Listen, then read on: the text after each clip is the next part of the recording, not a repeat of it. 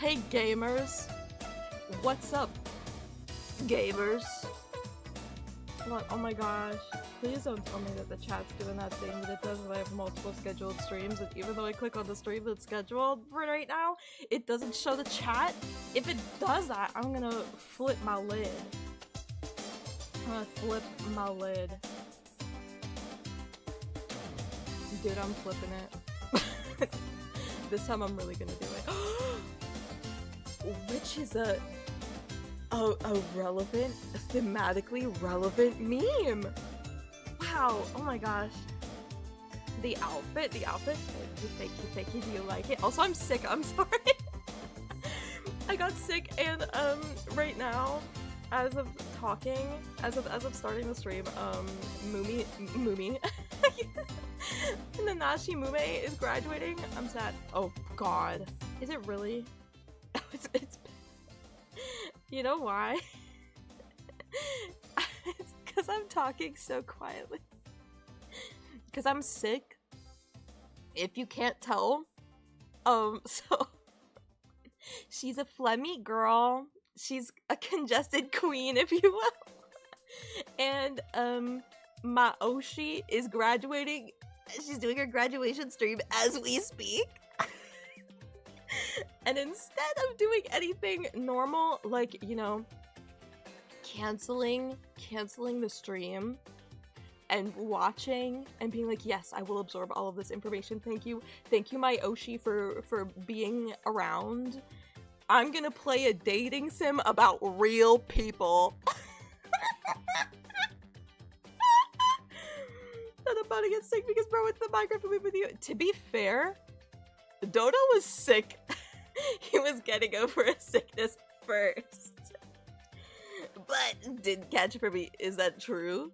Is that true that I didn't catch it from you? Because while we were playing Fortnite, you were like, oh my gosh, I'm having those symptoms too. That's so crazy.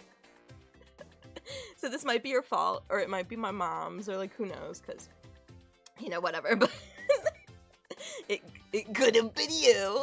I'm not saying anything. But yeah, real people, if you don't know, blaming your mama. She works at a school with kids, of course it's gonna be phlegmy and sick and gross. But yes, I did in fact say that this dating sim is about real people. On the dating sim that I'm gonna be playing, if you haven't read the title, is Asagao Academy Normal Boots Club. It released in 2016, before all hell broke loose. And I mean that so seriously. It was pre-Harambe's death. So if that says anything about, like, the dating of this game, pre-Harambe, pre-Fortnite. Also, when I was looking up what was happening in 2016 and trying to gauge, you know, like, when Harambe died, etc., and, like, when Fortnite happened, Fortnite pre-release copies came out on my birthday in 2017. Just a fun little fact for you guys that I found out. But honestly, Harambe dying messed up everything, because after the release of this game, the entirety of the agency slash company, I call it an agency because I think about it like a VTubers, because it was basically like a giant VTuber company, but they were real people and they were video game reviewers. Basically, after this game came out and after Harambe died, the entire agency basically fell apart. Like, it's still around today. Like, you can look them up on YouTube and everything. They have, like, new members. They retain some of the original ones. But after this game, going through this game and playing it, it has aged so fucking terribly. Because most of the people included in this game are not within that company anymore, or were outed to be terrible fucking people. Don't say joystick like that. Oh my god. I'm remembering 2019. Also, something funny that we're gonna be doing with this game is is it showing up on the overlay? I know, it's so sad, but I can't fix it. I think it'll be fixed when I do my chibi reveal, which I'm really excited about. So tune into that on May 1st at midnight EST. It'll be very fun. I'll be very small and very cute. Or very menacing. I don't know. Plush reveal when when I get the viewership to fund it, maybe there will be a plush. Maybe there will be a live 2D if that happens, you know? But for this gameplay, this playthrough, because it is a dating sim, it is a dating sim, the route that we're going to be playing today is the route about Pro Jared. And I don't know if y'all know anything about Pro Jared or Jared Nabenbauer. I don't know if you know anything about him, but in 2019, something absolutely catastrophic happened to him, and by extension happened to me. And I wasn't a big Pro Jared fan. Like, I would see him in like the Normal Boots Minecraft hardcore collabs and stuff like that, and I would like, what? I watched his one Alone in the Dark video almost exclusively and repeatedly. It was bad. But the traumatic event was his nudes got leaked on Twitter. Yeah, and the thing is that most people who saw them saw it censored with a fun little joystick over the joystick, if you know what I mean. I was on Twitter and I just woken up to get ready for school. Again, it was 2019, the year that I turned 18, right? So I think it was in May. Was it in May or was it in April? It might have been in April. Crazy, because this game came out in April, so, you know, it's the reason why I'm doing it on this day. But I was on Twitter so early. It was like 6 a.m. I was getting ready for school. I saw it uncensored. I saw it before it got deleted and before it got censored, so I saw the full joystick sans censorship with joystick. So anyway, it's a lot of lore happening. A lot of lore happened. So I thought it'd be funny to play his route, because I haven't really watched him a lot since. Because, the trauma. It's so bad. Okay. Anyway, this is what you get for using Twitter. My first death? What do you mean? I think I'm gonna die playing this game. Also, it might dox my name.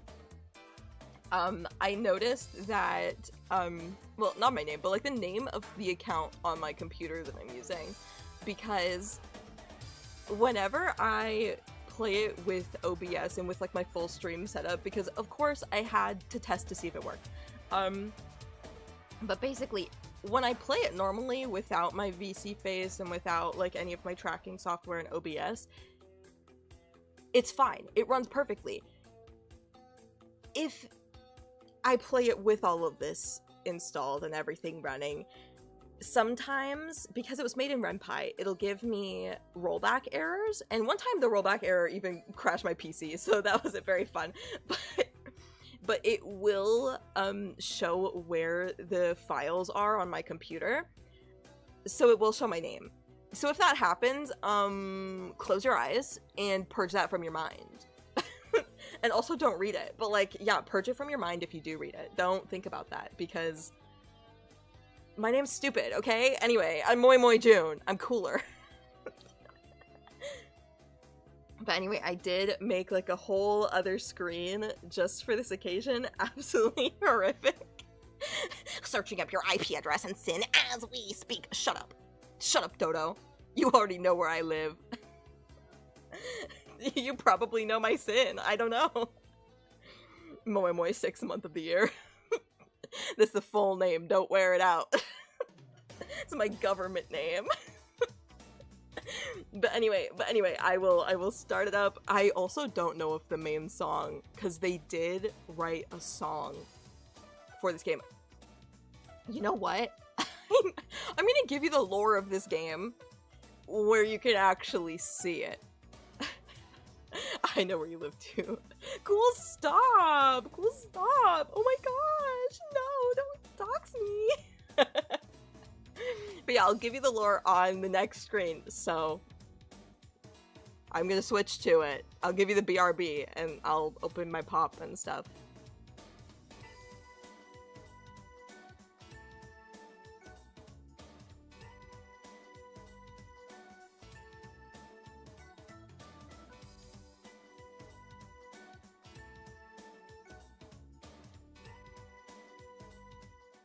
We're back with the bane of my existence. Let's see. Oh yeah, it's based on real people, but they're fictionized personas of the real people. So they're technically not the real people, but they're voice acted by the real people, and they're drawn to look like it. It's because it's my live reaction, okay? Also, tell me if the audio is good, because I don't know. It's the opening movie. Wow, it's Hana Mizuno, the main character. Wow. You get attacked by JonTron right away. Sorry. You get visually assaulted by JonTron immediately.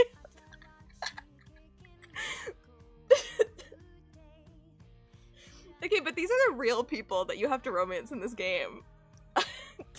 And, like, you'll get an introduction of all of these people just in general, but, yeah. Mai is fake. Hana Mizuno's fake. Hold on. I just remembered you have to see Jared's bulge in this too. Oh god. I've never seen anything like this. You're not a real Otome head. Peeps is in this game. Dude! Yes! He's like the co-founder of Normal Boots. Of course, Peanut Butter Gamer's here. And Hidden Block, if anybody remembers them, like Ian Brutalmoose, Jeff Fabre. This is a thing? Bro, I want to do- Okay, good, good. You'll have a foundational knowledge. At least a little bit.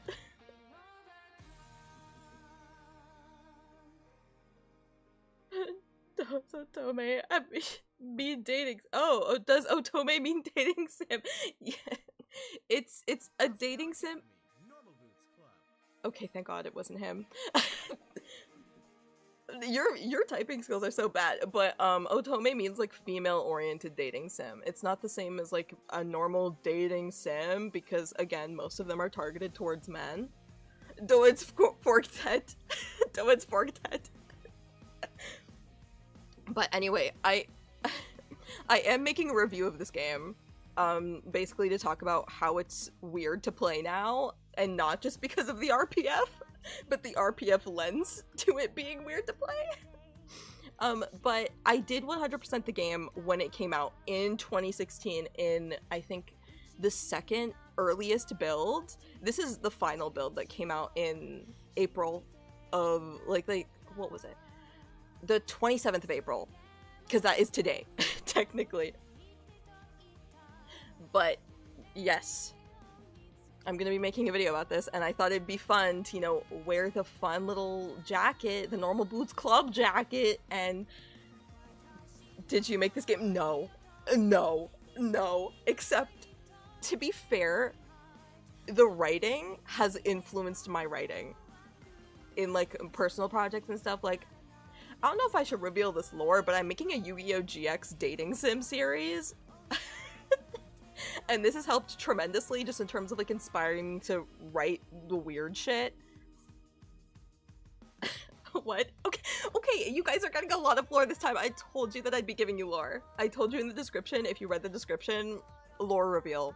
I saw Pro Jared's uncensored joystick. I'm making a Yu-Gi-Oh! GX dating sim. I'm writing a video review on this game. Crazy. Tunis is just an excuse that you can date Beta Keith. No, it's Yu-Gi-Oh! GX, so it's an excuse to write a romance route with Chaz Princeton.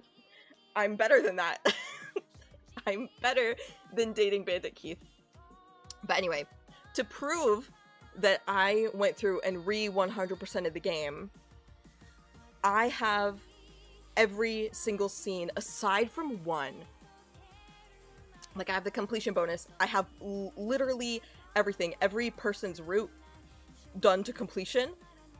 Everything done to completion. I'm going insane. You saw his what? What? It got leaked on Twitter. Do you guys remember when James Charles got canceled in 2019? Because James Charles getting canceled in 2019 happened immediately after Pro Jared got canceled in 2019 and his nudes got leaked. And everybody immediately forgot about it. He lost all the subscribers and didn't really have a chance to gain them back after he proved his innocence. Crazy. She's a Twitter user dog. It's her own fault. I know. I know. Oh, I'm sorry for JonTron being here. But I have literally every route.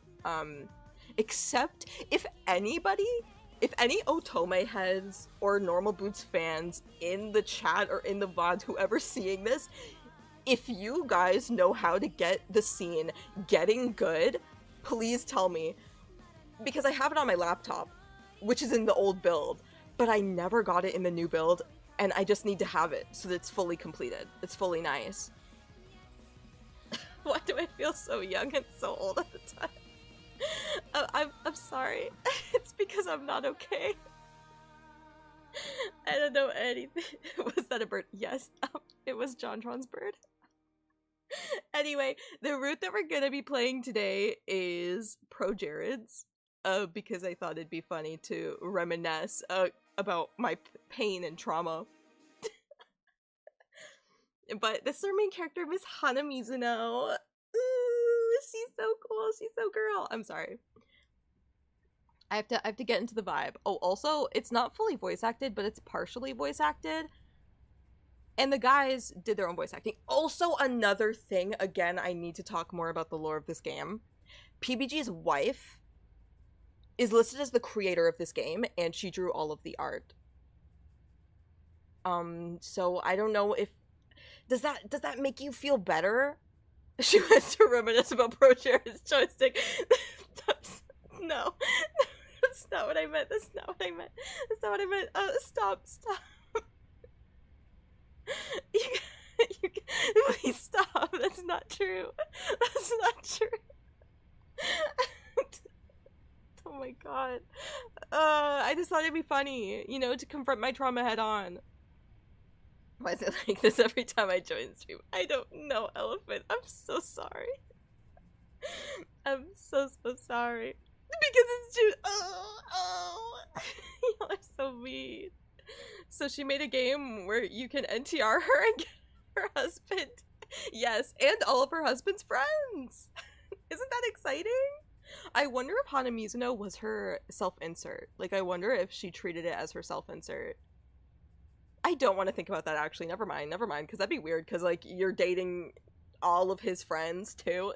It doesn't matter. At the same time.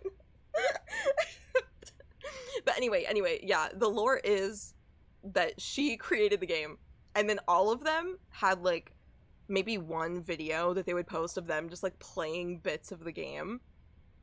And be like, I'm gonna get my route, and then not understanding what an Otome game is.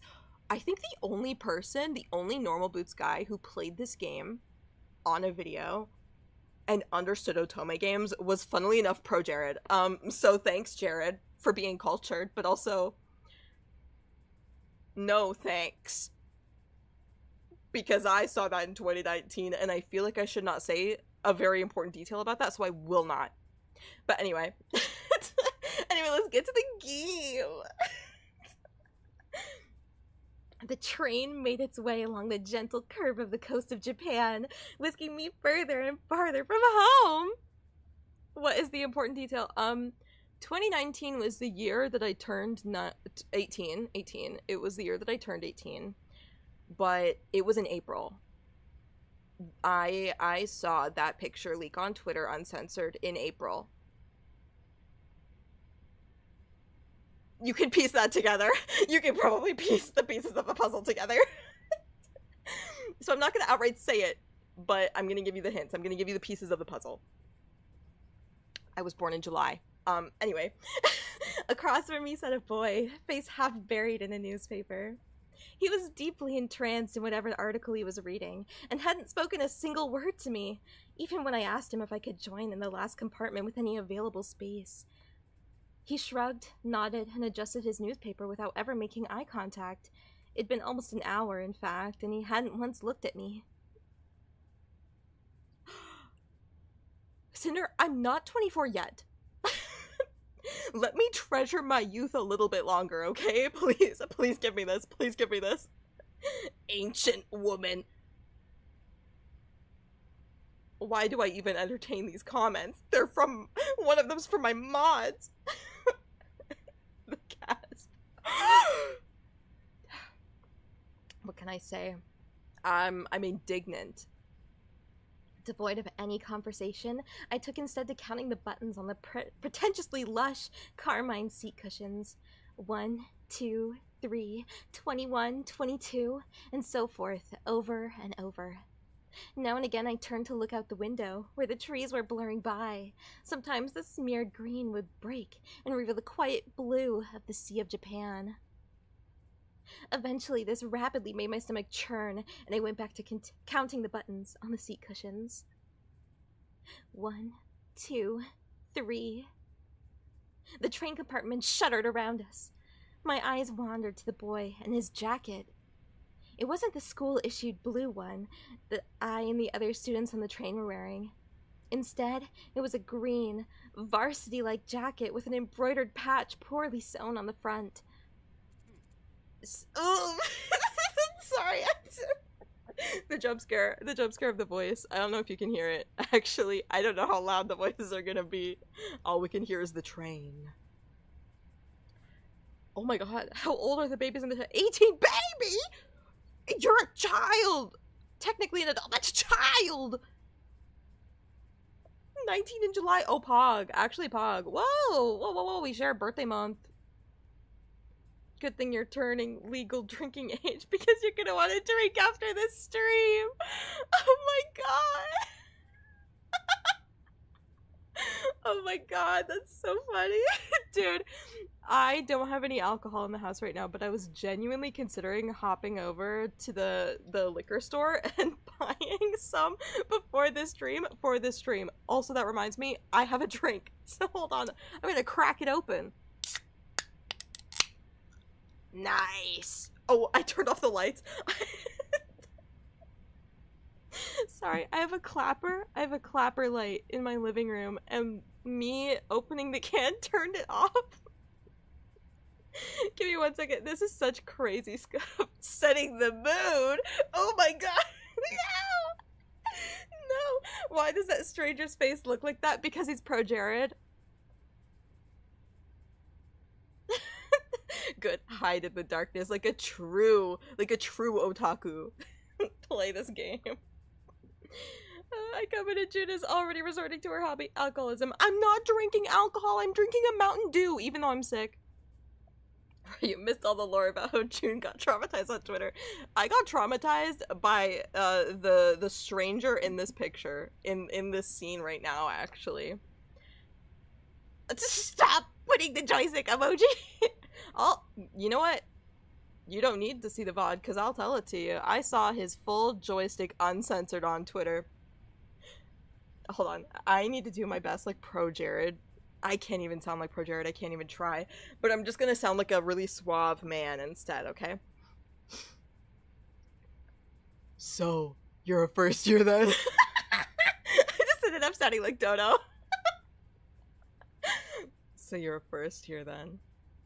He folded his newspaper neatly, set it in his lap, and looked at me with a half-interested gaze. Did he just catch me staring? Now that the paper was gone, I saw his face. He watched me through heavy-lidded eyes. His hair was immaculately groomed, his teeth straight and blindingly bright. There was something about him, the way the light hit him, that made him look like he was almost sparkling? Vampire. Vampire. Later, Rye. It was good to see you. Oh god, save yourself or come back to save us. Dodo, shut up. So why am I catching strays? What do you mean? That's how I try to sound when I sound like you. Twilight reference. Hold on, question. Should we do a Twilight watch-along stream? I kind of want to do that. I think it'd be fun. Is streamer Team Edward or Team Bella? I'm Team Bella, if you know what I mean. Whoa! I'm Team Switch. Jacob, not Bella. I did not Twilight character. Edward, bro. Jacob was creepy and weird. Me? He glanced around the compartment, empty beside us, and laughed. Oh, no, I'm not a first year. I'm a third year. The train began to slow, metal wheels groaning against metal tracks. The sudden shift threatened to rob me of whatever was left in my stomach, but I closed my eyes and took a deep breath, willing myself to keep it together. What kind of impression would I leave, puking on a student before I even arrived at the academy? The boy frowned. I picked at the hem of my cotton skirt. That's not possible. I've never seen you before. It took me a moment of mouth fishing to find a response. It's because I'm a transfer student? He laughed again. Hold on, how many voice clips did he record of just him laughing? Because, why? He laughed again. A transfer student, huh? We don't get many of those. I removed my acceptance letter from the front pocket of my uniform. The paper, heavyweight, off-white, had accumulated creases from my reading and rereading, as if the words might have changed since the last time I read it.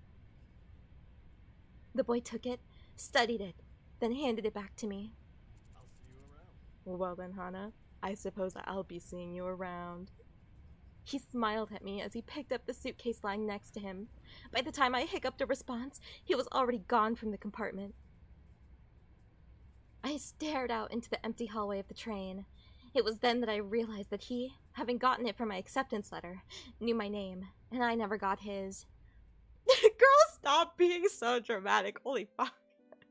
The only thing I know about Twilight is that Wally is a better love story than the 5 movies. Hey, yo, oh my gosh, that meme would have been popular when this game came out. Think on that. Sorry, I feel like I'm just gonna keep reminding everybody of the age of this game. This game is 10 years old today. This game is 10 years old today. The final build of this game is 10 years old. What if I kill myself, huh? Wait, hold on. I shouldn't say that on YouTube. What if I died? What if I died? I was there when it came out. I played the first ever build of this game when it came out on itch. Anyway, oh my god. Old lady yells at Cloud. The train settled at the station and I filed out with the rest of the uniformed students. It was early April, and the last frost of winter had come and gone.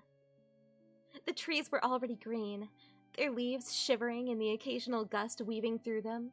The air was mild, only a few clouds hanging in the sky. Has Normal Boots been dead for that long? To be fair, dog, it is still around, and it has new members, but like, Peebs is still there, I believe. I think Did You Know Gaming is still with them, like Shane is still with them. The Completionist is still with them, which is a controversial point for me, because they immediately booted Pro Jared when he did lawyer up and he proved that a lot of the accusations weren't necessarily falsified, but things were falsified to him. You know, anyway, I feel like that's a bit too, like, I don't want to have a stance on it, because it is, like, a weird thing. It is a weird situation that I don't want to have a really hard stand on it. I just want to know. I just want everybody to know that I saw Pro Jared's choice to go to Twitter. Anyway, because I think that's funny. I'm sorry to Jared. Like, damn, that sucks. But at the same time, it's my lore now. It made me funny. I watched a Peeps video where he ate Lunchables for a whole week. Did he not die from that? Dude, I think I'd die. I'm so like, I'm just thinking about the idea of eating a Lunchable and it makes me want to throw up. It's the risk he took, to be fair. To be fair, yes, it was a very risky thing that he did. And of course somebody would leak it, right? Hey guys, just a hunch, but I think June might have saw Pro Jared's chest. I'm so sorry. Lunchables review stream when? Here's my Lunchables review, because I did have them when I was a kid. They make me want to die. If I so much as think about one, if I think about the smell, if I think about the texture, I'll die. I'll string myself up, dude. That's my Lunchables review. That's so intense. Moi Boy June eats lunch live on stream. Last ever stream. Dude, I graduated immediately after. Like, I graduate from life. Anyway, let me get back into the vibe. I hope you guys like my reading, my performances, because everybody will have a unique voice that I will make up on the spot when I see them. So this is fun. The trees were already green, their leaves shivering in the occasional gust weaving through them. The air was mild, only a few clouds hanging in the sky. I walked along the road with a swarm of blue-jacketed bodies, looking at the little groups breaking off from the crowd. Everyone was buzzing so animatedly around me. I held my suitcase tight in my sweaty hands. Oh, real, me as hell. Me as fuck. I have really sweaty hands. And they're sweaty and they're cold. Sorry. You'd think I was drinking this stream. The way that I'm just like, whoa, squirrel. It's because I'm sick, okay? Pay it no mind. It was leather-bound and worth more than anything it contained. It wasn't far from the school, and I was, for maybe the first time in my life, thankful that what I owned didn't amount to much. My school issued black Oxfords click, click, click on the pavement. I walked this walk over and over in my mind. So many nights I lay awake, imagining what it would be like to walk from the train station to Asagao Academy this first time. My new start. I always imagined that everything would change for me on this walk, that somehow everything would magically be different. But as I looked around, I realized nothing had changed. I hadn't changed. By the time I reached the massive gate to the academy, I forgot all about the disappointment slouching in the back of my throat. The school, framed by the gate's twisting black metal, was just as beautiful as the glossy photos I saw in its pamphlets. This was it. Asagao Academy. I glanced around. The swarm of students gathered around the gate. Beyond it, tiny blue people bounced around the academy's main building. Dude, they got the fucking Blue Man Group here. This is crazy. Fucking tiny blue people, they got the Blue Man Group. Oh god. We need a bingo card for June streams. Dumping Twitter trauma. Clammy hands mention free space. Teach us. Stop, man. They bouncing, dude. Dude, let me bounce on the Blue Man Group. Mentioning Proger's joystick more times than necessary. Oh god. And I just... I'm so sorry. I'm so sorry. Oh god, I don't know. I saw an opportunity, but my god, does it make me sound horrible? Let me bounce on the Blue Man Group like it's the 4th of July party. Does that count as an entire row? Did we... Oh god. I think you did. Oh my god, no. Being incredibly sus every second. Guys, I think we got bingo. I think we got 2 bingos. Can't wait to see more. Dude, actually, I feel like I should make a Moi Moi June stream bingo card and just send it, put it up, put a link to it in my description, top of my description. Oh my god. You gave me an idea. This is horrible. A girl pressed a button to one side of the gate. The excitement in the air was almost palpable. A few moments later, the black gate, with great effort, creaked outward and cleared the pathway. As the rest of the group shifted into motion, I followed along, a sheep in the herd. Wow, oh my gosh. This crazy writing. Sheep in the herd. She's just a follower. But then, once she finds her man and goes for him, she'll be the one holding the thing that sheep herders hold. Yup. Yup. I'm going with that. My stomach tied itself into knots. The crowd split off in different directions. For a moment, I panicked. A tired-looking man with graying hair called out for first years, a cluster of fresh-faced students gathering around him. Oh no, I forgot that there's background characters. Okay, tall boy, and I'm gonna pick a terrible one because I'm gonna pick a horrible voice to do in this situation because I'm probably not gonna have to do it that much. I don't know why that's the one that I picked. I turned. A few feet away, a small group of boys were pointing at me and snickering. Pink hair? Are you kidding me? Because he's posh. Hot shame crawled down my neck. I attached myself to a group of girls, following a few steps behind them. In the distance, cicadas hummed in time to my shoes crunching against gravel. My hair. It wasn't my fault that my hair looked like this. Luckily, I found myself at the girls' dormitory, a large sign in the lawn reading Primrose House. Tall boy is the worst voice of the entire stream, and I wouldn't have it any other way. Thank you. There's probably more where that came from. I don't remember how many background characters there are. I literally... Never mind. It doesn't matter. I've replayed this game a lot.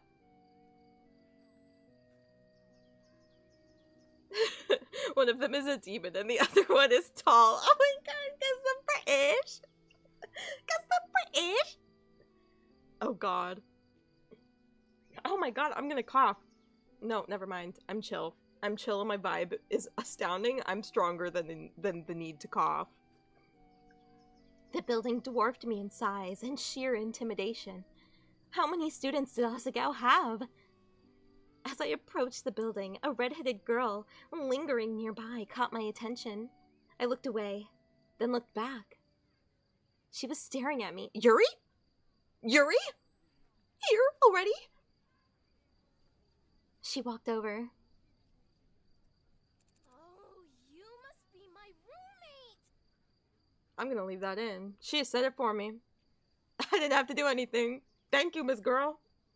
I eyed her warily. She was smiling and bouncing in a way that suggested that her views on life were akin to a perpetual bouncy castle. Me? Bingo. Of course, you silly. Let me guess. Room 325? I thought back to the paper I received a month prior with the list of all the supplies I needed for the year and my dorm arrangements. Yeah, that's right. Acting shocked that you haven't played this a million times. Why are all the people in this game bouncy? What does it mean? You know what it means. Whoa. It means they like...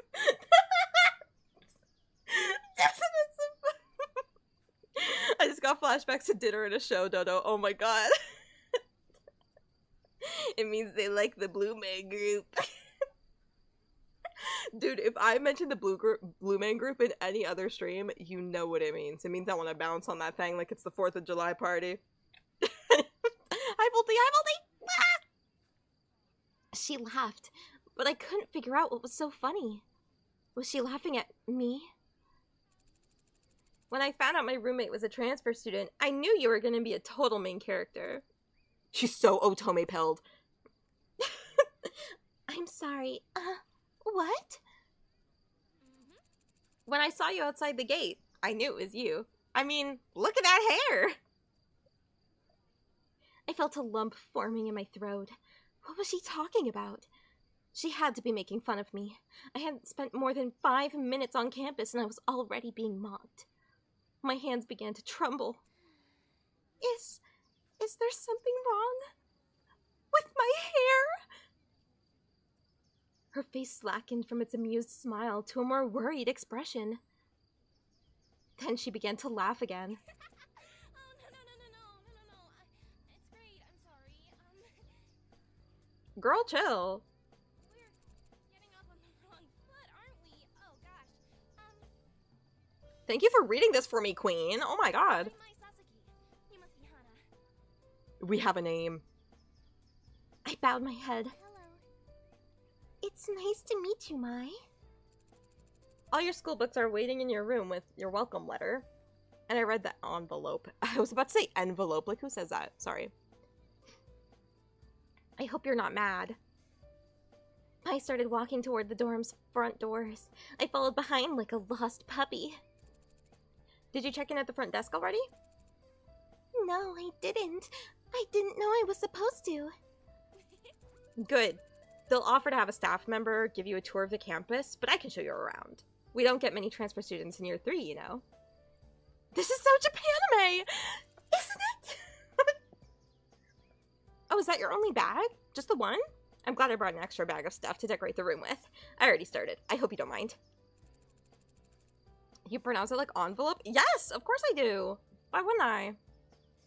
Gosh, you know what? Canadian people pronounce and smell things, spell things like British people. So we say envelope. Also, it's the French influence. Yeah. Dude, doesn't it suck that Canada is like built up from British people and French people? Sorry. Sorry, we're basically in hell. But I did wait to string the lights. I thought we could do it together, you know? Speech. Canadians smell things different too. Hey yo, you know what we smellin'? Legalized Mary J. Imagine being from Quebec. Could not be me, bro. I cannot imagine that. Except I can imagine saying tabarnak and it being like really, really offensive to people. So sorry, French Canadians. I just wanted to use a biggie bad swear. And I know what it means. It means the tabernacle. I should what? Anyway. She spoke quickly, the words bubbling from her mouth, and left me no time to answer until the end of her monologue. No streamer 420 stream in 2025, so sad. Dude, I was visiting family. I was visiting family. I wanted to stream on 420 though. I wanted to stream my chibi model actually. I wanted to debut it on 420. But I didn't get to. And there's no significance to that specific date being the day of my chibi model stream, by the way. Just pointing that out. I would have streamed on 420, but then I got high. Don't make me think about that song, bro. We with Cam Cam goes crazy. Dude, I want to see what it was like. I want to know what it was like. Anyway, everybody's old now in my family. Having kids and stuff like that, and going to college and going to university. Nobody's fun and unemployed like me. Oh my god. Nobody's fun and unemployed like me. They can't talk to me about otome games about real people. Not even my best friend Dodo's unemployed. This sucks, man. Yeah, okay. That sounds good. She held the front door open for me, and I hurried inside. Girls filed up and down the hallway, howling greetings and exchanging vague niceties that were, more often than not, "How was your break?" and "Look how tan you got!" It seemed like everyone knew each other. I followed Mai as she led me through the maze of students and up 2 flights of stairs. Each dorm floor looked the same as the last, narrow white doors lining both sides of the pale pink walls. Thin gold numbers were tacked to the front of each, the numbers rising as we climbed. You're not missing anything with the campus tour, I promise. Mr. Saitama always does them every year, and he's like totally dull. He just drags you around the entire campus and talks in that weird squeaky voice of his. I'll tell you everything you need to know. I smiled, trying to let this calm my nerves. First she makes fun of my voice, then she calls me employed. That's right, because that's what you are. Thanks. We headed down a hallway on the 3rd floor. Mai stopped us in front of a door number 325. Here we are! Hold on. Is Daniel Cook like a Canadian only thing? Because like we had the show called it was This Is Daniel Cook, and it was this dude named Daniel Cook, and he was a kid, and he would like go to different places, but every single time he would go to different places, like he'd go to like farms and shit, but every single time there would be the transition from like the pale white void that he was in to the place, he'd go, "Here we are!" And it was so funny. It wasn't even that funny. I just keep thinking about it. I want to go back to that time in my life when all I needed to know was Daniel Cook going to random places. Daniel Cook reference, Pog Pog. So the My Voice is just how streamer normally sounds, but the MC is an anime girl. Yes. That just sounds like a Canadian wrestler. Remember that? I do remember that That's So Weird parody of this Daniel Cook. Oh my god. Crazy niche Canadian media that you should all see. That's so weird. The parody of like So Random and shit like that. Daniel Cook and Daniel Book. And it wasn't there also like there was one after Daniel Cook got older and they had like, oh, this is Emily Young, and it was never the same. It was never the same. You know? But I mean, it was nice to have a girl in TV, right? But she did not have the stage presence as the here we are. So random. The original. Oh, but did Sunny with a Chance come before That's So Weird? I need to know this, Dodo. Get on this. Get on this. Mods, look this up. But here we are. A faint smell of potpourri wafted through the room. The walls, like the hallway, were a soft, powdery pink. Maya already defaced them with a tapestry of posters, magazine cutouts, and photographs. Sunny with Chance came out the same year. Crazy. Oh my god. They were on the curve. They were on the curve and ahead of it. Shout outs to Canada! Watch Canadian media because we don't get good stuff anymore. I'm sorry to say. Some of the photos were of cats, but most were of male models and rugged musicians. A bunk bed, 2 writing desks with wooden chairs, a small dresser, and a mirrored vanity, all clearly provided by the school, were the only pieces of furniture in the tiny room. The top bunk was already covered in neatly tucked blankets and throw pillows of clashing patterns and colors. The bottom bunk had a single stiff-looking pillow and a thin cotton blanket that I didn't need to touch to know it was horribly itchy. I must have grimaced, because Mai quickly smiled at me. Watch Canadian media. What do you think we're doing? Oh, true.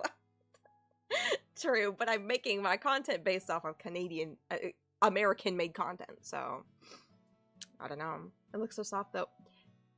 Dodo, we're getting to that. They only drew one scene for this. They only drew one background for this. Imagine that it looks like shit. And then in, like, 2 seconds, it's gonna be like this. I must have grimaced because Maya quickly smiled at me. I brought way too many pillows and blankets. I always overpack. So I went to Italy over break, and Mom got really mad at me because I bought 5 bags, but we were only there for a week. She laughed, pulled several blankets and pillows from her bunk, and rearranged them neatly on mine. A sudden twinge of guilt and embarrassment hit me. Thanks, Mai. I placed my suitcase on the bottom bunk and began to unpack its contents. Several changes of clothing, pens and pencils, empty notebooks, a few photographs of my father, a dilapidated stuffed rabbit, and an old portable radio in a small black box. I opened the curtains, and the sunlight poured in. So, where are you from?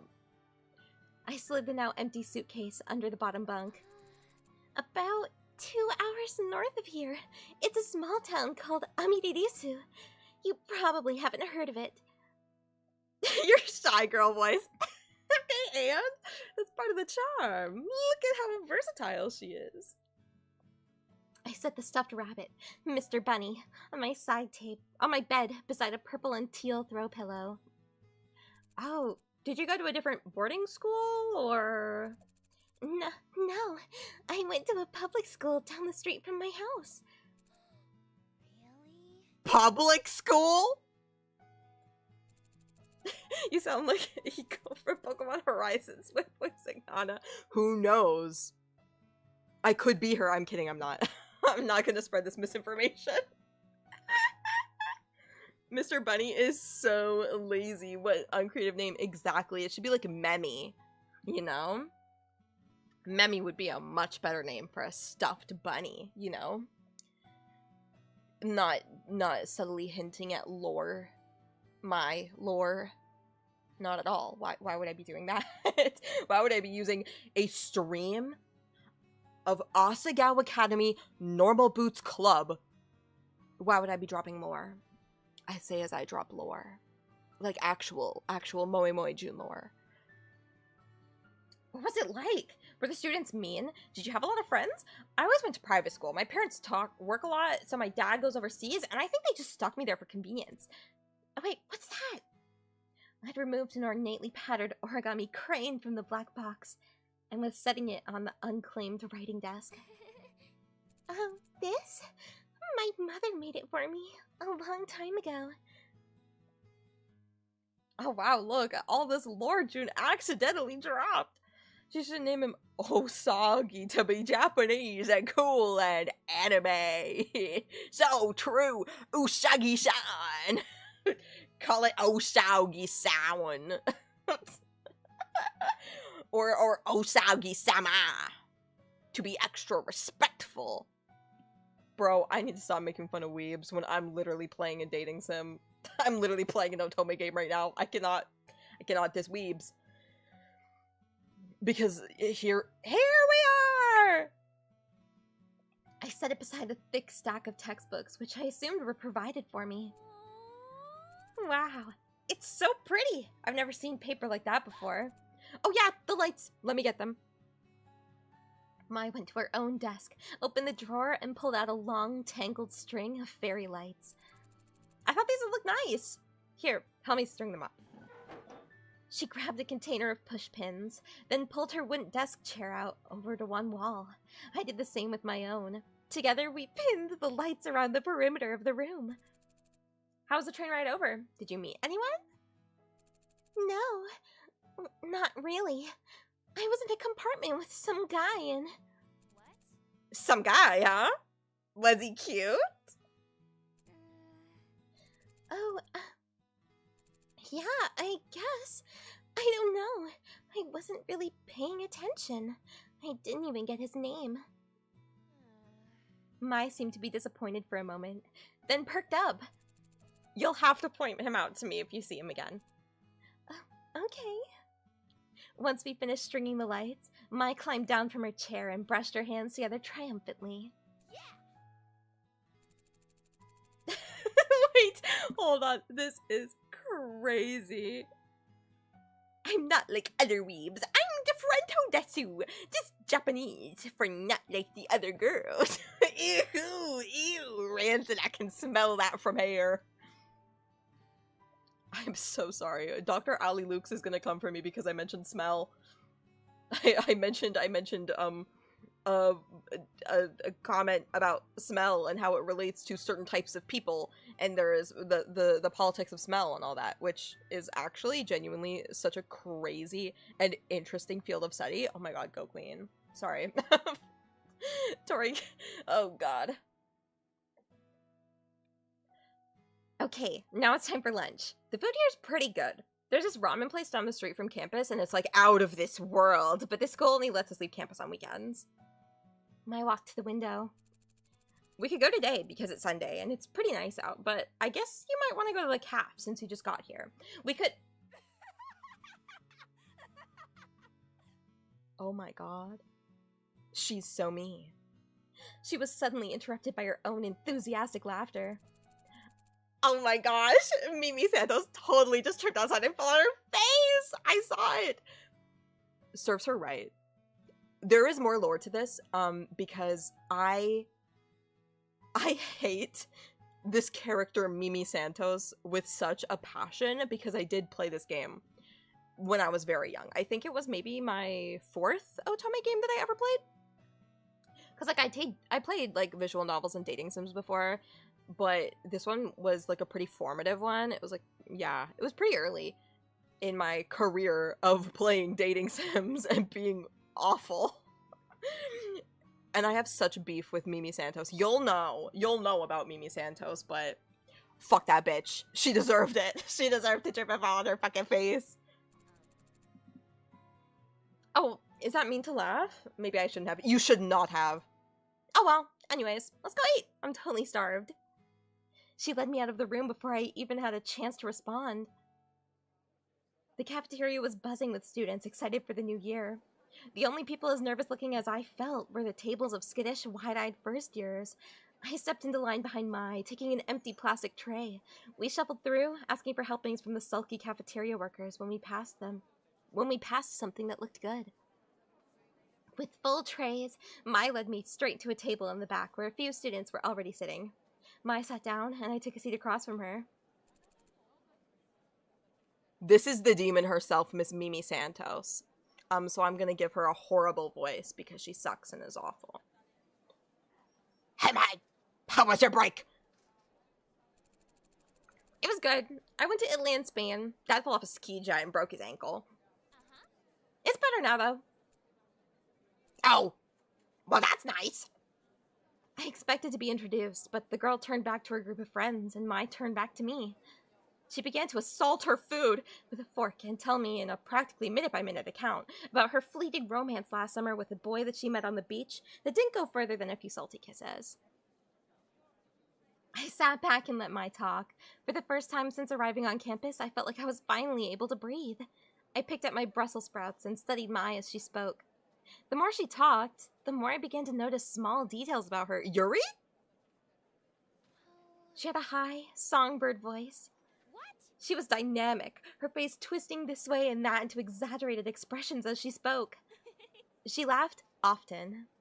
She imitated people in wildly unflattering voices, seemingly unrelated to her actual opinion of them. But most notably, she talked. A lot. I didn't find this particularly annoying, as it filled the silence, and she hardly ever asked any questions that required my full attention. Just as Maya was rounding off a shockingly detailed account of the time she accidentally walked in on her friend's older brother in the act of changing, a flash of familiar green caught my eye. Dude, she's having flashbacks to my trauma. I glanced over. Hey, that's him! Huh? Who? I leaned across the table to whisper, just in case she could hear me. Just in case he could hear me through the ambient chatter of the lunchroom. Holy fuck, she can't read! The boy from the train! That's him! What? Jared? Yeah. With the weird green jacket and swoopy hair. He'd just picked up his tray and was walking past us when something seemed to catch his eye. Oh god, I forgot what voice I used for Jared. Oh, you. I looked up at him, suddenly realizing he was talking to me. Hana, I met you on the train. How are things settling down for you? Really well. I found my roommate and she's been helping me out. I gestured to Mai, who was thunderstruck. In fact, looking around, everyone was. People stopped eating to turn and stare at Jared and me, my shoulders bunched around my neck. Well, if you ever need any help, I'll be around. Third year, right? I nodded. Some of my friends are in that year. Of course, they can't compare to me, but I'll give them the heads up to look out for you. He flashed a dazzling smile, then winked. It's the least I can do for such a cute girl. Well, I'll see you around. I watched, a torrent of thoughts raging through my head as he took a seat next to a bunch of guys who were all wearing the same jacket? That's Jared! She tore her eyes away from him and looked at me. He's the most beautiful guy in school! I can't believe he just looked at me. I looked at Mai. Her cheeks were glowing in an indecent pink. Why do they all wear those jackets? Aren't all the guys supposed to wear blue blazers as part of their uniform? No, they're allowed to. You know Jared? That girl turned back around and was looking at me with sudden interest. Did I know him? I only talked to him on the train for a few minutes, so not really. We weren't really friends or anything. But looking around, Mai and this girl weren't the only ones who were interested. Everyone seemed to be listening in. They seemed so surprised when he talked to me. Maybe a little white lie couldn't hurt? I'm gonna be chill as fuck. One thing that you need to know about this game is that to get any best ending, You need to be chill as fuck. You need to leave these guys alone. That's like the key. You have this game memorized for real because you knew who was talking without the name or the pic. That's true. I just know that it's Mimi Santos because she's evil. I swear that Pro Jared's ex-wife has something to do with the games before its development. Really? Did Heidi? Did she really? I didn't think she did. I thought it was all PBG's wife. The fact that you have to say Pro Jared's ex-wife, oh, because of 2019. I mean, not because of 2019. Their lore is already pretty crazy enough. But I didn't think Heidi was involved. It was one of their wives. It was, dude. She's literally credited in this game. I can say her first name. I don't know why I'm being so cagey about it. I did not care about Heidi. Danielle did it. Danielle drew these fucking pictures. Danielle said, hey, let's make this a game. She said, hey, let's make this a thing. And I can contact all of my husband's friends to do the voice acting for it and approve it. I thought we were in 2016. How does a streamer know so much about the future? I don't know. It's crazy. Oh, fucking no. 2016 was too long ago. I'd rather get back to Coney 2012. I want to go back to woke. Can we go back to woke, please? But I'm gonna be chill as fuck. I'm just gonna be really humble, really chill, really true to myself. So I'm gonna say, not really. Oh!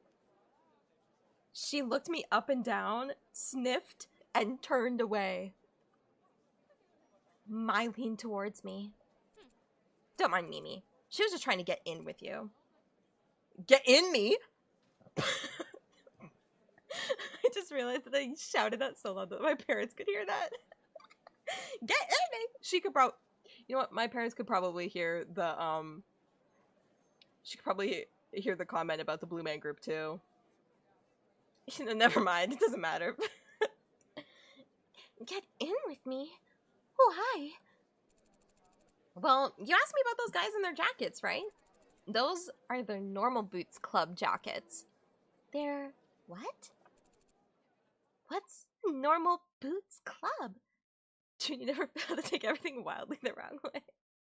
But if you found out your parents watched your stream... One time, my mom did tune into a stream, the one when I was in Japan opening cards, and the first thing that she heard out of my mouth was the word fuck.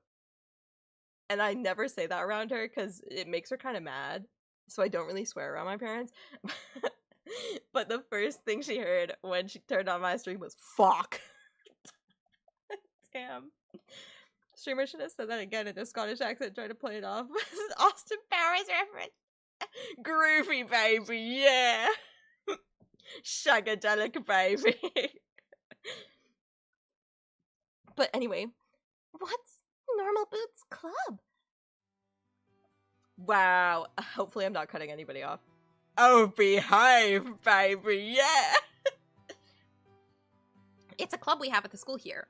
It's like totally exclusive and full of only the coolest students. They get together and play video games.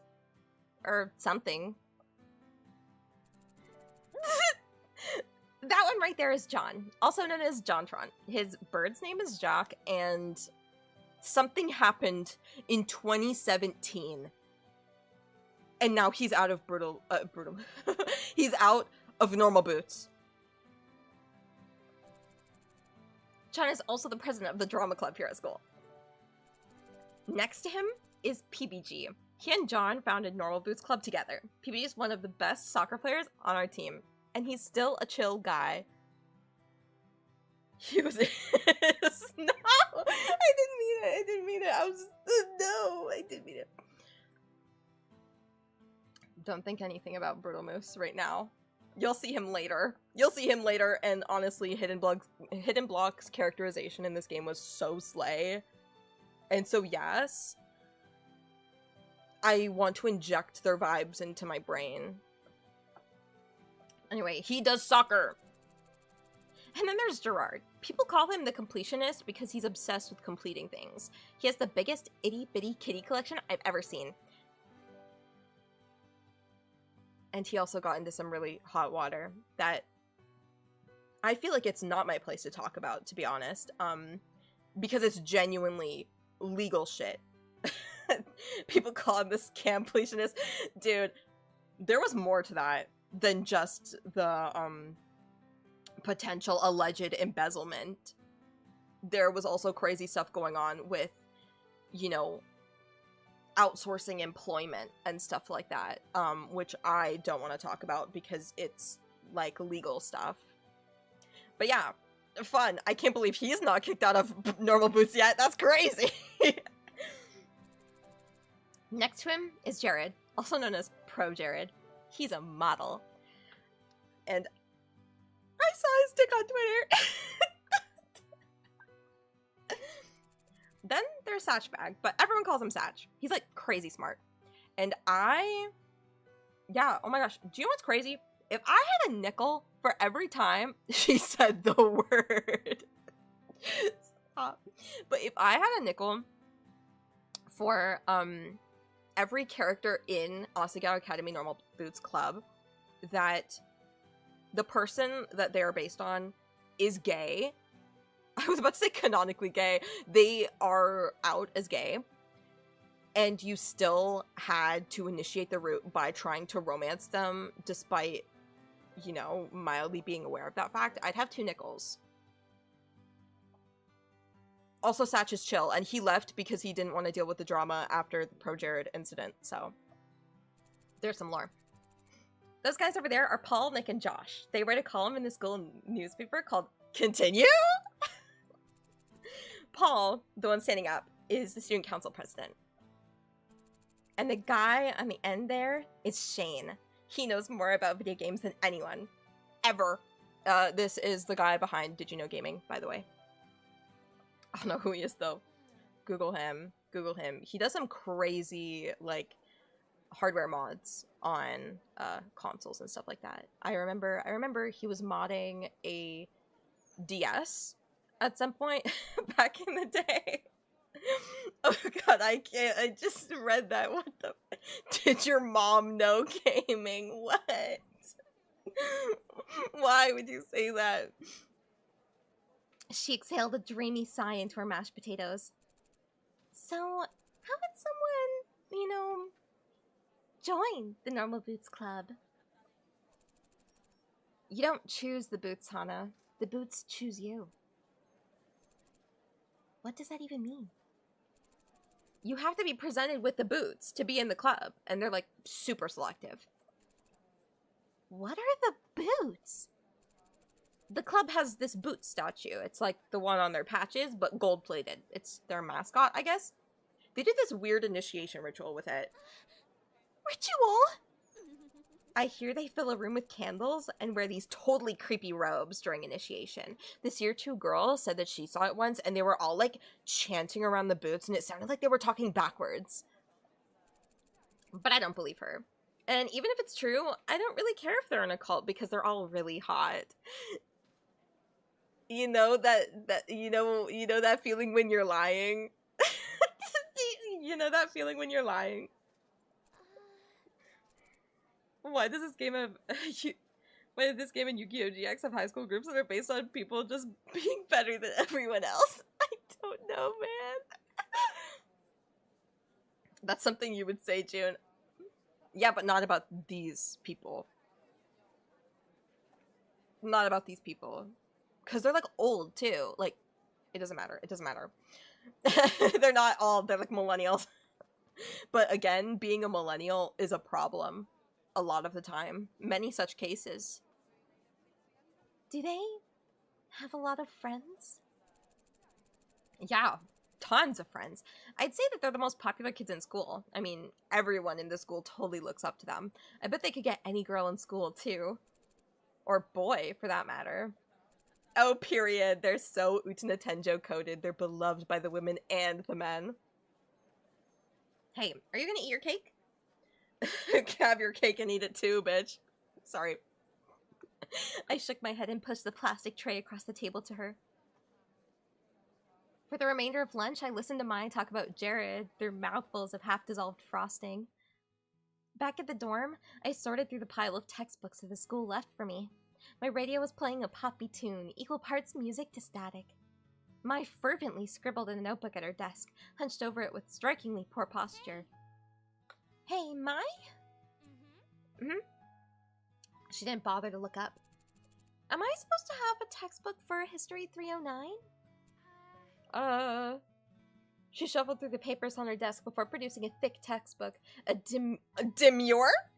And very mindful? Man in a powdered wig frowned at me from the cover. Yeah, it's this one. I sighed. I don't have that one. The school must have missed it. Mai shrugged and set the textbook back in her pile. They have a bunch in the library. You can just check one out. Where's the library? Mai rifled through her notebook and wrote something down. She tore a page out and handed me a crudely drawn map. Oh, okay. Well, I'll be back in a little bit. Girl was like, yeah, let me give you a tour of the school. And then does not give me a tour of the fucking school. Crazy. It took me at least 20 minutes to find the library. By the time I realized I was holding the map upside down, the sun was setting. The library was much larger than I expected. The walls lined from floor to ceiling with books of all sizes on rough wooden shelves. Intimidated, I headed for the front desk. A recognizably green and gray jacket was bent behind the corner. Normal boots! I briefly considered running away. Can I help you? He's gonna be cool too. He's gonna be cool too, just because he's a chill dude. Too late. Yeah. The school forgot to give me one of my textbooks. I was told I could get it here. Which one is it? The History 309 textbook. He stepped from behind the counter and motioned me to follow. We dodged between the aisles in a comfortable silence. He seemed friendly enough. I should say something. What was his name again? Shane? Gerard? John? No, not John. She said it for me, it's fine. Huh? Oh, you work here? Oh! Just, ah! Her pain. How did they know? Bro, how did they know? Just not John. Ah! He chuckled, dimples appearing on his cheeks. Yeah, I'm the librarian's assistant. It's my second year, and I love it. I get to help people find books that speak to them. His eyes twinkled like a kid's on Christmas. Your book's right down here. He stopped at a row of thick, dusty books. Was this all history? And pulled out the book with the powder-wigged man I saw earlier. Thanks. He waved his hand. It was nothing. Oh, sorry. Oh my gosh. It was nothing. Do you need help with anything else? I wanted to make a good impression on the Normal Boots Club, but I couldn't come up with anything. No. Thanks. Copacetic, bro. You're welcome. As we headed back through the cavernous library, my unease melted away. We weren't talking, but just being near him felt like being wrapped in a soft blanket. I resisted the urge to snuggle up to him. Creepy! Sorry. We neared the front desk, stepping around a clump of studying students. As we passed, one of them shifted. Something white flew past my face. A thick piece of triangular paper lay at my feet. I bent over and picked it up. Picked it up. It was surprisingly heavy. There was a quarter inside it. If I was just a hair slower, it would have hit me in the face. The students snickered, and I recognized the boys that made fun of my hair this morning among them. My heart dropped. I scanned my memory for anything that I might have done to offend them, but came up with nothing. My hands started to shake. I hid it behind my back, trying to think of some way to defend myself. Imagine just being like defending yourself, and you're just like, why did you do that? That was mean. Oh, sporty boy this time. Okay. They're the boys from earlier, but like they have different names. Okay, sporty boy. Sporty boy is gonna sound like this. Huh? What do you mean? We were just messing around. Are you suggesting we did it on purpose? I faltered. There was nothing I could say. I was outnumbered. They would twist my words around no matter how straightforward I was. No, sorry. One of the boys held his hand out for the paper. I inched closer to give it to him, angry at myself for being so compliant. I wish I were... A gentle warmth closed over my hand and took the paper from me. You're choosing the most stereotypical voices. Of course I have to. They're like generic background characters. Harry, spineless loser POV. Spineless loser POV. That's just Hana's entire thing. A gentle warmth closed over my hand and took the paper from me. Satch examined that paper closely. I see what the problem is. Your aim would have been better if you cut the corners before you folded it. He placed the paper on the table. The boy looked at him in sheer awe. Be careful, though. You almost hit her, and that would have been awful. My hands began to sweat. Oh, real as fuck, man! As panic shifted through me, afraid of the response, but... Jeez, we're sorry! We'll be careful next time! Yeah, it was an accident. They apologized? Thanks, I appreciate it. He gave them a wide smile and continued down the aisles. I followed closely behind, my legs weak! Don't tell me they stopped because of him. Simply because I was with him? I wanted to thank him, but my heart was pounding so hard and I knew my voice would shake. We reached the front counter and he scanned my history book. My lips trembled as I willed myself to say something, anything to thank him. He tilted his head to the side. What books do you like to read? Oh, fiction? He chuckled. I just finished a good book. I think it'll be right up your alley, if you don't mind me saying so. He reached under the counter, pulled out a thick green book, and passed it to me. A man in black stood in the front, hugging a woman in royal robes. It's long, but it's one of my favorites. The Princess Betrothed. Oh, I love The Princess Bride! I know things can be tough transferring to a new school. If you're ever worried, just read this. It'll transport you 100 miles away in a second. Tears stung in my eyes, so I ducked my head. Thank you, Satch. For more than just the books. You're welcome. Oh, I'm sorry. I don't think I got your name. Did you hear that, guys? Her name is Hana Mizuno! I'm a transfer student. Well, it's nice to meet you, Hana. Let me know if you like the book. I will. Like, girl, this girl is freaking out way too much, but honestly, I get social anxiety, so I can't judge. Book tier list rewind? Oh my god. I can barely hear the voice lines. Frick, man! Frick. It's so tough when this game has, like, virtually no sound. That couldn't have gone better. Not only was Satch impossibly kind, but being around him felt easy, refreshing, like being doused in the mist of a waterfall. My cheeks hot, I left the library, 2 surprisingly heavy books under one arm. I settled into bed, eager to get started with my new reading material, but Mai was sitting at her desk, carving a pencil idly into the pages of a notebook. Every few minutes, she released a long, drawn-out sigh as the lead of her pencil whined against the paper. I lowered my book and took the bait. Wait, the game's music is much louder than the voices. Hold on. I can fix that, actually. I had the voice lines kind of low because when I was recording it, every time I would hear Pro Jared, I would start convulsing. I'm kidding. It's not that. It's just sometimes the voices like take you out of the vibe and you're really focused on a route and you're just like, whoa, chill, get out of here. You know? Do you get that vibe?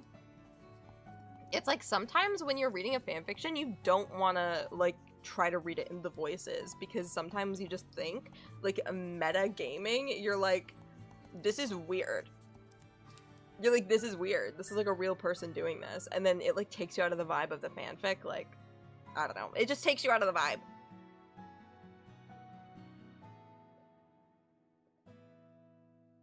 To be fair, your voice is more important, but I'm morbidly curious about how they sound.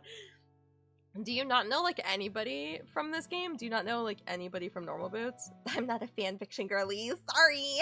Yeah. I can tell. No humor. I'm kidding. It doesn't matter. Why I just put you on blast like that? You only know Peebs? Oh boy. Oh boy. This'll be fun. You're like, I know of Jontron, and I know you know of him because of the worst things. Oh, also, if you guys didn't know, Normal Boots has a sister company called Hidden Block, which featured, like, I think Hidden Block is dead now. I don't really remember. I didn't really keep track of it.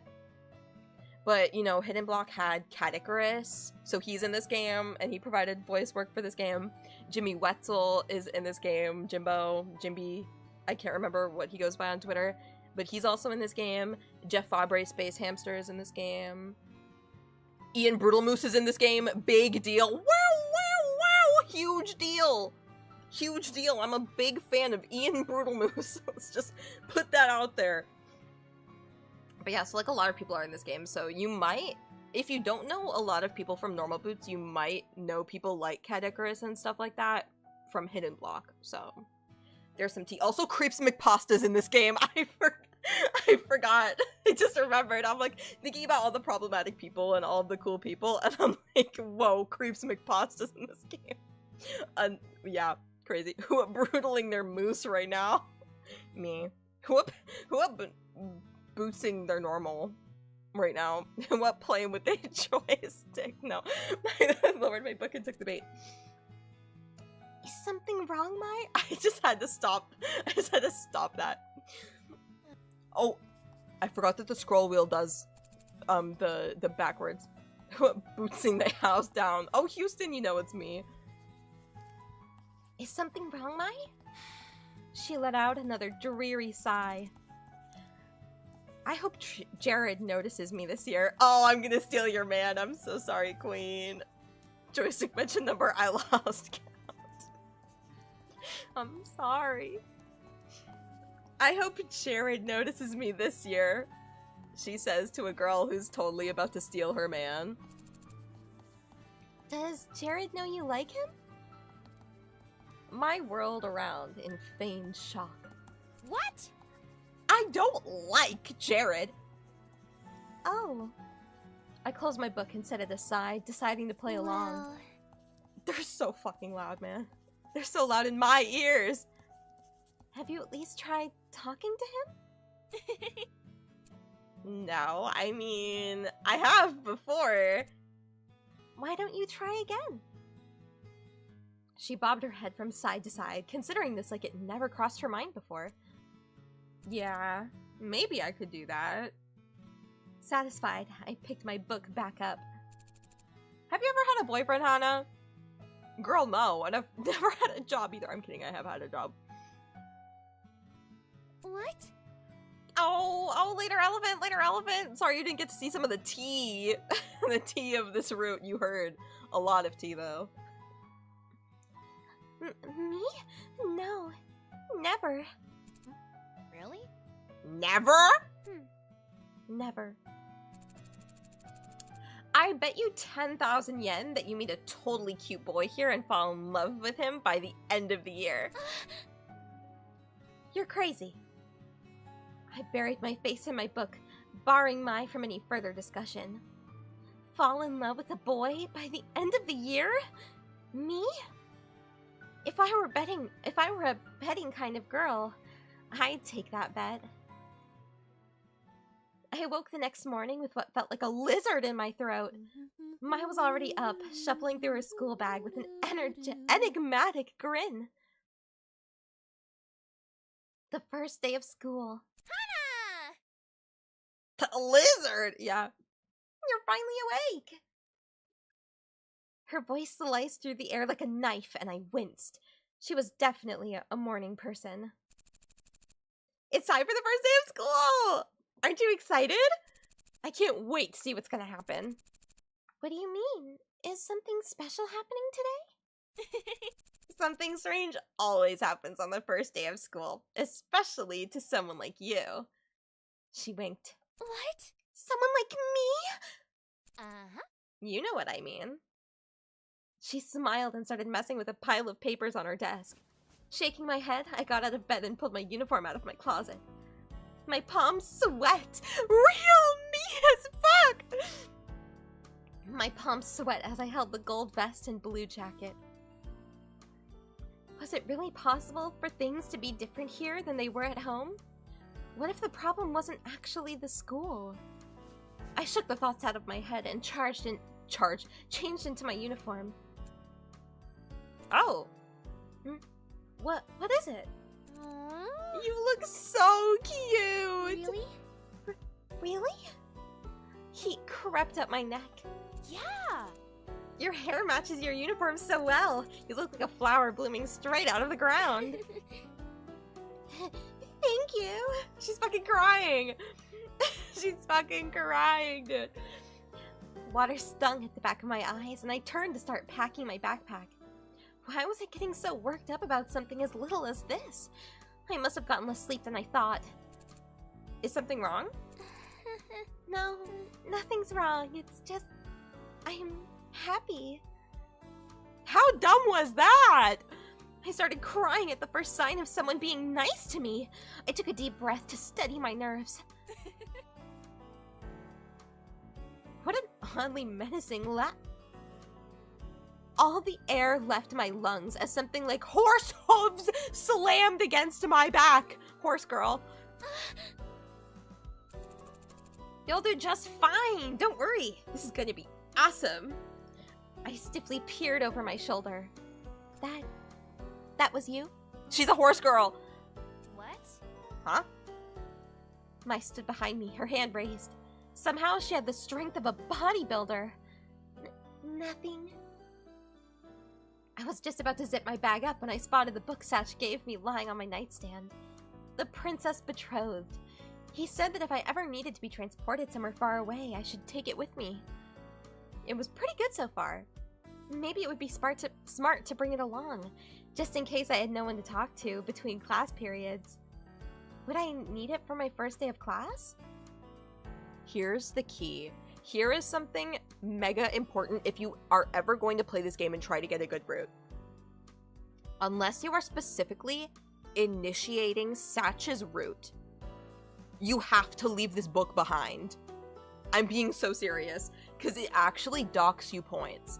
And I'll talk a bit after this about the tournament points, but tournament points reflect if you get the best ending or just a good ending. So we're gonna leave it behind, because we're not doing Satch's route. We're trying to get with Pro Jared! No, today would be a great day. I couldn't give up before I even started. Okay. Here is where we get tournament points. Tournament points, right here, this little bar. We can't get full tournament points, or else it actually gives us a bad ending. Because you have to balance getting high tournament points to get the best ending with having the best relationship with whatever character you're doing the route of. So, I've got my 5 tournament points because I started the game and because I left behind Satch's book. Biggie deals, biggie deals. Because, like, you gain tournament points all throughout this introductory sequence and throughout some major plot points in the route that you're doing. I'm out here flexing my knowledge. You ready? Yeah. Yeah, let's go! Stick with me and you'll be fine. Mai opened the door, and together we stepped into the hallway, merging into a steady flow of chittering girls and fruit-flavored perfume. Fucking Mimi Santos trying to break me up from my girlfriend. Oh my! I didn't know we lived on the same floor! No way, really? That's so awesome! Now we'll be able to catch up! Whatever happened between you and... The river of girls shifted as we headed down the stairs. Suddenly, I found myself surrounded by a bunch of people I didn't know. What a jerk. Oh wow, what a jerk he turned out to be! My exclamations faded into the buzz of noises in the air. Oh no. What would I do if we got separated? Anxiously, I searched the crowd of girls for Mai, but I couldn't find her. Everyone was dressed in the same Asagao uniform. It was difficult to tell everyone apart, and being so short really didn't help the situation. She's just so small, and so dainty, and so feminine! I'm so sorry. As we turned the last corner down the stairwell, I saw a flash of red hair a little ways in front of me. Mai? I reached between two girls and tapped her on the shoulder. Huh? Oh, Who are you? The girl's eyes flashed, almost like a jolt of electricity shot through them. I'm sorry. I thought you were someone else. She said nothing and turned away. Before I knew it, I stood outside of Primrose's house, watching the flow of girls disperse across campus. Mai was nowhere to be seen. I couldn't even hear her chirpy voice. Oh man. Creeper. Oh man. I took a deep breath, biting my lip. This wasn't a big deal. I could go to class alone. But I didn't even know where the building was! I reached into my backpack and dragged out my class schedule. Homeroom 206 Poppy Hall? Which one was Poppy Hall again? Weren't the classrooms on the other side of campus? I picked a direction and began to walk, trying to ignore my rising panic at the thought of arriving late to the first day of class. As a third year where no one knew me, all of the people staring. Hey! JonTron jump scare, dog. What kind of voice should we give JonTron? I can't really do an accent. But I can try, because I don't think we interact with him too much in Jared's route. This is so relatable, being anxious on the first day and all the uniforms blending together. Get me out of here! Sorry, Dodo, you're stuck here. Timon impression. I don't know who that is! Who is Timon? Timon? Timon? Timon? Who is... From the line... I never...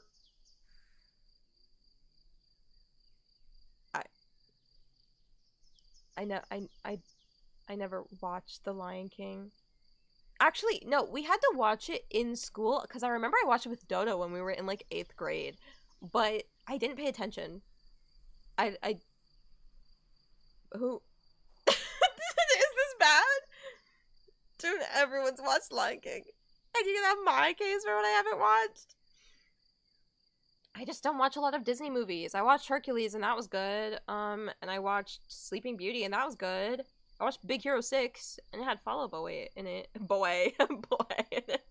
And Dan and Phil. Yeah, see? I'm like, I don't know. I'd rather watch Cars, okay? I'd rather watch Cars than watch The Lion King. Or like Twisted Star Kid. I'd rather watch that. Sing my age. You know what?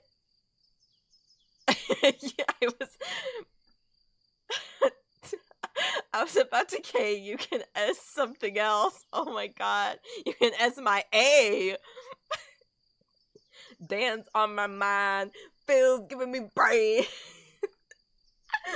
I don't know what to do. I am wrapped to the chain. I am tied to the chain. I give brain to the chain. Oh, and that chain. Give me that brain. No, I'm not.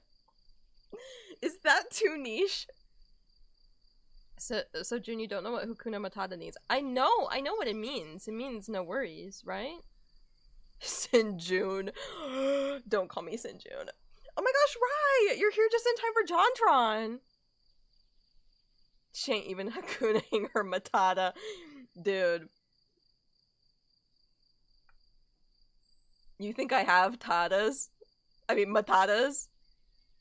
You think I have tatas? I don't. You're trying to get your viewers to leave.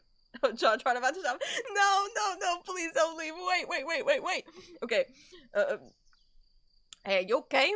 You look a little lost. Someone called out to me, and I turned around, almost jumping for joy. When I froze, it was fucking JonTron. I could practically feel my tongue swelling in my throat. If this was a normal Boots Club member, I had to make a good impression. He was one of the founders, right? Then he must be JonTron! Yes, I knew. I don't know where Poppy Hall is. You a freshman? Oh, hold on. How do New Yorkers talk? You a freshman? No problem. My class is in Poppy Hall. I'll walk you there. They really went all in the Really? details. Really? That would be wonderful. Thank you. Was this really happening? He began walking towards a large brick building in an enthusiastic manner, pumping his arms up and down like he was in some kind of show tune. I fell into step beside him. You know, bwah, bwah, bwah, bwah, bwah, bwah. Bwah, bwah, bwah, bwah, bwah, bwah, bwah. I already feel like drinking until I pass out. I'm so sorry. I didn't notice it when Mai pointed him out to me yesterday, but JonTron had big, brown eyes and a warm-looking face. He was basically a human puppy. I glanced up at him from the corner of my eye. A bird! A bird on his shoulder! Birds always made me uncomfortable. Something about the ease in which they could poke out someone's eyes. Is something wrong? Why just stop?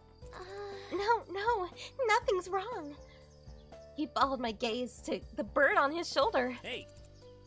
Don't talk to me, John. He's out here saying, hey, don't hey me, Buster. Oh, this is Jocks. Jocks. I really went into like, oh, Americans don't know French. This is Jacques. Isn't he cute? Hold on, I don't have voice filters. Fuck! I don't have voice filters. Give me a second. I'm gonna bring the microphone really close. And then you go, immersion ruined. I got it for you, don't worry. Nice to meet you. My streamer, unprepared for a stream. No, dude, literally the only thing that I have that can control voice effects is fucking Audacity. It spoke? Yeah.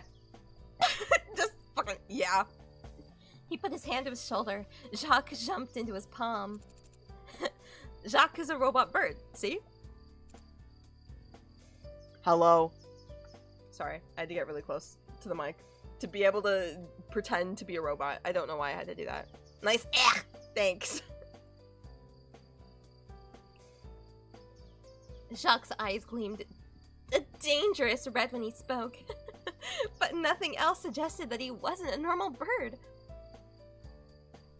In fact, if I hadn't known better, I would have said the red in his eyes was painted on. Junior V to return to yeah.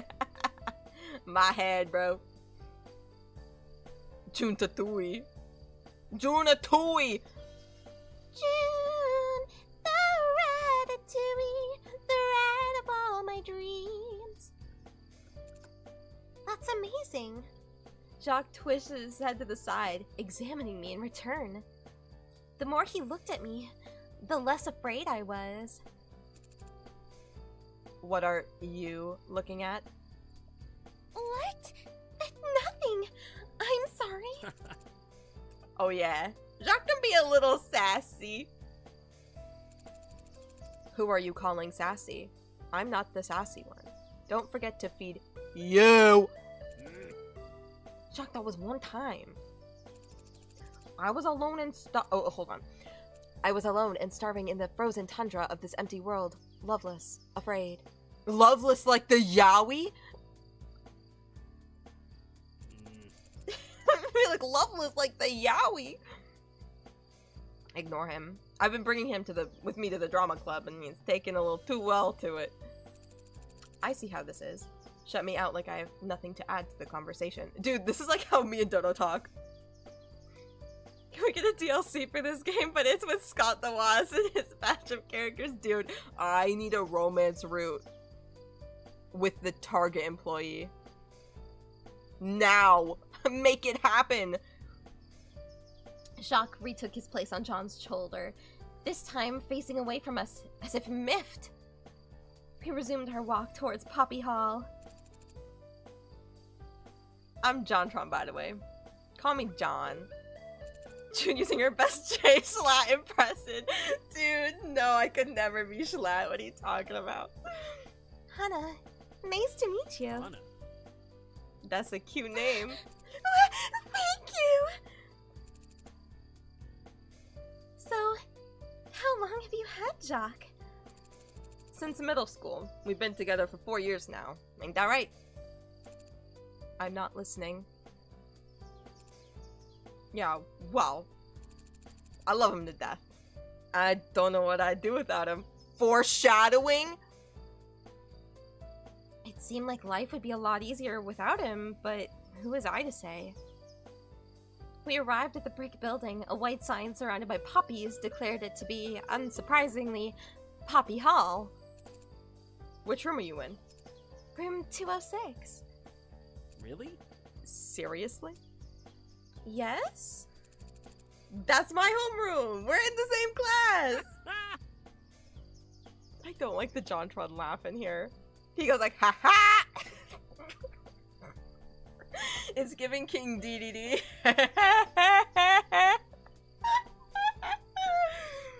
Oh god.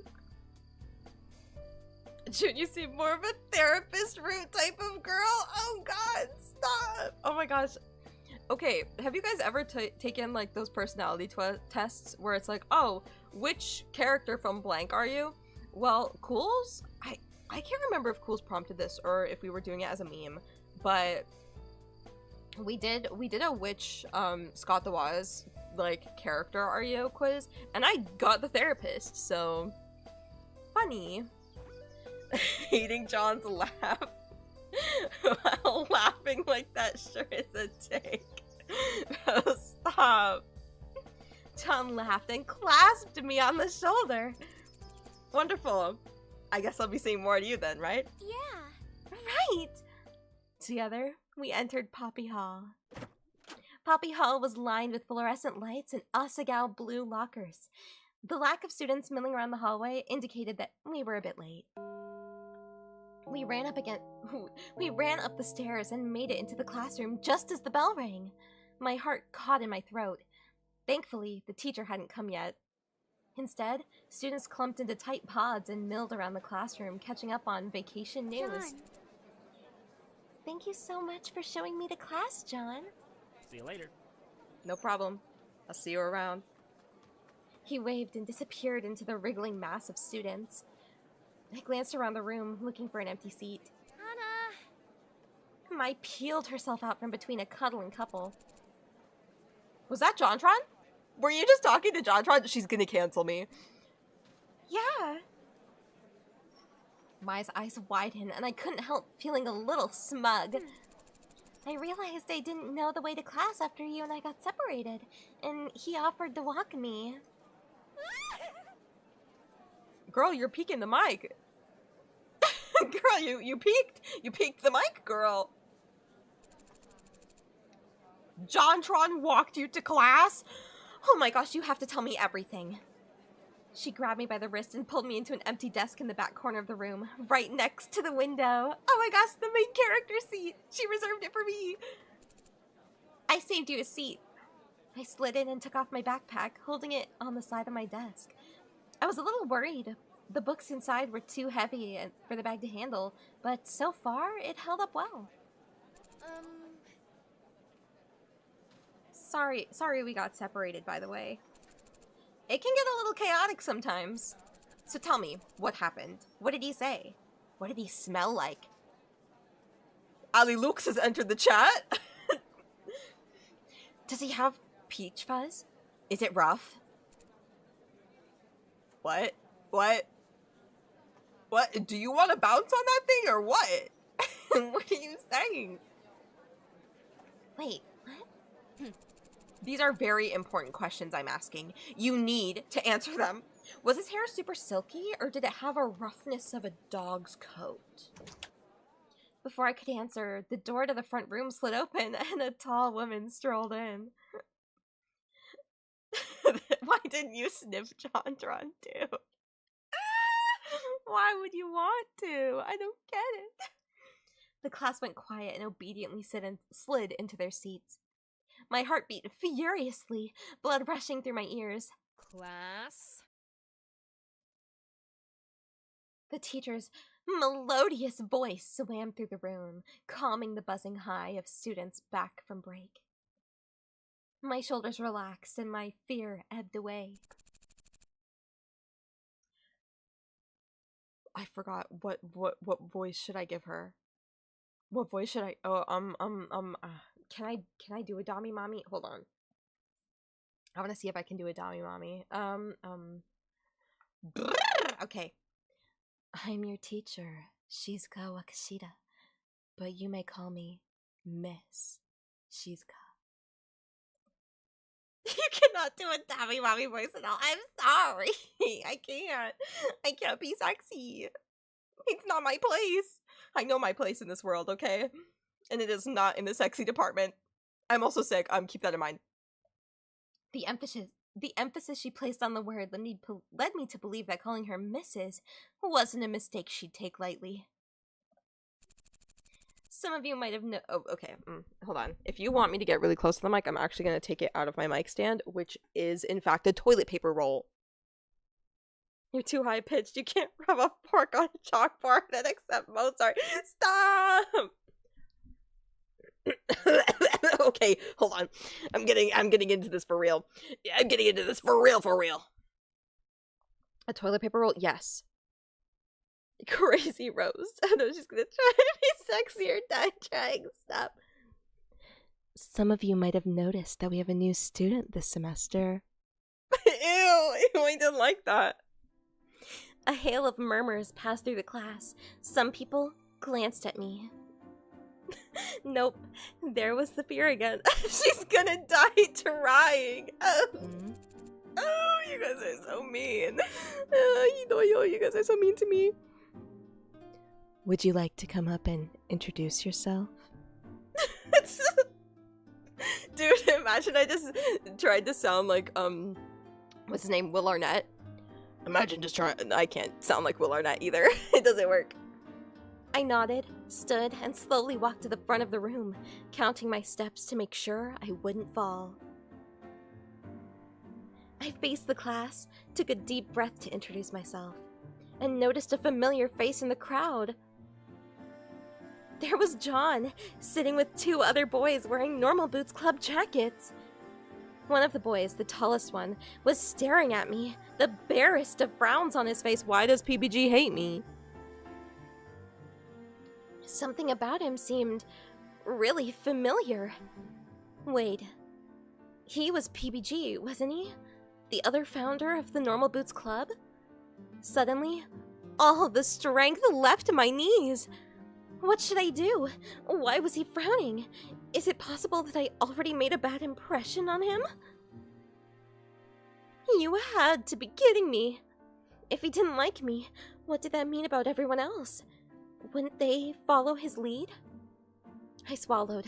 The faces of the class began to congeal, forming one giant blob.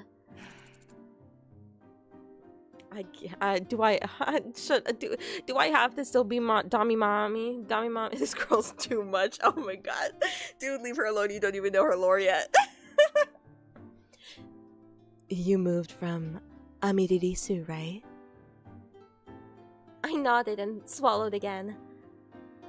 Then, like a beacon of light, I noticed Mai smiling and giving me a thumbs up. That's right. What would Mai do in this situation? Yes, I've just moved here. My name is Hana Mizuno. I transferred from Amiririsu Public High School. I just had to turn her up. Girl is whispering. What do you mean you still have to? You're the one who decided that. I want to stick to the bit, okay? I want to stick to the bit. Let me live. How much more money do you need to use your normal voice for the teacher? What if it was, $50? $50 and I'll talk normally the rest of the stream. If anybody can make that donation possible. I'm kidding. I'm kidding. I'm not gonna hold anybody to that. I'm still gonna do the stupid voices. 50 schmeckles, hell no! Is it really worth that little to you? I'm really excited to be here. I hope you'll all take good care of me from now on. I bowed my head to the class, and they clapped politely. When I looked up, PBG wasn't frowning, but he still seemed oddly confused. Maybe he always looked like that. Thank you. You may be seated. I returned to my seat, heaving a small sigh. The hardest part of the day was over. Shizuka began to talk about standard procedure for the semester, the rules for classes, when homework was due, and that sort of thing. It was all very similar to my old school, and I spaced out in spite of myself. After a brief flicker of movement caught my eye. PBG again! Bro's obsessed! Bro's obsessed with this girl! What's up? I glanced at him, and his head snapped back to the blackboard. What was his problem? Class continued on like that until finally the bell rang and it was time for lunch. Oh! Mai stretched her arms over her head and yawned. Man, I hate the first day of class. It's always so boring. Weren't you looking forward to it this morning? Something about exciting things happening? Well, yeah, but it already did. You met Jontron, didn't you? Now I've got nothing left to look forward to. She sighed. And I was hoping to see Jared before class 2. She slouched and fell across the front of my desk. It seemed like this would be happening a lot. Is Jared really that hot? Mai's head snapped back up, her eyes flashing. What did you say? If you stare directly at him for too long, your nose will melt off. I've seen it happen. What? Anyways, let's head to lunch. I'm super hungry. Oh, I looked at my backpack. It held up well throughout the class, but I worried that if I didn't take some of my stuff out now, I might do some permanent damage to it. And I couldn't exactly afford a new backpack. I need to put something in my locker first. But if we don't go now, they'll run out of sesame seed buns. Oh. That's okay. I'll just go on ahead. Come find me, okay?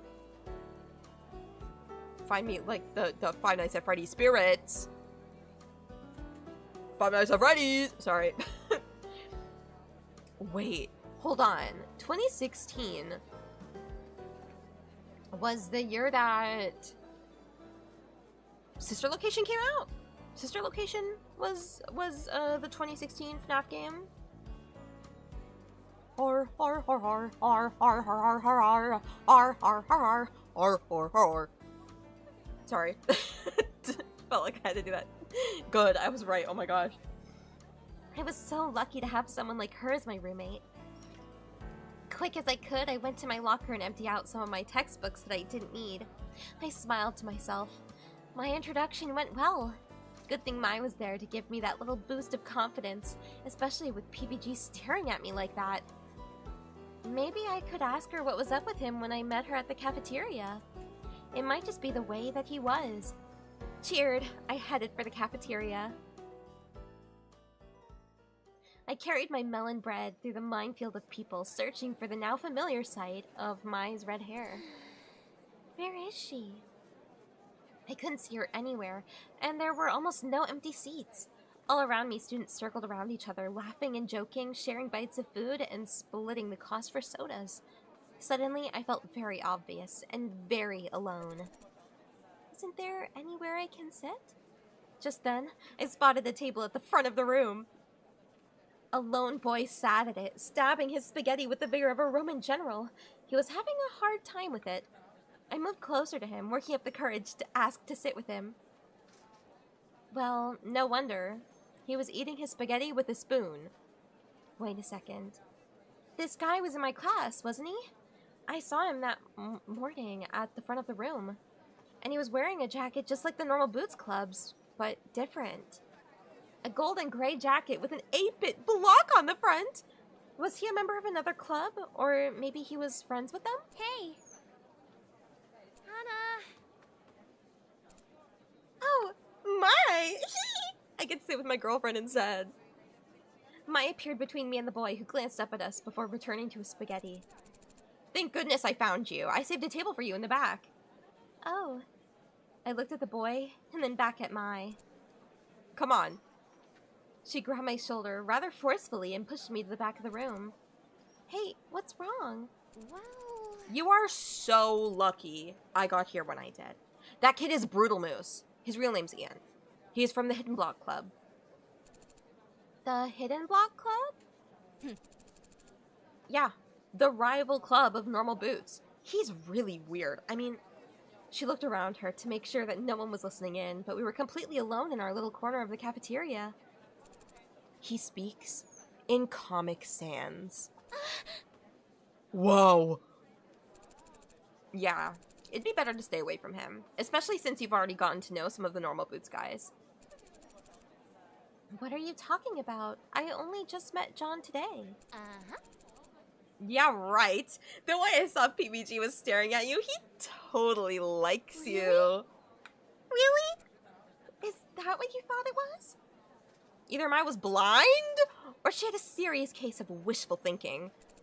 Oh, totally. It was so cute. Just like my favorite manga. You meet in high school, fall in love, and then go off to fight aliens together. I don't think that's gonna happen. Have some faith in yourself. That's totally what's happening. So, now that you're in good with PBG, can you introduce me to Jared? Oh, was that what she was getting at? A hot flash of doubt seized me. Was it possible that Mai only liked me because she thought I knew the normal boots guys? That couldn't be the case, though. She was so nice. Still, looking at her shining and eager face, I couldn't talk myself out of the idea. I actually thought PPG didn't like me. What? Why would you think that? Well... He was glaring at me. Man, you just don't understand. It's a love triangle. A love triangle. Wait, a triangle now? I can see it. Stars practically erupted from her eyes. PPG, I can't! But Hana, I love you. But my maidenhood! Where are you going with this? I set my fork onto the table. Mai looked pleased with herself. Okay, I'm just kidding. You're really cute when you blush. You almost match your hair. That's not fair at all. I beg to differ. Still, I searched my mind, eager to change the subject. That was an impressive scenario. What? No, it wasn't. I just made that up on the spot. Mai laughed nervously. Oh, so that girl who was talking to me when we got separated? Mai told me the story of her past friendship with this girl like they were eternal arch nemesis. Me as fuck, because I also hate Mimi Santos. Apparently they had some bad blood. I nodded, choosing to take the time to relax. Before I knew it, we were finished eating. We got up and tossed our trays together. As I headed towards the door, though, Mai hesitated. Hey, I forgot something back at the dorm. Oh, need help? No, I'm totally okay. I'm just gonna go get it. See you later, though, right? See you later. Okay, see you in class! I waved, and Mai sprinted off in the direction of the dorms. Alone again, I crossed my arms and headed back to Poppy Hall. Large groups of 7 or 8 people were laying out in the sun, playing catch and eating lunch on the lawn. It looked like fun to have so many friends like that. I smiled. Maybe this new school really would be better than my last. Without students inside of it, Poppy Hall looked a bit like an abandoned hospital. My footsteps echoed as I climbed the stairs to the 4th floor. There was nothing to do. I didn't even have a book to read. I sighed. Should have brought it when I had the chance. I stepped into the classroom and saw a flash of movement by the window. A boy sat on the windowsill, and he jerked up when I came in. He jerked what? Sorry. God damn. I need to end the stream, bro. What the fuck was that? He jerking it. He was silhouetted by the afternoon sunshine, and I couldn't quite tell who he was. Hello. I'm sorry. Did I bother you? The boy stood and shook his head, then crossed to a desk the opposite side of the room. As he passed, I was able to see him clearly.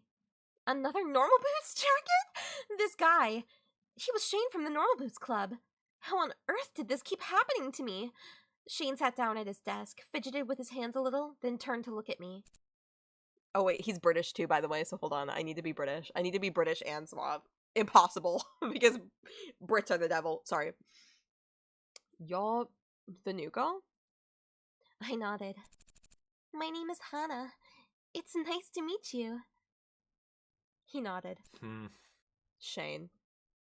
Silence filled the space between us. Panic built up inside me. This was my chance to get in with the Normal Boots Club, and I was blowing it! I sat down at my desk, fiddling with my hands. There was nothing for it. I had to try to make conversation. You, Shane looked at me, unsmiling. You're part of the Normal Boots Club? Yes, I am. Why? He spoke as if it were a challenge, almost glaring at me. I just saw your jacket, so... I heard the and thought Volty joined for some reason. What do you mean? The British, villager. I trailed off. The jackets are really cool. Okay. Yes, they are. Silence again. He seemed skeptical, as if he expected me to crawl out of my skin and reveal myself to be a large amphibious or reptile. I had to do something. Who knew when another chance like this could come? Come! But Shane didn't seem friendly. In fact, he seemed downright suspicious. Surely he wasn't on to me already? Maybe it was better not to risk it. I'm gonna try talking to him. I'm gonna stir some shit in this little pot. So you play games, then? Shane looked over at me. I've always been interested in video games, but I didn't get to play them much growing up. They're really expensive, and my dad couldn't afford them, but I used to go over to my friend's house to play there. Bro, Hana Mizuno is out here saying that video games were expensive back in 2016. Like, girl, $80 Mario Kart, go! It's not happening. Shane didn't respond. What did you play? What? What? Oh, Mario Kart. Girl, $80 Mario Kart. US. Girl, imagine being in Canada. 120. We go into battle mode on the triple deck. He would drive around by himself on the top level, and I'd try to booby trap the lowest level. There's a good spot next to the ramp. I'd wait there until my mom came racing down the ramp to find me, then smash her with a red shell. Can't be British for too long. It's evil. Shane's angry face faded. He was smiling. Sort of.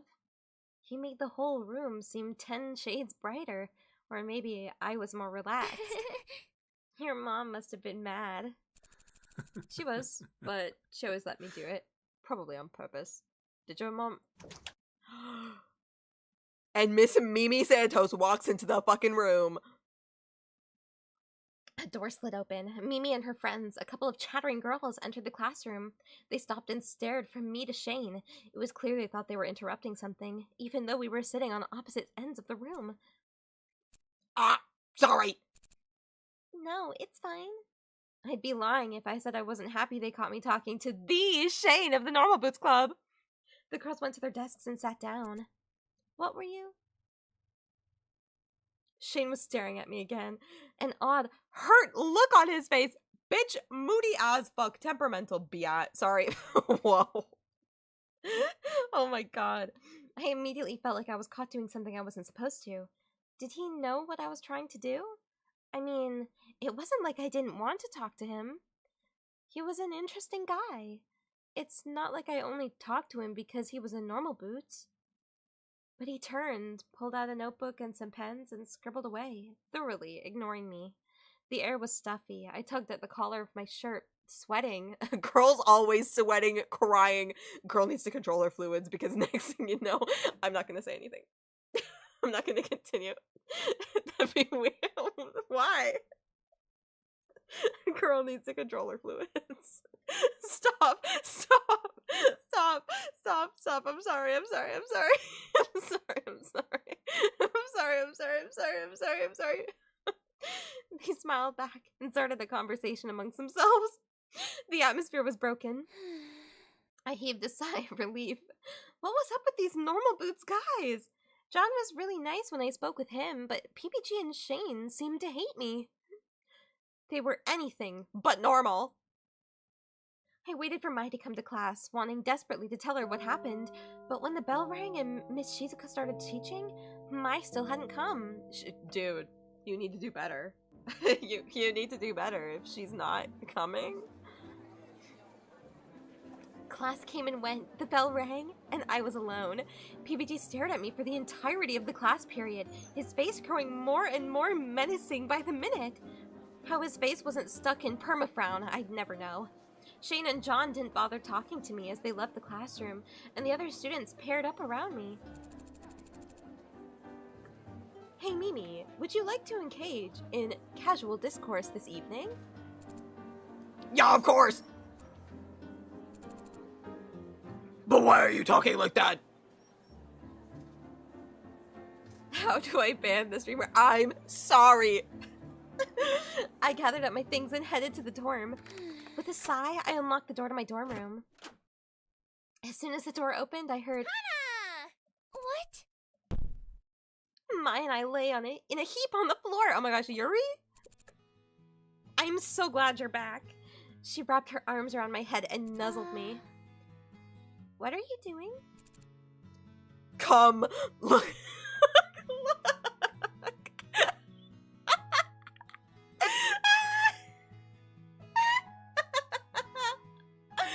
Nah, Yuri rooting him like this. This game isn't that good because it does not have a Yuri root. Dude, why did you emphasize that? Because I was talking about how she wouldn't come earlier and then she says it.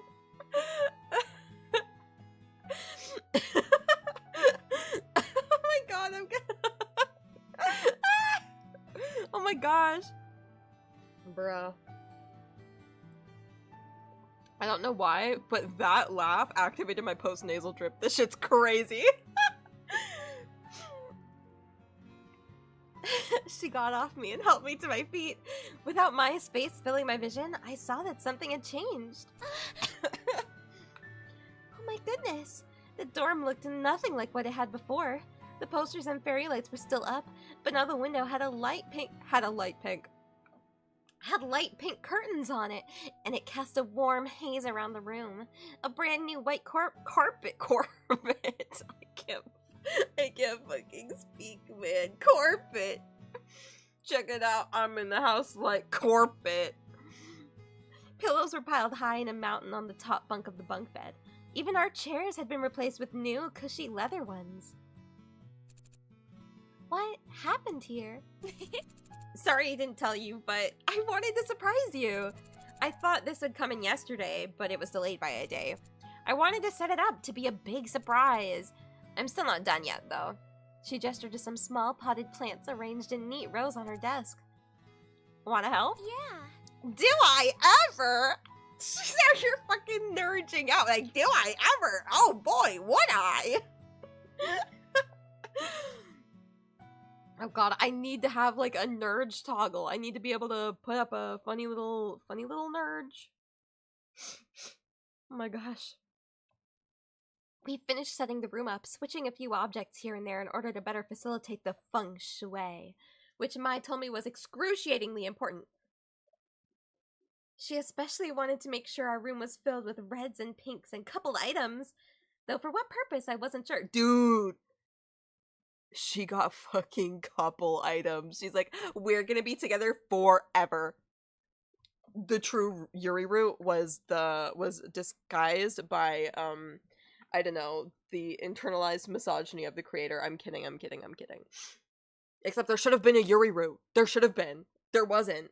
And I'm thinking about it now, and I'm like, we're getting crumbs, but nothing else. Nothing else. Hold on, I have to adjust in my chair. We collapsed with heavy sighs on the floor, then heaved great big yawns. Ah! It's not even the end of the day yet, and I'm so tired. Me too. Wait! She shot up suddenly with a jolt. We should get some ice cream!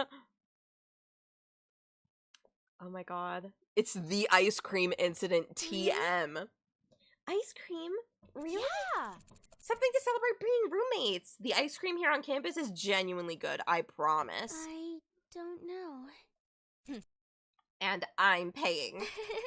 Well, if that's the case, you made an offer I can't refuse. Dude, that's so dodo coded. What the fuck?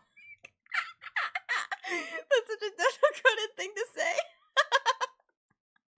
I'm kidding. Sweet! Let's go. Let's go. The school shop was in the side building of the cafeteria, packed with instant noodles and giant bottles of soda. Students wandered the aisles aimlessly, clearly here more to spend time than money, sorry. Mai paid the cashier and we grabbed our ice cream cones. Mine, the one covered in sprinkles. Wow, this is delicious! Yeah! Isn't it? We're lucky to have such good food on campus. This place would be awful if we didn't. I nodded and was about to respond when I noticed a commotion outside. Ooh, let's see what's going on. Mai grabbed my arm and dragged me outside. Oh my god, it's the fucking ice cream incident of 2015, sorry, this game takes place in 2015. I misread Maya's motherfucker, so I thought it said motherfucker paid the cashier. Like it was a bad thing. Motherfucker paid the cashier, my god. Dumb. There, 3 boys wearing normal boots jackets were shouting at each other, their faces turning purple. This again. What? What are you talking about? Mamma mia! What the fuck? Fucking mamma mia, motherfucker, what? What's the ice cream incident? It's what's about to happen right now. And yes, it does gain incident status because the secondhand embarrassment is so bad. What is an otome game without secondhand embarrassment? It's a game. It's not even a visual novel. It's just a thing.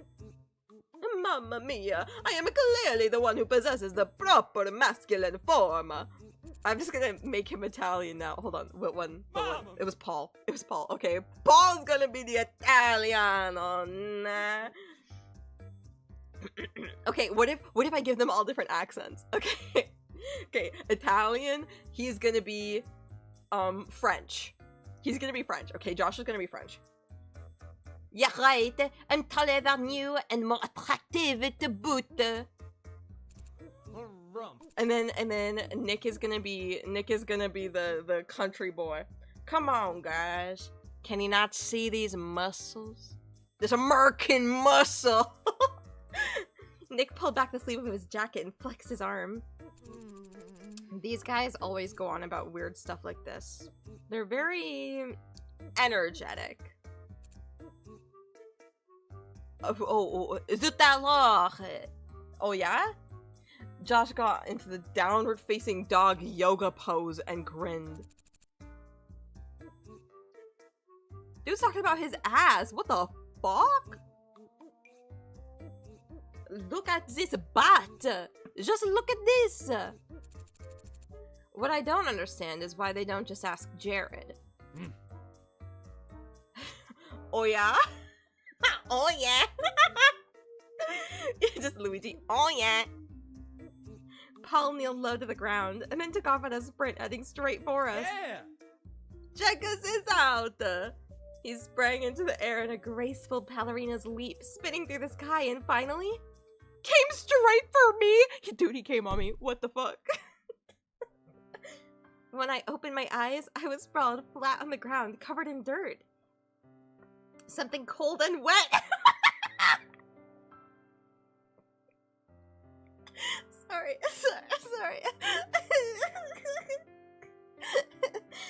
Something cold and wet oozed onto the top of my blouse. That's true, it would have been warm. I'm sorry, what? I'm so sorry. I don't know why I'm like this today. Hana, are you okay? I sat up. Chunks of ice cream fell from my blouse to my shirt. What happened? Actually, I sound more like a fucking vampire. What happened here? Dude, I'm gonna change the French person. I'm gonna change Jaws to sounding like this. You ran into someone, you idiot. My uniform. It's ruined. For a few seconds, silent. Then, snickers rippled around me like the whining of cicadas. My throat closed up, water stinging my eyes. No! Not this! Not again! Me confronting the pro-Jared incident of 2019. Not this again! I stood up, prepared to walk away with my dignity, when the entirety of the Normal Boots Club suddenly appeared in front of my face. What's up? What happened, dear? Seriously? Tears slid down my face! No, not here. I didn't want to cry in front of them. Hey. Oh my god. Ew, don't say hey to me, biat. Sorry. It's like a gut reaction. If I hear any of their voice lines just unprompted, I'm like, shut the fuck up, man. I take it personally. I take personal offense to it. Bro immediately started crying. She's just like, bro, shut up, dude. So I just have watery eyes, okay? I have watery, glistening eyes. They shine in the moonlight, and my tears reflect in the movie cinema light, the projector light. When I'm watching the Minecraft movie and I'm seeing Jason Momoa and Jack Black 69ing each other in the air.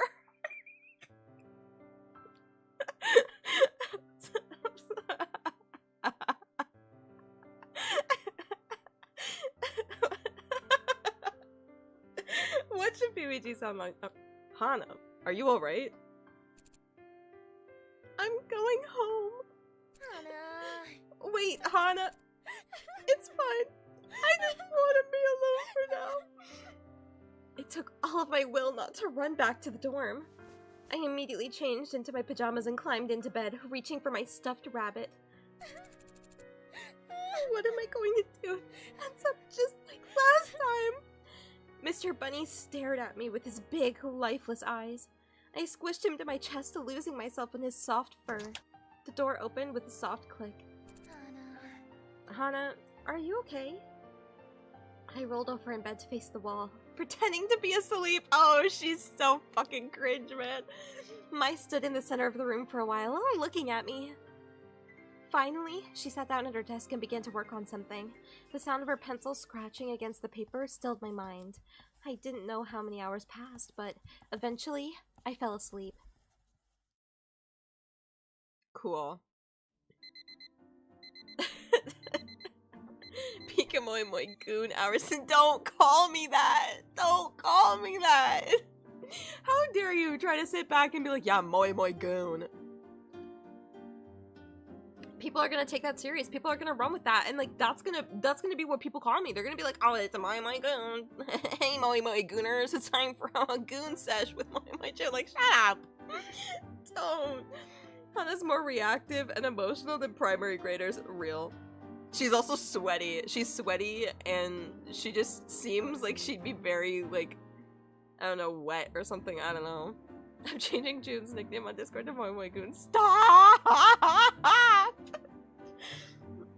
A goon sesh with Moi Moi June. What the fuck?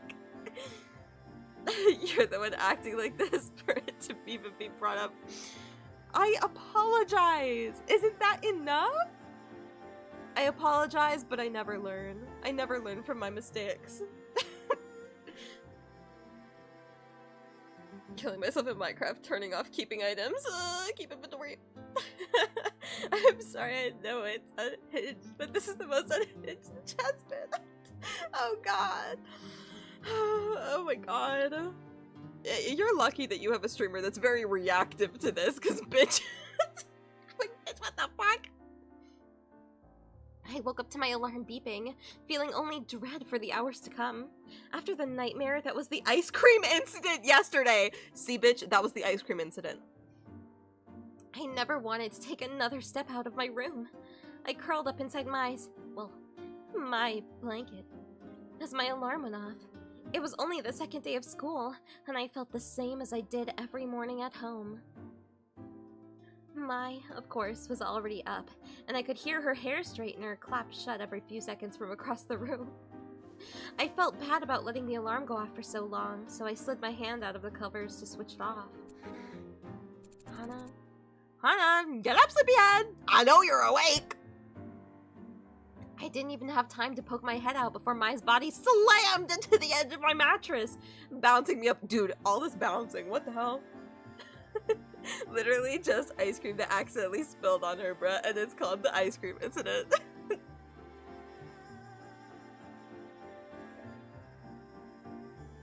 Ice creaming on that thing. Sprinktua! Ice cream on that thing! Oh, seriously, if some hot woman bumped into me and spilled ice cream, I'm not crying.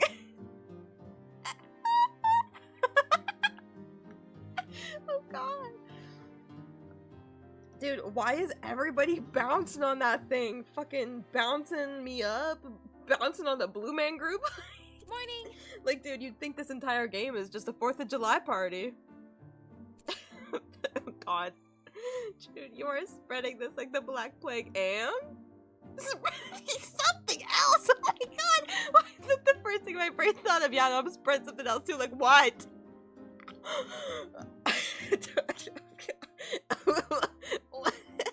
What's the 4th of July party? Dude, it's like you've never watched a Sin and Drowning video ever. Spread what? Spread eagle. Just remove the mod. Oh god. I was breathless and I paused to calm my heart before speaking again. Are you worried about what happened yesterday? No one cares about it, Hana. I almost forgot about it myself.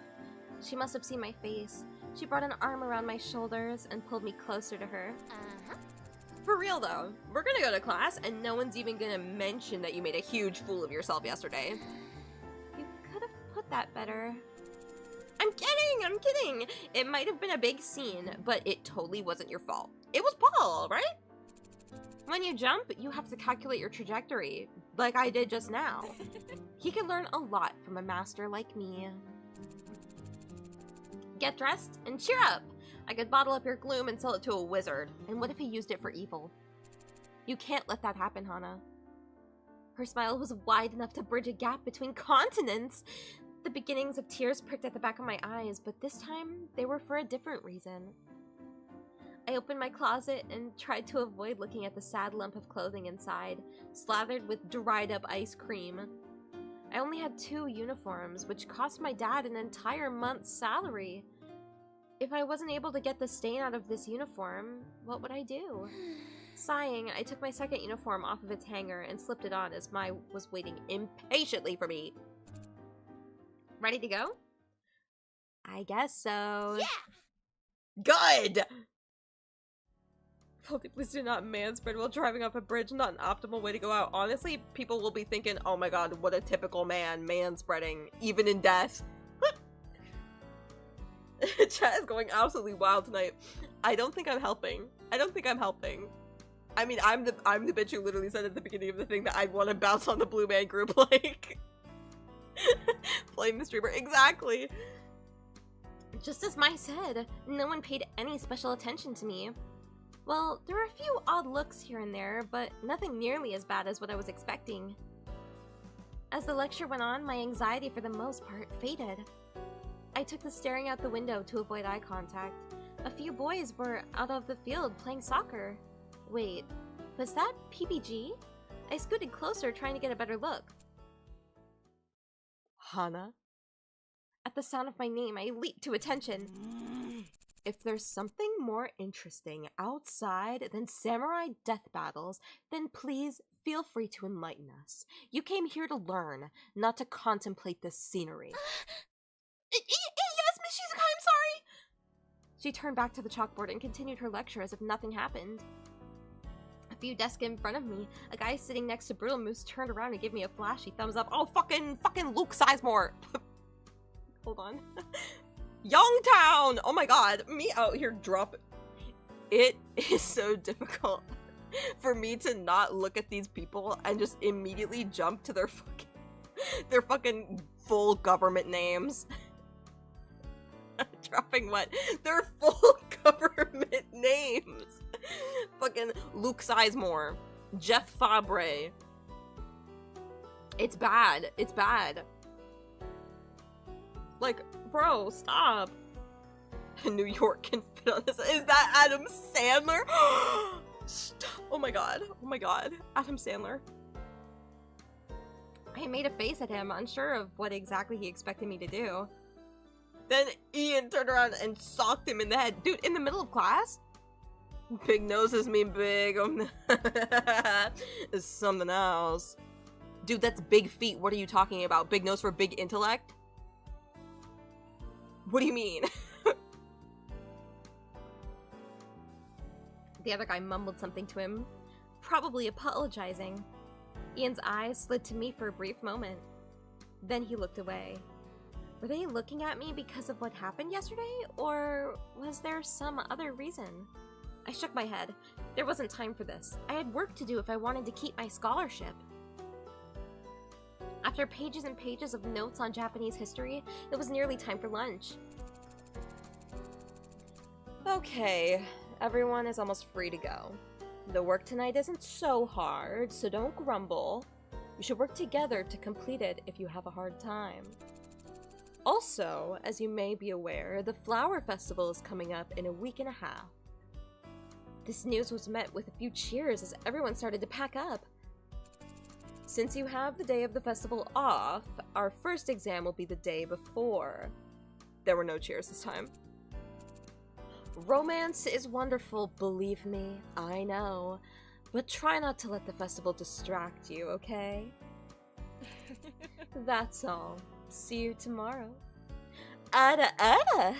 She would totally go Ada Ada. Shut up. Miss Shizuka flashed a peace sign and winked as she walked out the door. What a weird teacher. Ugh, that lecture was so boring. My walk beside me, a trainer hands. We were shuffling through the cafeteria trying to find a seat. Didn't you say that yesterday?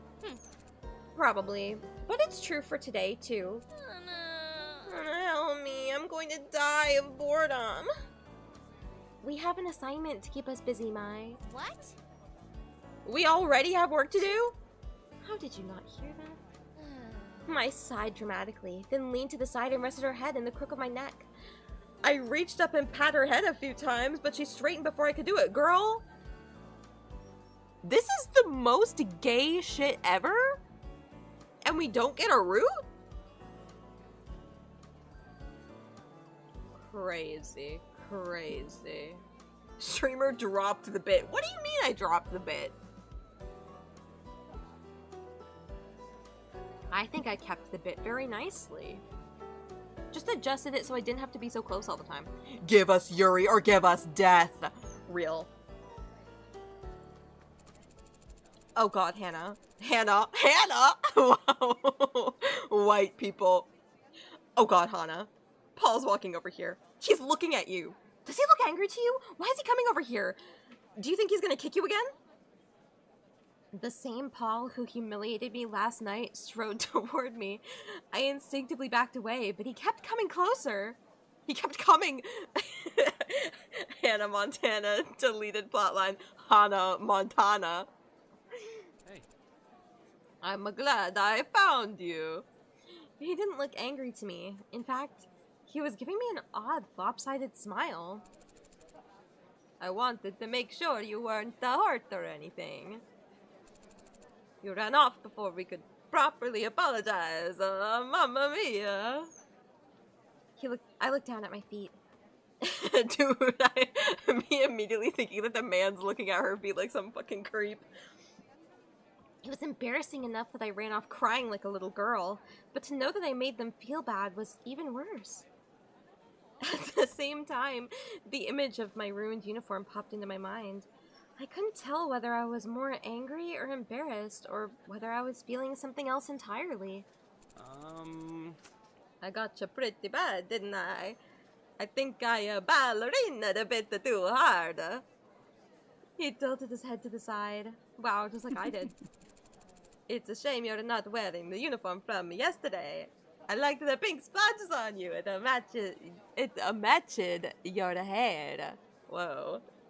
A deep, sick feeling crawled up from my stomach to sit in my throat. My dumb, stupid hair! Everywhere I went, people made fun of it. I thought the Normal Boots guys were different, and he was trying to apologize. How could he say something like that to me? Not for the first time.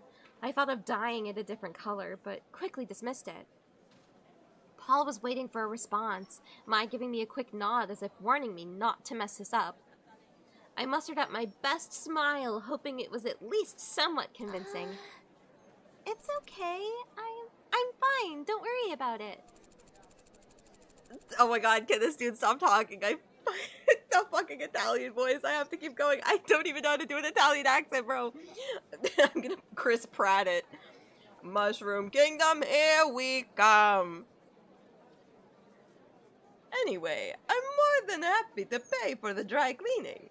Josh and Nick and I feel really bad about everything. We've never made a girl cry before. Well, not by physically injuring her, I guess. Thank you, but I was just gonna scrub it in the sink. Dad and I could never afford things like dry cleaners, so I was surprisingly good at hand washing things. That thing's gonna need more than hot water and a soap. Trust me. Tell you what, I have a friend who's a natural with that kind of stuff. I'll ask her to get the stain out for you. Just meet me later and bring your uniform, okay? I'll try not to kick you this time. Dude, that's why I did the Mushroom Kingdom. Here we come. Because what the fuck? Without giving me time to say yes or no, he nodded and turned to leave. He spun quickly back around. I flinched. Are you and, Mai, right? Do you guys have a table? The cafeteria is pretty full right now. You can sit with us if you want. Just for today. Just for today. Girl, she gasps like me, peeking the mic. We're the same.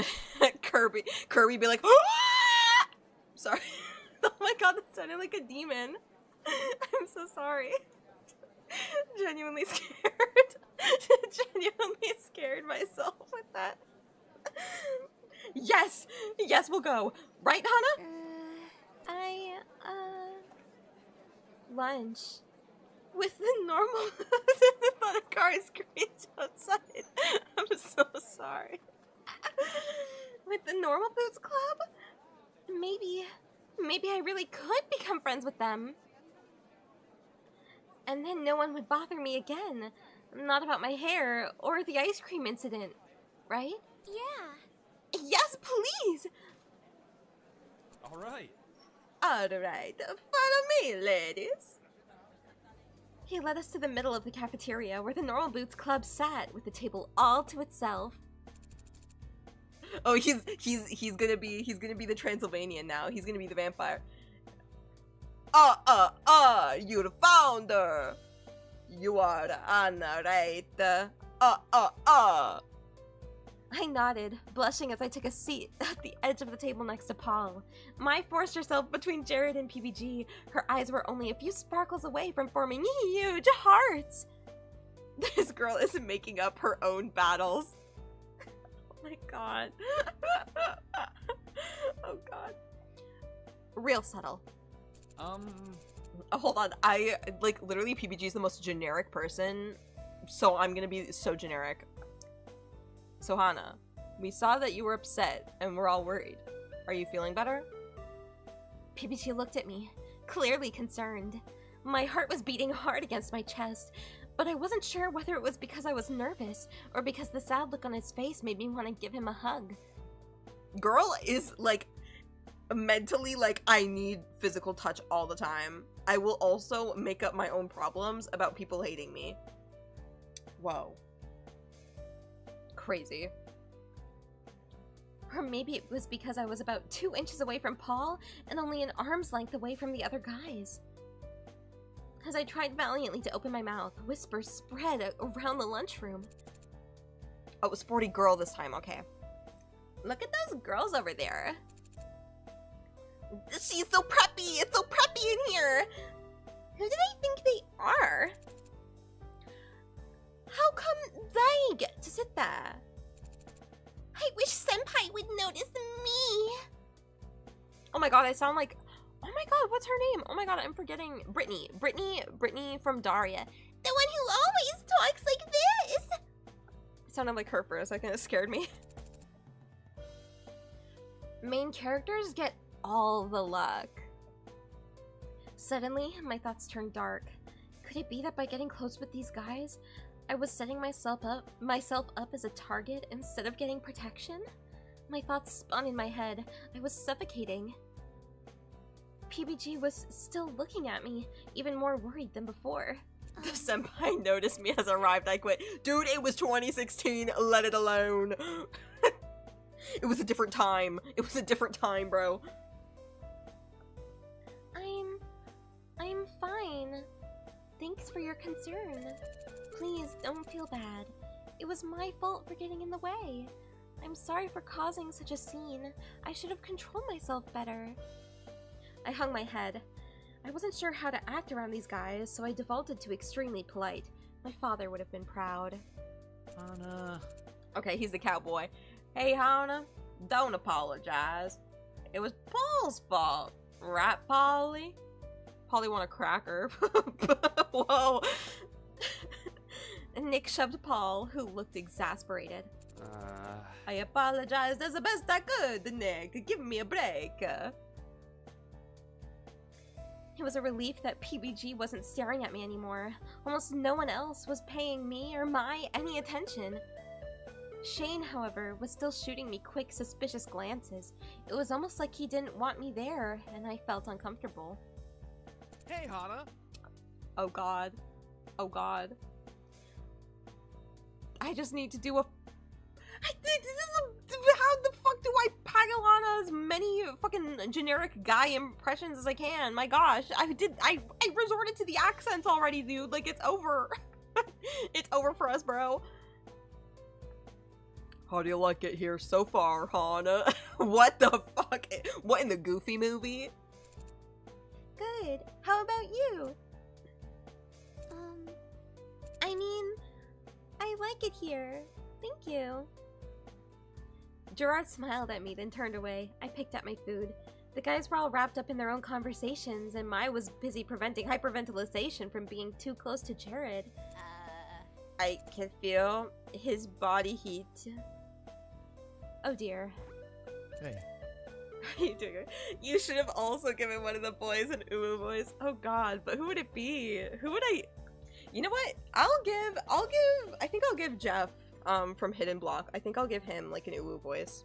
Because he's just, like, the most uwu guy there. For lack of a better term. He's just a chill guy, okay? He's just a chill guy, just normal. As normal as you can in this fucking game, I guess. You doing okay, Hana? A smiling Satch turned to me. I know it can be overwhelming. You're fine, right? Yeah. Yeah, I am. Thank you. I winced. Sorry, I can be a bit of a wallflower. No need to apologize. I'm sure we've all been wallflowers before. But that reminds me, the flower festival! He turned to the group, addressing them all, and as if on cue, they all suddenly turned to pay him attention. Who are you all taking this year? Most uwu guy, I quit. Dude, sorry. I'm just like in the 2016 moment, like I'm immersed right now. I'm immersed in the past and the future. Right, the flower festival. Miss Shizuka mentioned it before. what is the flower festival? No one's explained it to me yet. Well, It's basically just a festival. Don't you have those at your old school? We did have festivals at my old school, but they were all basically just 40 kids grouped in one room sharing snacks they'd brought from home. Well, we had something kinda like them, but I stopped going. Really? Why not? They're so fun! I didn't really want to answer. There was no way I could say, well, my friends turned on me, so when I went, people pretended that they didn't exist. But I was waiting for an answer and everyone was looking at me. I'm just not into that stuff, I guess. Well, maybe you'll like this one more. The flower festival happens all over Japan around this time of year, and it's a big deal in Higanbana. That's the town right next to Asagao. There's apparently some kind of myth about flowers that's somewhat important. Supposedly, the founder of Higanbana was an old man who got lost in the mountains and almost died of thirst. This flower spirit came to him and offered him help in return for his vow to protect her home. He agreed, and she drained herself of all of her water so he could drink. The man founded Higanbana to watch over the meadow in which he met the flower. In some versions of the myth, the man and the flower spirit fell in love. It's a truly romantic festival. One may hope to find someone with which to make a vow of eternal love, just as the man and the spirit did, and to live on to protect the one they love. Jared winked, and Mai swooned. So during the day of the flower festival, there's a lot of stalls set up, and you can go play games and eat food or go flower viewing. Then at night, there's a special meadow over by the temple where you can go watch the flowers, and there's a bonfire and dancing. It's a lot of fun. We look forward to it every year. Asagao sells paper flowers in a little booth to raise money for the school, too, so there's usually a big volunteer drive beforehand for people who are good at origami. Origami? I'm good at origami. really? Shane is too. Maybe you should work together. Oh, flop era. Flop time. Shane gave a tight-lipped smile. Somehow, I didn't think that would be happening. Hey. Speaking of, I swear you rejected 10 girls last festival season. I mean, it's nothing compared to me, naturally. But there were so many girls with broken hearts. Even I couldn't mend them all. You still hung up on your English girlfriend? What? Shane flinched, visibly taken aback. Then he shrugged. I don't talk to her anymore. Oh, Shane, I just want you to be happy, that's all. He wiped away a fake tear. Shane grimaced. Grimace! Oh my god, the fucking grimace. I almost snorted. You can hear it so close to happening. The grimace! Ah! Oh my god. How great would it be if someone asked me? Maybe even if one of the normal boots guys did. No, I doubted that would ever happen. They were only letting me sit there because they physically assaulted me. Somehow, that is not the worst thing that a normal boots man has done. Whoa! I sighed and cut my beefcake with a plastic knife. So, any girls in mind, fellas? Beside me, Mai shifted nervously. Her eyes kept flicking from Jared to her french fries. She looked like a child who stole several cookies. Jared spread out his arms and raised an eyebrow, a god waiting for names to fall into his lap. I'm thinking about going solo this year, to be honest. Yeah. Same. Man, you guys are boring. You are much better, man. I'm on another level compared to you guys.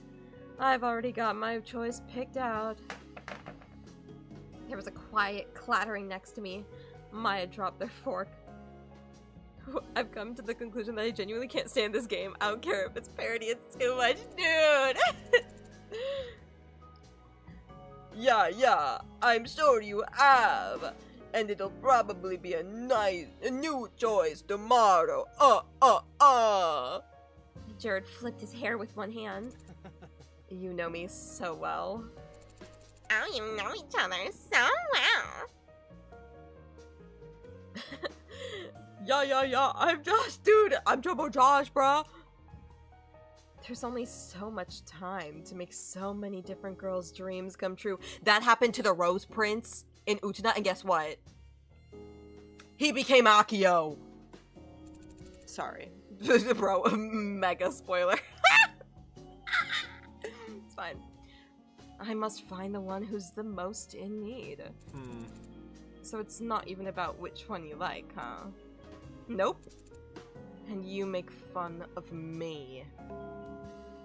Just then, the warning bell rang. It was time to head back to class. As everyone got up to toss their trays, I stood up and, overwhelmed with a sudden burst of feelings, shouted, "Thank you for letting me and Mai eat lunch with you today. I really appreciate it." Yeah, thanks. Hana was having a terrible day, and you guys cheered her right up. So, see you guys again tomorrow, same time? Mai tilted her head, eyes twinkling. Mai, Paul said we could only sit with them today. It's a cool. Paul waved a hand in dismissal, almost dropping his tray with the other. The cafeterias are really crowded, and we have extra room at our table. People are too afraid to sit with us or something. Well, we did kick a girl yesterday. All three of them shrugged at the same time, then left the room, moving in unison like a team of synchronized swimmers. Jared dumped his tray and jogged to catch up with them. As soon as they were out of earshot, Mai took my hands in hers and jumped up and down. Headphone warning, guys. She's gonna peek the mic again. You did it, Hana! We get to sit at the popular table. I've been trying to do this for 2 years, and you only did it in 2 days! She dropped our hands and made a, jokingly, I think, angry face. Main characters have all the fun. You'll be in pairs, painting a diorama or a papier-mâché lamp. Anything post-modern. Then write a paper on design. Or don't. That works too. But remember, this project will count for 10% of your final grade, so work hard. Sound good? The only response was bitter murmuring. Miss Shizuka often ended with sound good, but she never cared about the answer. Alright, in the last few minutes of class, pick your partners and discuss your project plan. We'll continue next time. In a matter of seconds, almost all the desks in the classroom were connected. I looked at Mai, but a girl, Mimi Santos, already claimed her. Mai frowned at me as if to apologize. Later, Rai, see you next stream for the chibi model reveal. Everybody get ready for the chibi model reveal on May 1st, 12 in the morning, EST. I scanned the classroom for the other people I met, finding them already paired. I was going to be the only one without a partner. Suddenly, the edge of a desk collided with mine. Hey. Guess we'll be working together. What the fuck? PBG sat in front of me with a cheeky grin. Didn't he sit on the other side of the room? How did he get his desk over here so quickly? I leaned over to look past him. He left a gaping hole and several collapsed students in his wake. Don't talk about gaping holes right now. Seeing my gaze, he turned around. Oh, sorry. He waved sheepishly. A boy glared at him. Well, for better or for worse, we're partners. I guess we are. Sorry. Why are you apologizing? Wait, no, that's not what I meant at all. You're super smart. I'm just sorry you're stuck with me. You're pretty smart too, though, right? Not that I knew. I guess. But I hate schoolwork. I don't care about it at all. 10% of our grade depended on this project. Oh, not that I'm going to make you do it all. I may not like school, but I'm not going to let somebody else fail because I think it sucks. He thinks that Coolsville sucks. Sorry. I can't hear the word sucks without thinking about Scooby-Doo 2 Monsters Unleashed, my favorite movie of all time ever. Just like, they're gonna make me think like I think that Coolsville sucks. The delivery is so peak. Sorry. I'm sorry I brought it up. I had to. I haven't done something like this since I was a kid. The girl got so mad. I learned my lesson. Don't fucking laugh. Don't fucking laugh. The smack too, the little... I can do it too. I like that laugh. He laughed, hitting the desk and crinkling his nose. I didn't see what was so funny, but from the way he was looking at me, it seemed like I should. I smiled hesitantly. He stopped laughing and frowned at me, the same way he did yesterday. Do you like apple cider? I'm sorry? Or, pinball? What about magnolias? Yeah, I guess I do. You... guess you do? But... you... He sputtered, opening and closing his mouth like he was trying to eat the air. Dude, me when I eat... Oh my god, that's so stupid. I don't know why I immediately went, me when I eat the air. The shock. Me when I eat the air. Ooh. Wait, hold on. I wish I could do like those actual like cartoony sound effects of like gulping and shit. You know, when you're like... I can't do it. I wish I could. Where's the gas leak? Dude. When I find a gas leak, I just start chomping on the air. I like the flavor of carbon monoxide. I searched his face, wanting to help him out. He was clearly struggling. Did you do your best Pac-Man impression? Shut up, bro. I just... You know, okay, Germa always does this thing, like, he has a soundboard where it's like he makes a sound and then he'll always, like, use it. Like, oh, like, if a character is eating in a game, it'll just be like, ooh. I wish I could do that. I wish I could do that. I wish I had that energy. I mean, maybe I could. I'm sick, so I probably can't now. I wish I could. I wish I could. Hot damn. Shut up. Is that a Smosh reference too? Shut up! That's another impression that I want to perfect. The Ian Smosh. Shut up! PBG leaned forward, looking into my eyes like he was deciphering a code. Really forward. So close I could see his little brown flecks in his eyes forward. We know his wife wrote this route, you know? We know that his wife did this, right? She had to have. She's like, I know my husband. He has little brown flecks in his hazel eyes. I could just get lost in them. I'm sorry. What the... I don't know what I'm doing.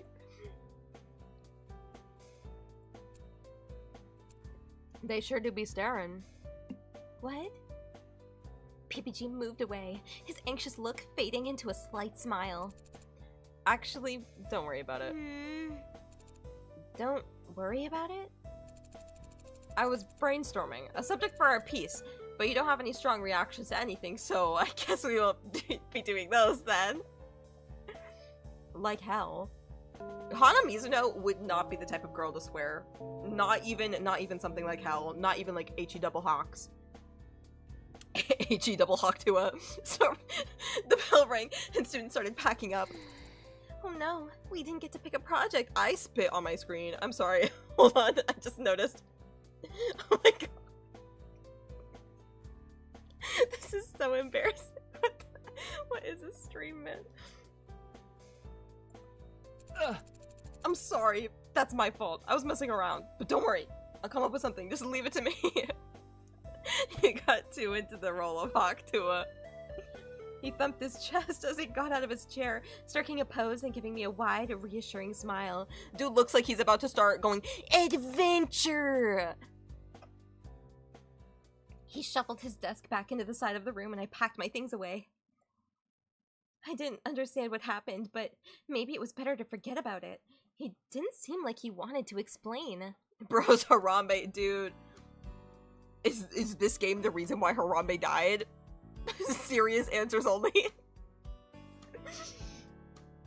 I left the classroom thinking to wait for Mai, but instead, PPG trailed me into the hallway.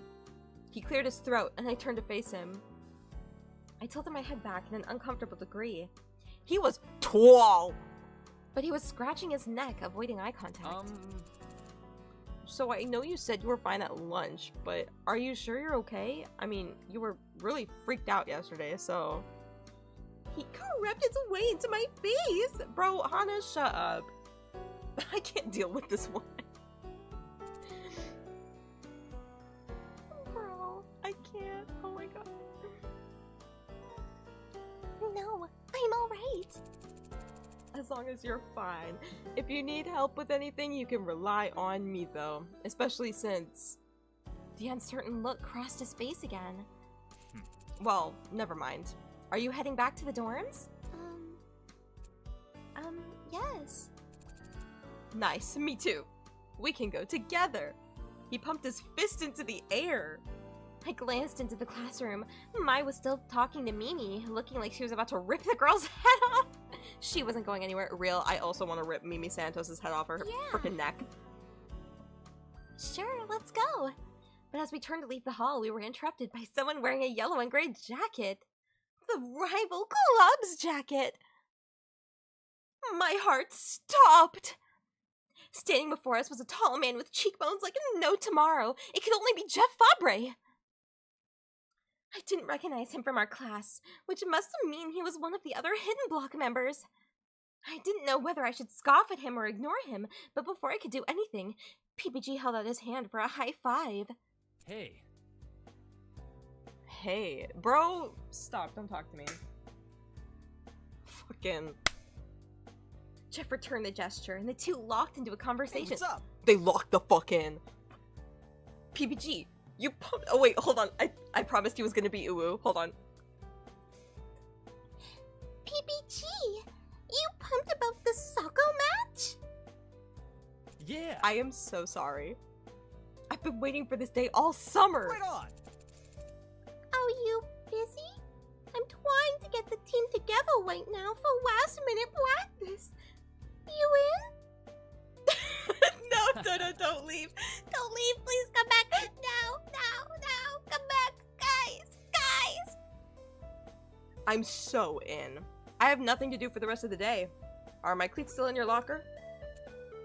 Yup. Awesome, let's go then. Jeff briefly looked at me and pointed. PPG turned around, surprised I was still waiting. Hana. Oh, Hana. Oh yeah, I forgot that I was here, huh? I have trauma about that, apparently. Sorry, I gotta go. See you in class tomorrow. I'll make sure to bring my thinking cap. His thinking cap. I'm Space Hamster. He put on an invisible hat, Then gave me a thumbs up. Oh, wait.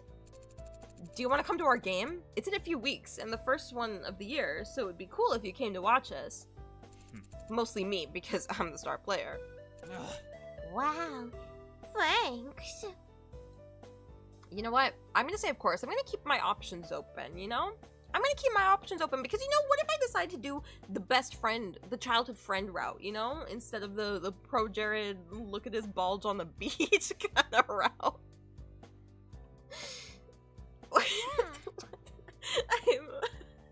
I can't live anymore.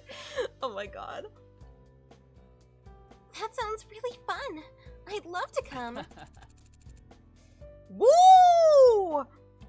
Thanks, that really means a lot to me. Usually the first game doesn't conjure a big crowd. Can I bring Mai? She might have planned to go.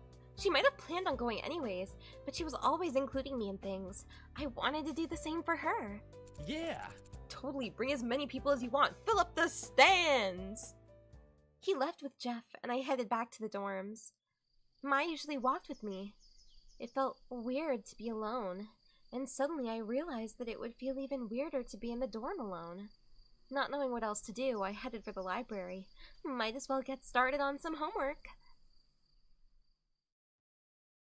I stayed in the library much longer than I anticipated, head low over a small sheet of project ideas and a thick book. Every time I thought about leaving, panic seized me. The truth was, I still didn't know my way around the academy. Mai had been there to guide me, and I was more focused on the people around me than the places. As students trickled past, laughing and heading off to no doubt to have tons of fun, I fiddled with my pencil. I would have to leave eventually, though. Hesitantly, I closed my notebook and stood. Hey, Hana!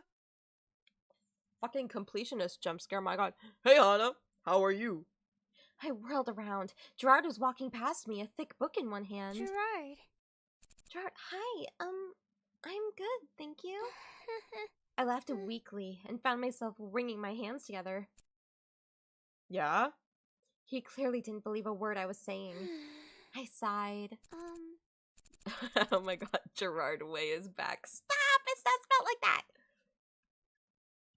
I'm a bit scared to leave. I know it sounds pathetic, but I don't really know my way around here, so... Yeah, you look like a bit like a... what the fuck am I trying to say? Yeah, you look a bit like a lost otter. A lost otter? But hey, I really haven't gotten a chance to talk to you until now. I've been wanting to ask if you're settling in alright. I know that transfer students don't really get introduced to the school the same way freshmen do. Are your classes okay? How's your homework load? Do you like the food? Getting along with Mai? I stuttered, unsure of which question to answer first. Everything's fine. Mai is great, and she showed me around the campus recently. It was very nice of her, but she wasn't very thorough.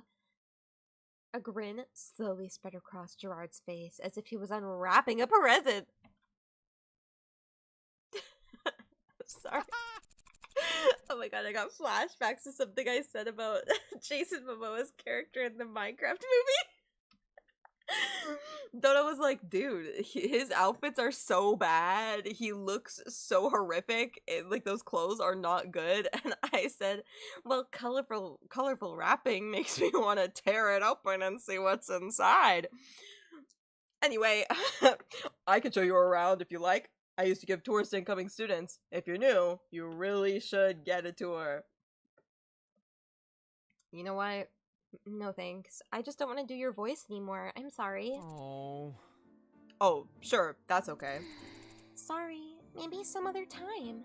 I'll find my way eventually. See you around! As kind as it was for him to offer, I felt pathetic asking for help. I didn't want to take his valuable time away from him. Really, I should know better by now. I shouldn't need to rely on strangers. People were unreliable in any case. I wandered the campus for an hour or so, lost in the art section for a good 30 minutes, but eventually I found my way back to our dorm room. I collapsed on my bed with a sigh so heavy that even Mai figured it was best to leave me alone. She scribbled frantically away on her desk, and I fell asleep to the sound of her pencil. Oh god. Okay, once we're done the first section of this game, I'm gonna end it because my voice is feeling pretty bad. I'm sick, bro, but I'm still streaming. Mai and I arrived at Poppy Hall the next morning, and it immediately became clear. Something changed. Posters drenched in nausea-inducing neon colors were plastered on the lockers. Several students gathered to take a look. Oh my gosh. We walked over to one of the walls to get a better look. Is that Jared? When Mai didn't respond, I turned to look at her. The expression on her face told me that her mind wandered somewhere that would have made a call girl blush. Mai, you're drooling.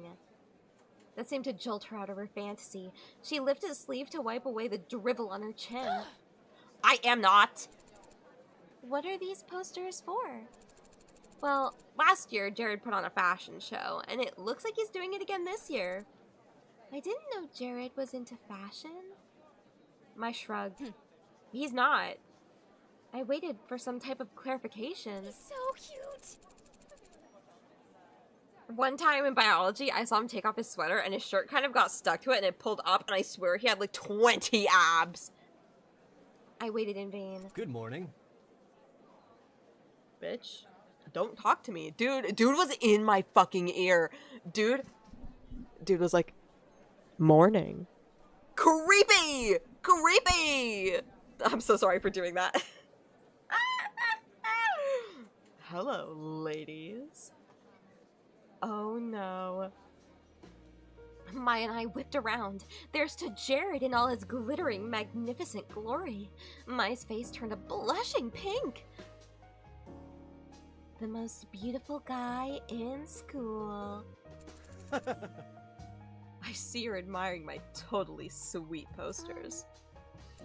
Yeah, they're really something, Jared. I like your abs. With sudden, soul-crushing realization of what she said, her expression twisted to a mixture of horror and disgust. That's like me saying anything on stream. Me when I said that I'd bounce on the Blue Man Group. Jared was unfazed. Hana? Thanks. But Hana, it was actually you I wanted to speak to. Why would he want to talk to me? Yeah. Oh, okay. What's up? Jared looked expectantly at Mai. She didn't move. Realizing she was in trouble, I nudged her with my elbow as subtly as I could. Hey. Mai, would you get me a soda? I'm really thirsty. Without a word, Mai scuttled away. Jared turned back to me, a cool glint in his eye. He seemed used to the effect that he had on women. Well, I wanted to talk to you about the fashion show, actually. You're new here and all, so you probably don't know, but every year I like to put on a little fashion show to showcase my modeling skills. What? Wait, what? You know, just to make sure people don't forget what I'm capable of. He reached into his pocket, pulled out a stack of glossy photos, and thrust them into my hands. I stared down at them in awe. I'm cutting him off! Oh my gosh! I'm cutting him off. Okay, give me a second. Give me a second. I'm gonna hide. Oh, wrong one. I'll hide. He's giving Pixar face. It's the Pixar face in real life. Dude, that's one thing I wish I had a toggle for. Pixar face. Nah, you hit the right one. Dude, stop. Oh my gosh. See, back in the day, Bro Jared's thing was doing like the double chins like Dan used to do, like Dan is on fire used to do. I can also do that, but you'll never see that. I mean, maybe you will. Who knows? Who knows what'll happen? Who knows if I show my face on this channel and you'll get assaulted, visually assaulted by my mug. I flipped through them, starting to notice a pattern. As you can tell, my beauty is something that simply can't go to waste. I like to hold a fashion show here at Asagao Academy to ensure everyone gets their yearly dose of Pro Jared. I flipped to the last photo. He shot up my neck into my ears. Surely this was some kind of joke. I shoved the stack of... Did one of those pictures include the joystick?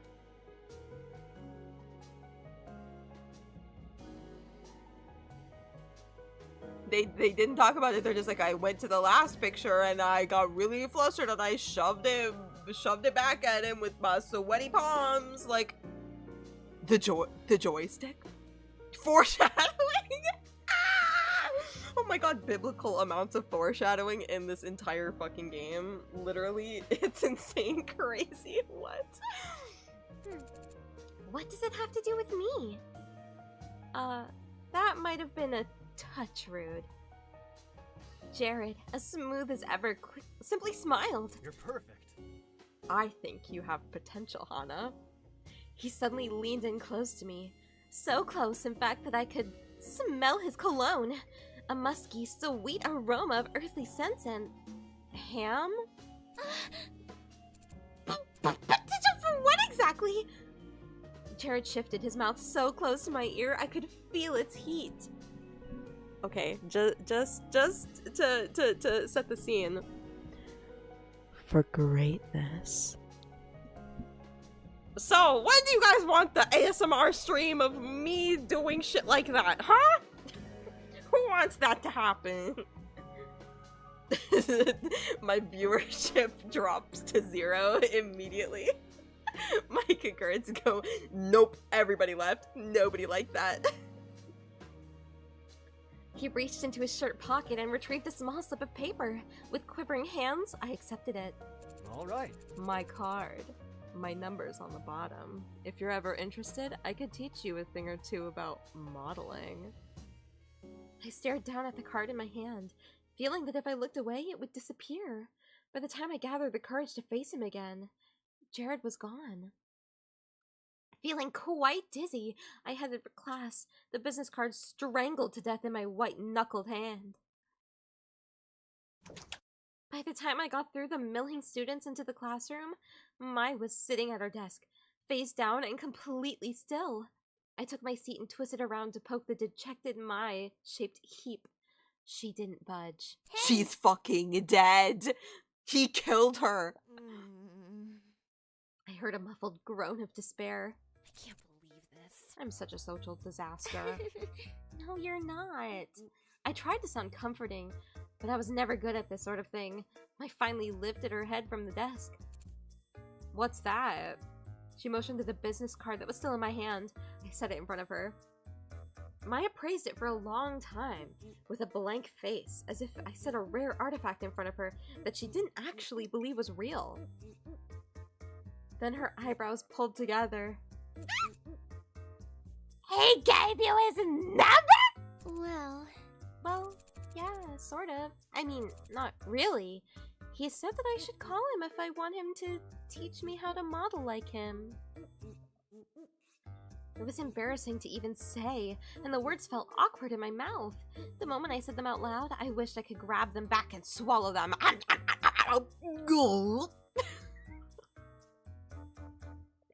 expected Mai to give me a once-over before making an off-the-cuff comment about how I wasn't nearly pretty enough to be a model. But she didn't. Yeah! He, like, totally wants to get with you. Her tone was so matter-of-fact. I take. What? What? No, he doesn't. Why would you say that? Bingo. Okay, Hana. I've taken enough sex ed classes to know that when a guy fully wants you, and like, Jared fully wants you. Mortified. Mortified Rick and Morty. I snatched the business card back off of her desk and shoved it into my jacket pocket, turning away.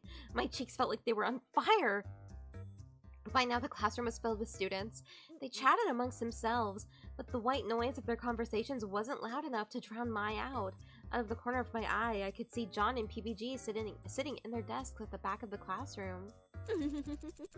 I'm talking serious grabby hands in the back of his dad's Camaro. Here, you're gonna make babies with pro Jared, Hana.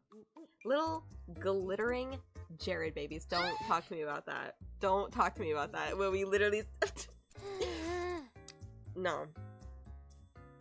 You're totally crazy. I don't know what you're talking about. Miss Shizuka, like some kind of angel, cleared her throat at the front of the class. I exhaled gratefully and sunk down in my seat. Thanks, Queen! Thanks, Queen! When class finally ended, Mai and I headed for the cafeteria. The incident forgotten in her hurried attempt to explain Miss Shizuka's scandalous last relationship. What a jerk! Seriously, he spent all of his time trying to choose between her and some dead chick who only liked him because she looked like her ex-boyfriend. I mean, who does that? We got our food and hesitated in the middle of the room, looking at the normal boots table.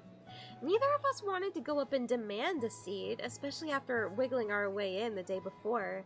What if they changed their minds? But Statch, noticing us standing like lost lambs in the middle of the room, waved us over. Hey, girl. Don't talk to me. Don't talk to me like you know me. How's class? Oh, you know, normal? Satch nodded and turned away, having been in the middle of talking to Josh. That was awkward. Despite how familiarly he treated me, I still didn't know how to talk to him. Or any of them. I looked across the table and locked eyes with PBG, who stared at me like I was a baby German Shepherd. You... All right. Cookies! What? What? Oh, sick. You bought us cookies! You're the best, Gerard! Paul sprang out of his chair and practically tackled Gerard. What was that gasp, bro? Whoa! Whoa! Whoa! Whoa! Whoa! Whoa! Calm down. There's more than enough cookies to go around. Gerard started passing the cookies around the table, but paused. You're back again? He looked at Maya and me. I tried to ignore the disappointment on his face. Well, here. He handed us each a cookie, then headed back across the cafeteria. I stared at the small chocolate chips melting in the warm cookie. Dude, I want a fucking cookie so bad, man. Did he not want us here? But he was so nice yesterday. I didn't even want to eat the cookie. Not if he was going to be so two-faced like that. Whoa. Short boy. I'm gonna make him talk like this. Hey! Watch where you're walking next time. A sheepish Gerard stood next to a short, skinny boy who was holding his tray above his head. I'm sorry, I'll be more careful. Oh, you're from Normal Boots. Wait, you're the guy who plays with itty-bitty kitties, aren't you? The boy sneered. How the hell did you manage to get with a group like that? Huh? They're my friends. Playing with those stupid dolls. You're an embarrassment. The kid's friends were hitting his shoulders, looking from Gerard to our table with panicked eyes. I like what I like. I think they're fun. Whatever. The kid was led off by his friends. Gerard came back and sat down at the table. That was weird. Gerard sat down and began happily munching on his cookie, looking for all the world like he didn't care about what just happened. I scanned the cafeteria for the boy who heckled him and found him sitting alone at a table. His friends had left him behind. What was that about? Oh, that? I used to get it all the time. I totally forgot it's a voice, dude. I collect itty-bitty kitty figures. IBS. IBS. Dude, it's IBKs. Be just like IBS. You know that kid show with the 5 kittens who live in Kitten Town? Fucking ponies. My Little Ponies. Ponyville. They were originally supposed to have magic powers, but whatever. I collect their figures. They're so cute. I've almost got them all. I'm only missing Princess Pumpernickel. She's the rarest. But why was that guy making fun of you? IBS, yeah, I be shitting. Dude, control your fluids. I was afraid of bringing up bad feelings, but Gerard just shook his head. It looks kind of weird, right? A teenage boy collecting toys meant for little girls? Uh-huh. But I like them, so I don't let it bother me. Sorry, I didn't bring enough cookies the first time, Anna. I forgot that you were joining us again. But I'm glad you're here. I bit my lip. See, Hannah? He was just being nice the whole time. And here you were, jumping to conclusions. Hey, your cookie will get cold if your cookie will get old. It'll get cold if you don't eat it. I unwrapped the cookie. Scents of chocolate and cinnamon hit me. I broke off a piece and popped it into my mouth.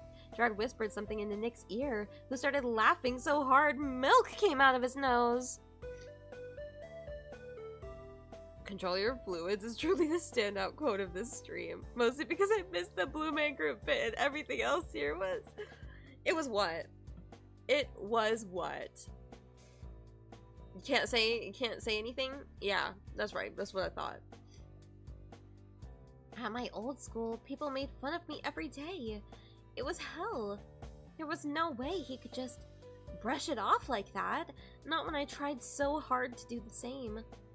But as I finished the cookie and started on my ramen, and Gerard continued to laugh with the rest of Normal Boots, I wondered whether it was as impossible as I always thought. Anna? Stop talking in my ear! My god! The things I do to play a extremely niche otome game. Hana, can you pass me some pepper? I got it. Here, Jared. Oh, just the Thanks. What's your name again? It's Mai. Nice. Thanks, Mai. Oh, Queen. Hana. Well, Hana, you ready to head back? She got embarrassed one moment and she's like, are you ready to go? Let's leave. Let's skedaddle. Let's skadoosh. Did Mai look sad? Or did I imagine it? We threw our trays on the racks and headed out of the cafeteria. As we waved to normal booths and Gerard cheerily waved back, a sudden pang hit my stomach. Was it guilt? Gooner full? It truly was full of goon, dude. It's fucking Moi Moi Goon stream, come on. After class ended that day, Mai said she had volleyball practice and sped off. Thankfully, this time I knew where I was going, so I headed straight back and collapsed on my bed. It was nice to have some time to myself. After everything that happened, I felt like I was going crazy. I could use the relaxation. I didn't have a computer or a TV, and the book Satch gave me was really good, but sometimes it got a bit hard to read. Instead, I took out my phone and started flipping through the App Store. Nothing really looked good. Wait, what was this? I sat up. Dumbadoom's Revenge, bro! I feel like the reference that is Dumbadoom's Revenge, I feel like it's a bit too niche to explain. There's layers, okay?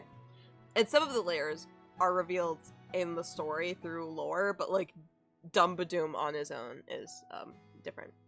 Anyway, face off against 3 other players as you catch monsters, raise them, and you use your unique skills to aid you on your puzzle-solving quest. Only you can save Meta World from its ignorant king and utter destruction. Now with a single-player campaign, raise crops to feed your monsters. If you're lucky, they'll transform into cute girls. What the hell? It looked so stupid, but it couldn't hurt to give it a try. I downloaded and started up the game. Welcome to Dumbadoom's Revenge! I skipped the intro sequence and quickly hit single player. The load times were terrible. Suddenly, a cartoonishly hilly valley met my eyes, panning over to a white castle nestled next to a cliff. A lazy king lay asleep on a throne when a squat silver soldier ran into the room. Get Dumbadoom, quickly! We're under attack! Oh, just send the 1st Battalion off, please. I'm rather tired. The knight left, and the screen faded to a world map showing a horde of black blobs on the right side of the screen. A small group of knights ran up against the blobs and were instantly devoured. One of the black blobs spit out a helmet with a skull inside. What the fuck is this game? Let her say fuck, man. That's all I'm saying. Things continued in this way, with the king sending off his battalions haphazardly until no one was left. Then the king awoke in his chair and turned to the screen. You! Me? Only you can save my kingdom, please! I don't think I can save your kingdom. You're the one menacing it. How dare you? The hell? Could this thing hear me? You are no longer my advisor. Go back to your home village and let me deal with this myself. A tiny sprite with brown hair flew across the world map, bouncing into a bunch of red houses. I guess my only choice is to raise an army of monsters myself, overthrow the king, and then raise an army to fight the oncoming bloppity blobs. Bloopity bloobs.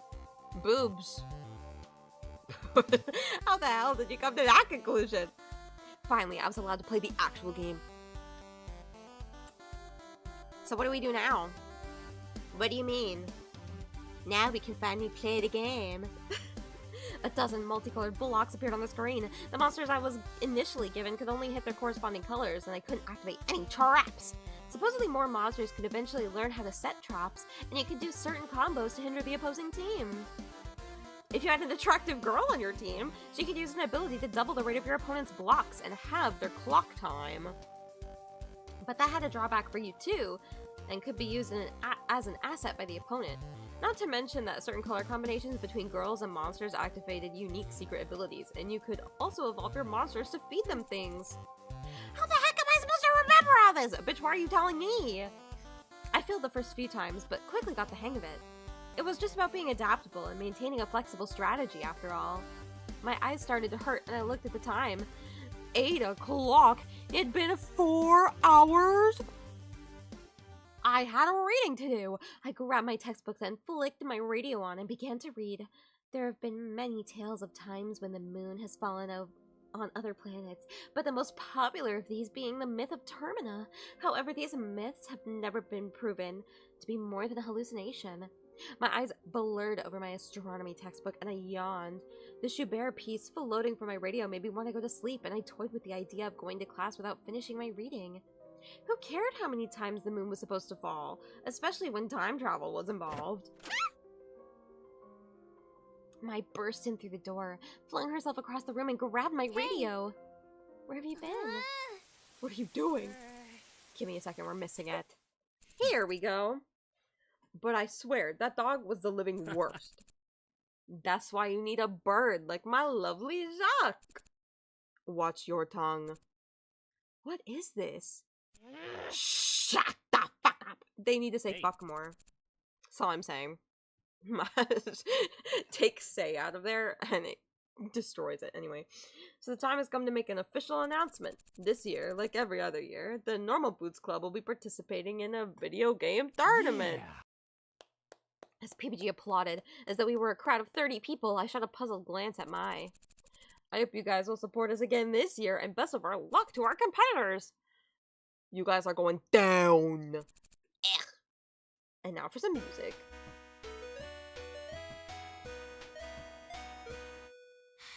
Mai turned down the radio and sighed. Okay, what did you want? What was that? PB&J. It's PBG and John's radio show. They have a radio show? What do they do on it? Oh, you know, they talk and stuff, and play music sometimes. Dude, get white men away from the podcast microphones. It's not healthy. There's too many. Everyone in school listens to it. I'm so glad you brought your radio. I forgot mine at home. And a video game tournament? Yeah, didn't you hear them talking about it the other day? No. Come to think of it, I hadn't paid much attention to their conversations. I was too busy worrying about myself. Every year they have a game tournament down at Higenbana Mall. Lots of people come to compete, but everyone knows the real fight is between the Normal Boots Club and the Hidden Block Club. Is that what they do? Video game tournaments? Yeah, that's why nobody's ever joined them since their inception.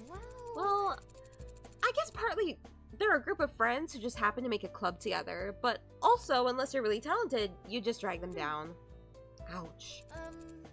Not all of them are so harsh, but some of them will... Mai glanced away, but I knew who she was talking about.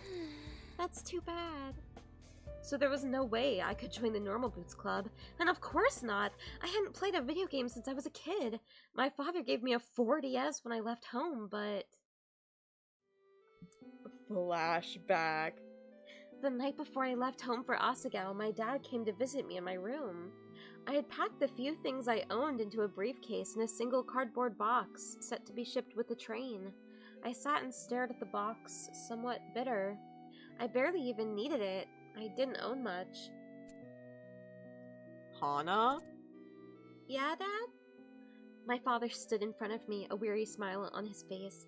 Even though he tried to hide it, I could see by the deep wrinkles around his eyes and forehead that he was tired, sad. The past few years had taken their toll on him, and I hadn't eased things. You'll be leaving tomorrow. Yeah. A heavy silence hung between us, filling my childhood bedroom like styrofoam. Are you excited? Yeah, I am. Hana's dad is the therapist? Oh my god! Oh my god, he really does look like the therapist from fucking Scott the Woz. What the fuck? It's just aged up. Fuck, what? Dude, this game really was, it was the foreshadow of an entire lifetime. He nodded and glanced around my room, at the pale blue walls, the broken clock above my old desk, the scuff marks around the door frame from when I ran into it as a kid. I lived in this house almost my whole life, but ever since moving after kindergarten. It was like everything I knew, but now it was too much for me. The decision to transfer to Asagao didn't come lightly. First, it was a prestigious institution with a highly prized reputation. Only the best of the best, touting either great grades, impressive talent, or lots of money, could get in. I was none of those things, but I made it in regardless. Part of me suspected I was a charity case. I received a small scholarship, and it would no doubt look good for the academy to have fostered a poverty-stricken child in its walls. And despite the fact that my father couldn't afford it, even with the scholarship, he guaranteed he'd support me if I went.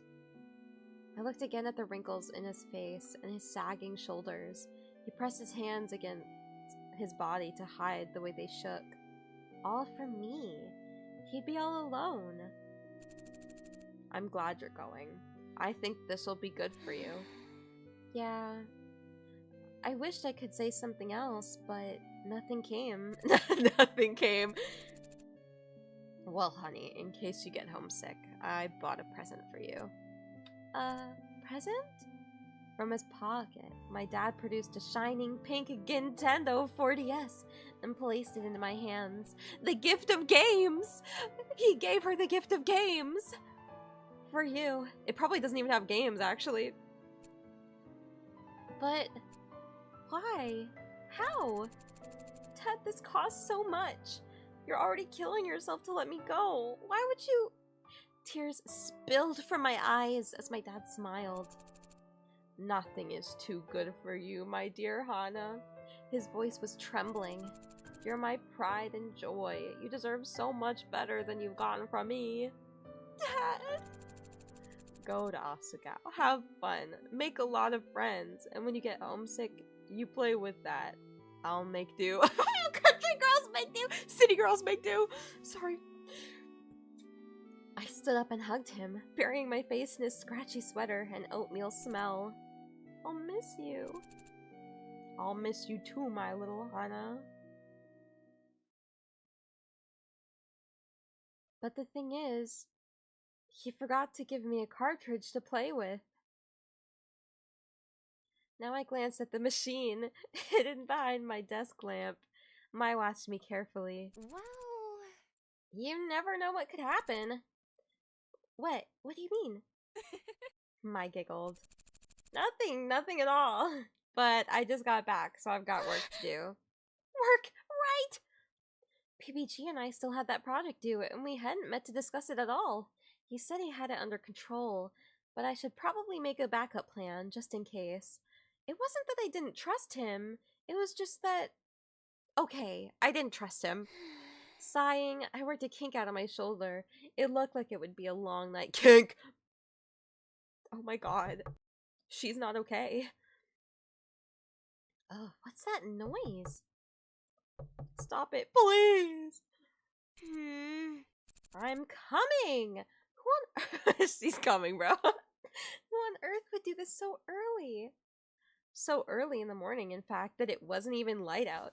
I quickly padded over to the door. Mai shifted in her bed. what? It's about the time! Oh, hold on. How do I make it feminine? I don't know how to make it feminine. It's about the time! Who? Oh, no, I do have to be a drag queen! Honey, I'm the queen of drag! Oh, honey. She pushed past me and swept into the room, flipping on the light switch. Paul and Nick followed after him. Anna, I feel just terrible for ruining your uniform. Sincerely, we owe you an apology and a cleaner uniform. I'm not so good at that kind of thing, so I brought a friend to help me. Josh pulled open my drawer and tossed out clothes left and right. Oh my god, stop! That's my underwear! What's wrong with you? I ran to him and grabbed his arm, trying to pull him away. These panties are so cute. They're perfect for you. Bro, That's just a land of perverts and freaks, huh? Where's your uniform? I ducked below Josh and pulled open a drawer, pulling out the sticky fabric. Here, take it. I threw it at Josh's face, but he caught it with ease. This is no problem. I promise I'll have this clean in no time. Girls? He snapped. Follow me. Paul, Nick, and Josh swept from my room, but they didn't head toward the hall exit. Instead, they turned left, heading deeper into the dormitory. I didn't have a good feeling about this. I stepped into my slippers and ran into the hallway, just in time to see the door to the girls' bathroom close. Oh no. The demon. Oh god, oh god, oh god. Hold on. I do have to take a sip for this because this is gonna be fucking rough.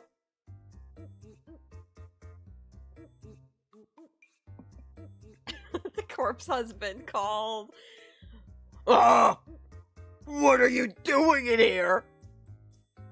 I sprinted out of the bathroom. I sprinted to the bathroom door, but before I could get there, Paul and Nick slammed into the wall across from the door.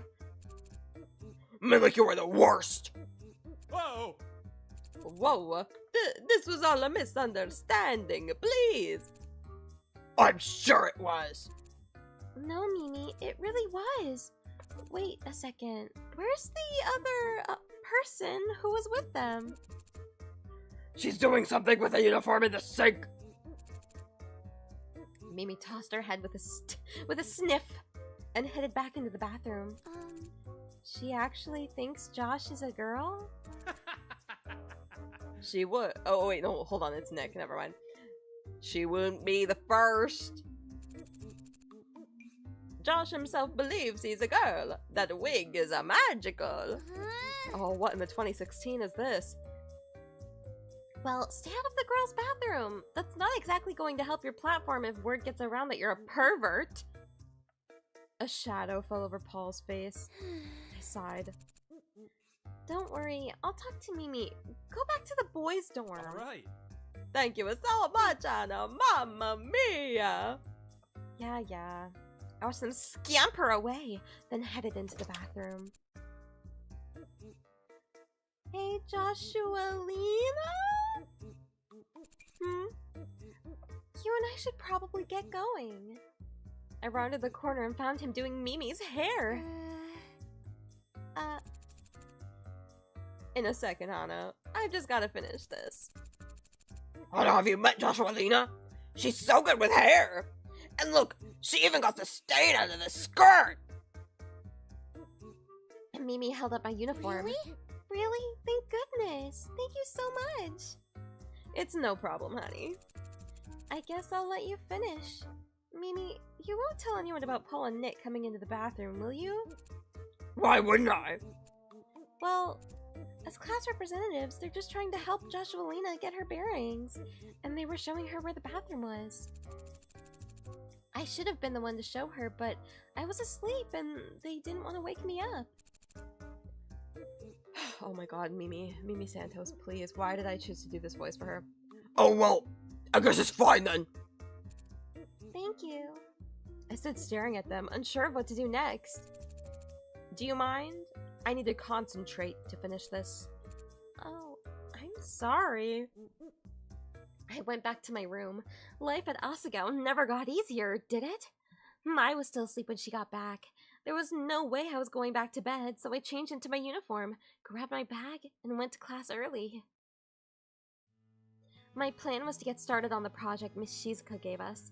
As sincere as PPG was, I wasn't quite sure he'd hold up his end of the bargain.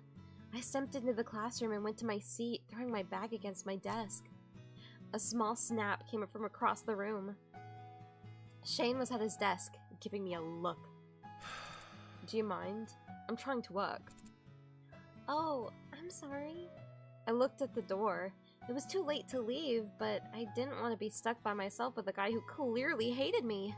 I sat down at my desk and looked at my hands. This is the quietest place I can find in the mornings. Really? Really? Not the library? Shane shook his head. I see. I'll try not to bother you. He shook his head again. You're fine. Do whatever. It'd be awkward if I just sat there like that. So, what are you working on? Shane looked at me, and for a moment, I thought he wasn't going to answer. Then he waved me over. I crossed the room to his desk and looked over his shoulder. Several sheets of paper with lightly sketched outlines lay in front of him. It looked like they were for comics? You draw comics? Yeah. What about? He shrugged. Whatever. He said it with a touch of finality, so I skipped to another topic. Do you mind if I ask where you're from? Shane gave a heavy sigh. Could you not tell from my accent? I'm from England. This is my second year. Oh. He continued to draw, etching the lines of a British flag above what looked to be a government building. British blocked. Do you miss it? He finished shading a line before responding. I guess. My whole family's there. You're by yourself? Why did you come here? Bro, stop sighing in my ear. Class will start soon. Don't you have something to work on? Ouch! Taking the hint, I went back to my desk. Suddenly, the door slammed open. Hey! JonTron jump scare. I misread the title of this game as Asagao Academy. No! Oh my gosh, Kazbat, you would not believe. I've been so sus this whole stream, it's horrible. Literally started the stream, started playing this game, and said that I wanted to bounce on the Blue Man group. If you know what I mean. It might as well be Asagao Academy. Hey look, we got here early. Wonderful. Oh, Hana, Shane! Looks like it's just the four of us. We should stir up some trouble. Trouble? Let's plant an egg on Miss Shizuka's chair, eh? I bet she'd think it was hilarious. No. No. Come on. I bet I could find an exploding bird or two to dive bomb us during class. No. The fucking Birdemic reference. Sorry. I bet you could probably bake her a cake. Filled with knives. Really?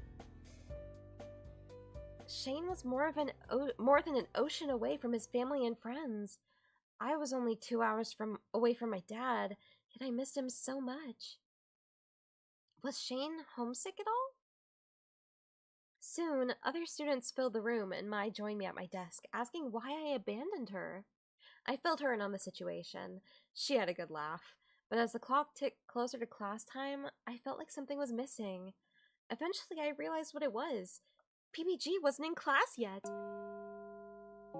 The bell rang, Miss Shizuka came in, and class began, but he was still nowhere to be found. Where was he? Oh god. The real problem that causes grinding to be necessary in RPGs, if you ask me, is that the whole system is flawed.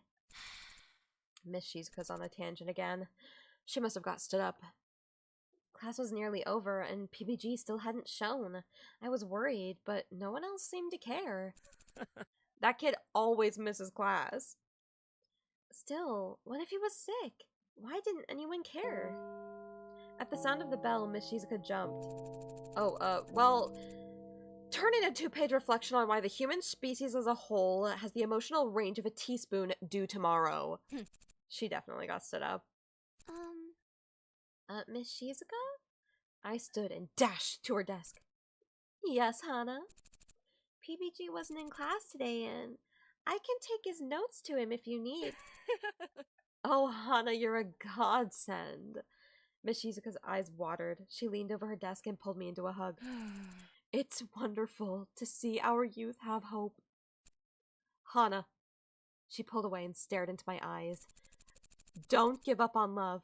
You're young. If PBG is the one you want, you have my blessing. Here, take these papers. She shoved the handouts from today's class into my hands and gathered her things. Bless your heart. She left the room crying.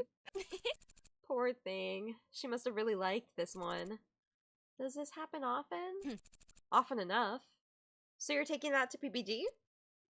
Yeah, but now that I think of it, I don't know his room number. 402. How? It's next to Jared's room, so of course I'd notice him leaving in the mornings. I've got tryouts, so I won't be able to go with you. Good luck, though. I'm sure he'll be happy to see you. I told you, I don't think he feels that way. Before I could say anything more, she left the room. So was PBG some sort of human gentleman princess bubblegum? No, this game, is borderline RPF about actual YouTubers. PBG is peanut butter gamer. Blah. 400, 401, 402. Here it is. I paused in front of his door, my heart in my throat. I suddenly felt horribly stupid about bringing this to him. It wasn't like he would even look at it. He said himself that he hated school. But what if he was dying in there? John went to the drama club. He wouldn't be back for a few hours. Sucking it up, I knocked on the door. Who is it? It's Hannah. I brought some notes from... The door swung open before I could finish my sentence. PBG beamed down at me. Hannah. Hey. Come in. Dude, double comes. That's all I'm saying. What? I stepped into a messy room. Posters lined the walls, and small Harvest Moon plushies were piled up on one of the beds, which I assumed to be PBG's. A TV was on in the center of the room. Turby twinkled happily from the pause menu. You were playing games? Huh? Oh, yeah. PBG closed the door behind me. I didn't feel like going to class today, so I thought I'd stay in and do some work. Work? Well, we do have a tournament coming up, so this kind of counts. I brought you the stuff we went over in class. He took the papers out of my hands and set them on a desk next to a small stack of manga. Wow, he's so relatable!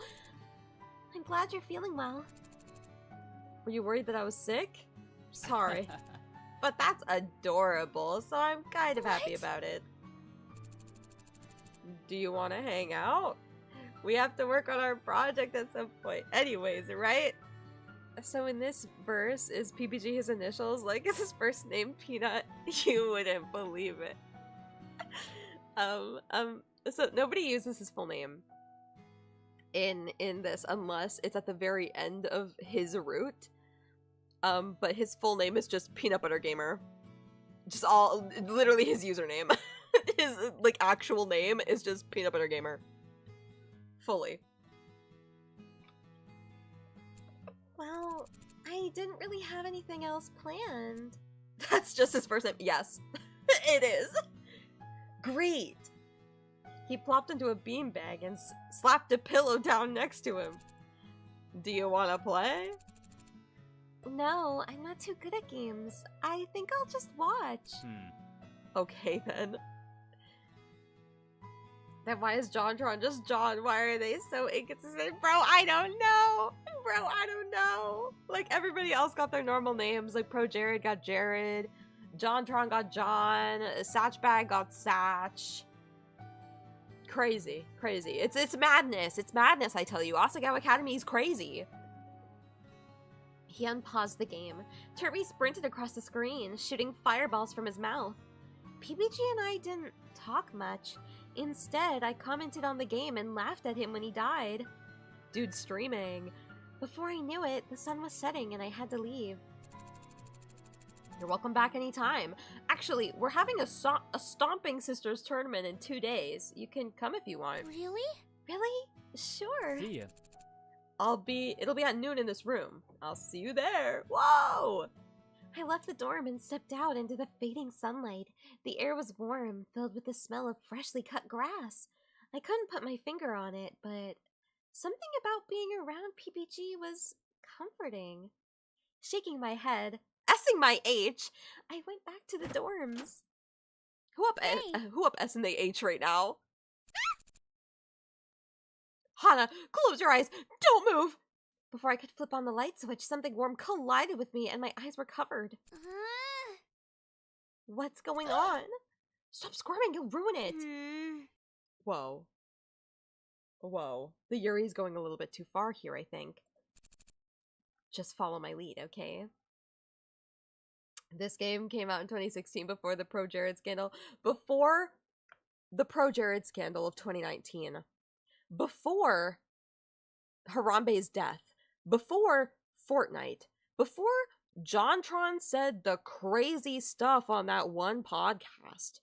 And before the completionist was outed for allegedly embezzling charity funds. Whoa! Be Fortnite. I like to imagine that this game coming out kickstarted everything bad in the universe. It was like a true prophetic vision, you know? It perfectly encapsulates the culture of 2016, but it also provides like a lot of foreshadowing for the future, especially in like how the guys were written. Crazy. Crazy. Mike guided me through the room, telling me where to stop. Down. She put her hand on my back and folded me in half, inching me into something that felt like it had a roof. Almost done? What exactly is going on? I gasped. And why didn't we have the gay? Why couldn't we have gay? This is the most gay we get, man. My, what is this? What does it look like? It's a pillow fort. I've been looking forward to this for ages. Tryouts already happened. I made the team easy. I left early because I wanted to set this up for you. For me? Well, for us. You've been such a good friend to me, Hana. I'm so glad we got to be roommates. I wanted to do something for you to make you feel more at home. I've seen how panicked you can be going around school. I don't know what happened in your life, but Asagao's your fresh start, right? You've got me, and you've got this school, and normal boots too. If you're up for it, this can be your new life. You don't ever have to look back. And now? Now's when we can play. Yes, I knew it. I totally knew you were going to cry. Girl cries at everything, bitch. It's not like, whoa, oh my gosh, I knew it. Like, dude, you expect it. It's gonna happen. Perfection. I guess this means I was successful. My, you've done it again. I slammed her into a hug. Whoa, be careful. You don't want to break it. This took me forever. My, I was bullied at my old school. That's why I came here. And it was only because my dad gave up everything to afford it. I thought you wouldn't like me. I have a hard time trusting people. But if you wanted to, I think we could be Best friends? Shut up. Oh, no. Gay people. Let gay people exist. Let's be friends. Historians would call them good friends. That's what we're calling them. That's what we're calling this. Like, yes, let's be friends. Historians would call them good friends. Roommates, even. Oh my god, they were roommates. I'm so happy. Me too. Together, we're unstoppable. I'll say. Let's hook you and Jared up. But what if we do his route, huh? Then what, are we fucking liars? Whoa, wait! I can't even speak to him without self-destructing. It's fine. There's no way he couldn't fall for you. Oh yeah? And no one's caught your eye yet? Huh? I'd say there's more than a few suitors on your horizon. Aren't you gonna give it a shot? Me? Dating?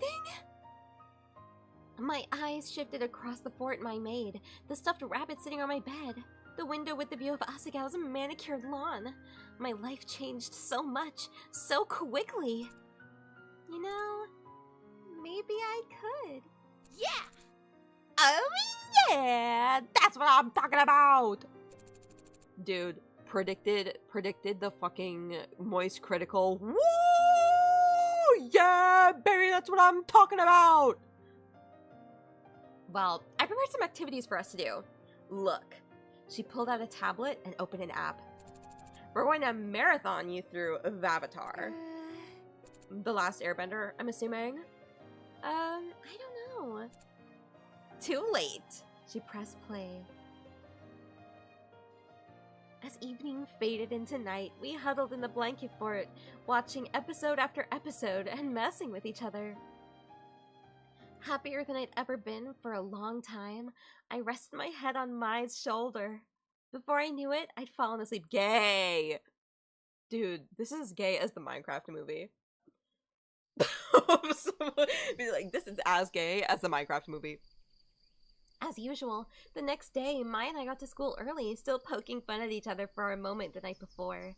But as we approached Poppy Hall, I noticed something felt different.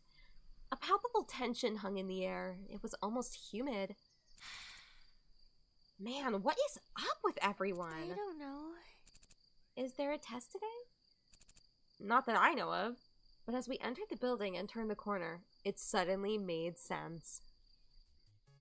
Jared and Paul were arguing amidst the large crowd, spit flying from their mouths while Nick and Josh walked along the hallway pasting posters of Paul's face over Jared's modeling shots. I thought I told you to stop and take those posters down. No, dude, what's wrong with you? Oh, wait, oh, fuck, I messed them up.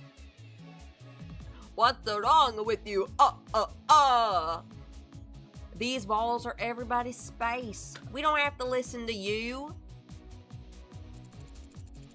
And you should know that this campaign is way more important than your little fashion show.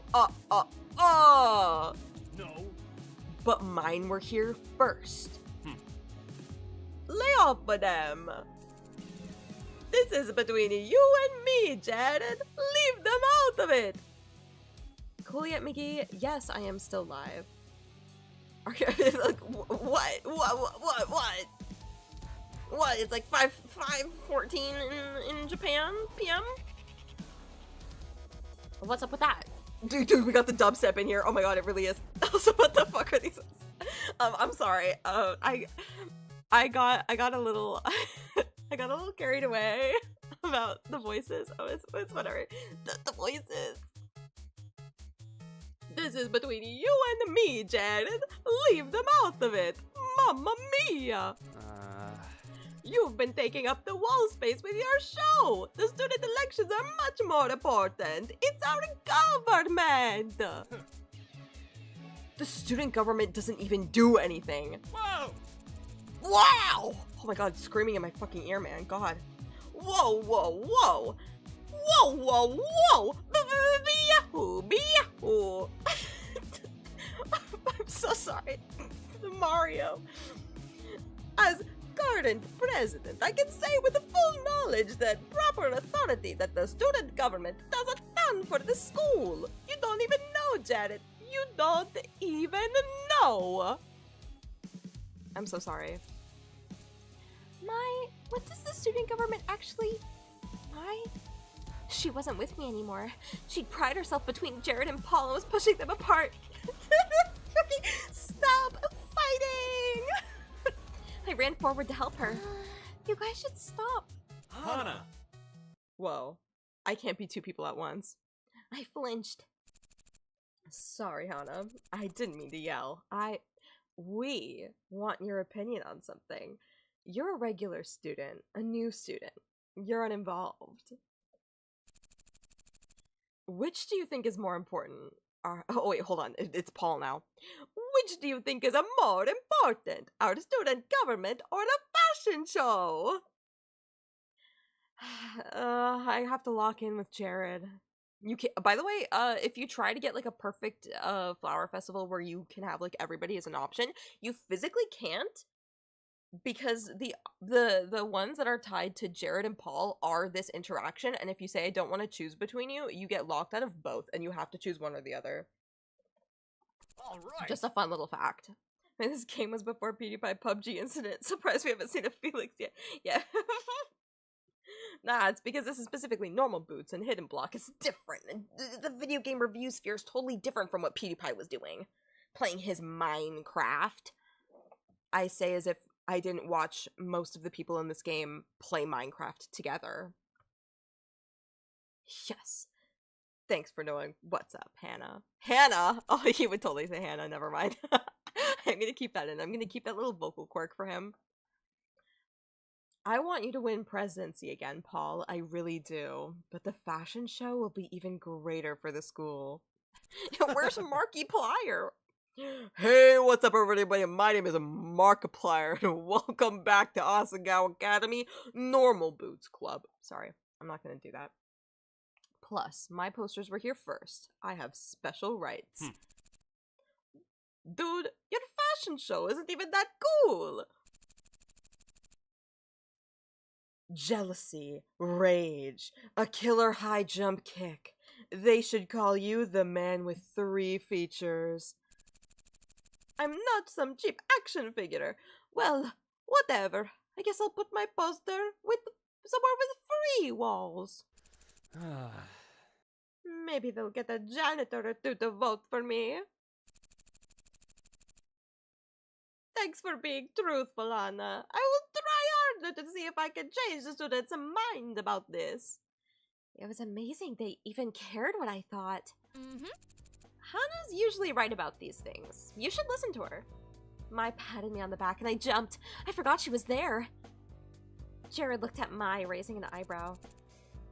Are you sure, Mai? Don't you have your own opinion? Why'd he bother to ask? Well, if I'm being honest, I care more about the fashion show. I go to the elections because I have to, but I go to the fashion show because I want to. Plus, it raises a lot of money for the school. Thank you. He gestured dramatically at Mai as if her opinion sealed the deal. That's because we made it a fundraiser. AVGN and Nostalgia Critic must be teachers here. AVGN and Nostalgia Critic were not teachers in this game, but the school nurses creeps McPasta. Google him if you want to know the deets on that. But another problematic person involved in this game. The 5-minute bell. Class was about to start. Jared nodded to us and walked away. Paul opened his mouth as if to say something more, but evidently thought better of it. He headed after Jared with Nick and Josh, thanking them for their help. Being a year ahead of us, their classes would be in the next floor. Mai began to follow them, but I gently pulled her arm. Our classroom was the other way. Oh, Jared. Girl, keep it inside! Jared, if you need any help with the show, I'm here! Her yell echoed through the emptying hallway. Jared, without looking back, raised a hand in acknowledgement. Girl, please, you're peeking the mic. Mai covered her mouth and emitted a skull-piercing squeal. Wincing, I dragged her into the classroom. After the drama that morning, I wasn't sure what to expect at lunch. I dawdled on my own, making up an excuse about copying notes, hoping whatever tension remained would dissipate while I was gone. When I got to the cafeteria, it seemed my plan succeeded. Hannah! Oh my gosh, we're sitting at the cool people table again! Mai sat at the Normal Boots Club table, looking like she completely belonged. She waved for me to join her. I sat down next to her at the edge of the table. Josh was across from me. We made eye contact as I sat down, so I nodded slightly to him. He nodded back. I felt accepted. Hey, Hannah. How's class? Hey! Good, thanks. PBG might have already told you, but we're working together on a project. It's going pretty well. I'm doing the Is that Gerard back there? In a shy moment of not wanting to look Nick in the eye, I glanced to the side and saw Gerard in the back of the cafeteria with someone I didn't know. Everyone turned to look. He's probably doing some trading. Satch waved a hand. So I borrowed a new drawing tablet the other day, hoping I could use it to make plans for my machine. Satch changed the subject and everyone started talking about that. I, however, kept my concentration on Gerard. who was holding a small figure. Same with the girl he was talking to. What were they trading? Those are itty bitty kitties. They're really popular right now. I'm surprised you don't recognize them. They're kitty figures of all shapes and sizes and colors. I have a few myself. You know me, I'm hip to the know about these things. They're pretty cute, but kind of a girl thing. She shrugged. Gerard's known as the completionist around here, and every time a new thing gets popular, he completes them all. I've never seen his collections, but I heard they're really impressive. You have to be a dedicated person to do something like that. IBK is the thing right now, and last year too. I think in the first year, there were a lot of people collecting silly slimy snakes, but that got old fast. Teachers didn't like everything getting coated in a thin layer of slime. I still have one in our room. I can show you sometime. Jared tapped Mai on the shoulder and she whirled around, hitting me in the face with her hair. Yes! I wanted to thank you for this morning. Oh no, it was nothing, definitely, I mean it! As Jared and Mai spoke, my eyes went back to Gerard's exchange. The girl pulled a second figure out of her backpack and held both of them up. Gerard inspected it and shook his head. She pulled another one out. Sadly this time, and Gerard's face lit up. He held out his figure and they swapped. How bittersweet. Letting go of something you loved just to get something you would potentially love more. What do you think, Hana? My attention was pulled away. I hadn't been listening to the conversation. Huh? Yes or no? Yes? Interesting. Mai gave me a skeptical glance, then turned away. I bowed my head in apology and took one last quick look at the intriguing trade happening. The girl left and Gerard was now talking to a boy with a messy appearance who made exaggerated hand motions. It looked like he just got out of bed. Was it another trade? All right. So, official announcement in case you haven't heard, we're having a competition tomorrow. Just a little casual something to get us ready for the tournament. Yeah! Finally, we've been planning this one since last year's. My attention snapped back to the conversation that was happening in front of me.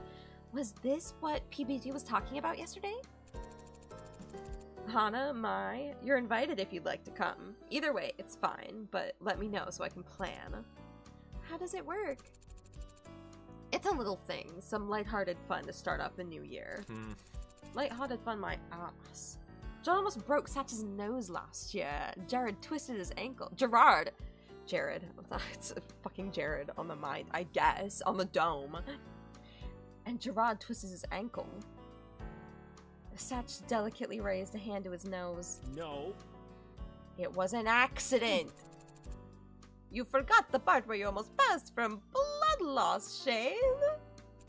I didn't forget. He looked away. I can never forget. I don't know about this. I'm not very good at video games. Yeah!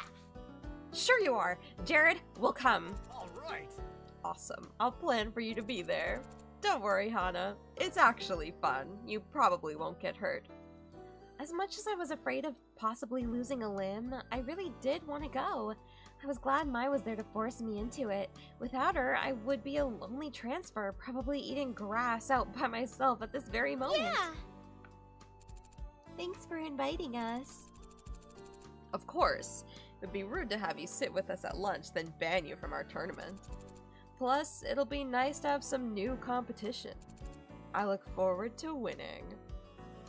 The rest of lunch passed by comparatively uneventfully, or at least, if anything else happened, I didn't notice. I was too busy staring at the food in front of me, joy and horror mixing in my stomach. There was no way I was going to beat even one of these Normal Boots boys! I would make a fool out of myself. But still, I was getting to go. It was a privilege nobody else shared. Paul looked at me with what seemed like concern, and I smiled at him. He grinned and returned to his food. The least I could do was give it a chance.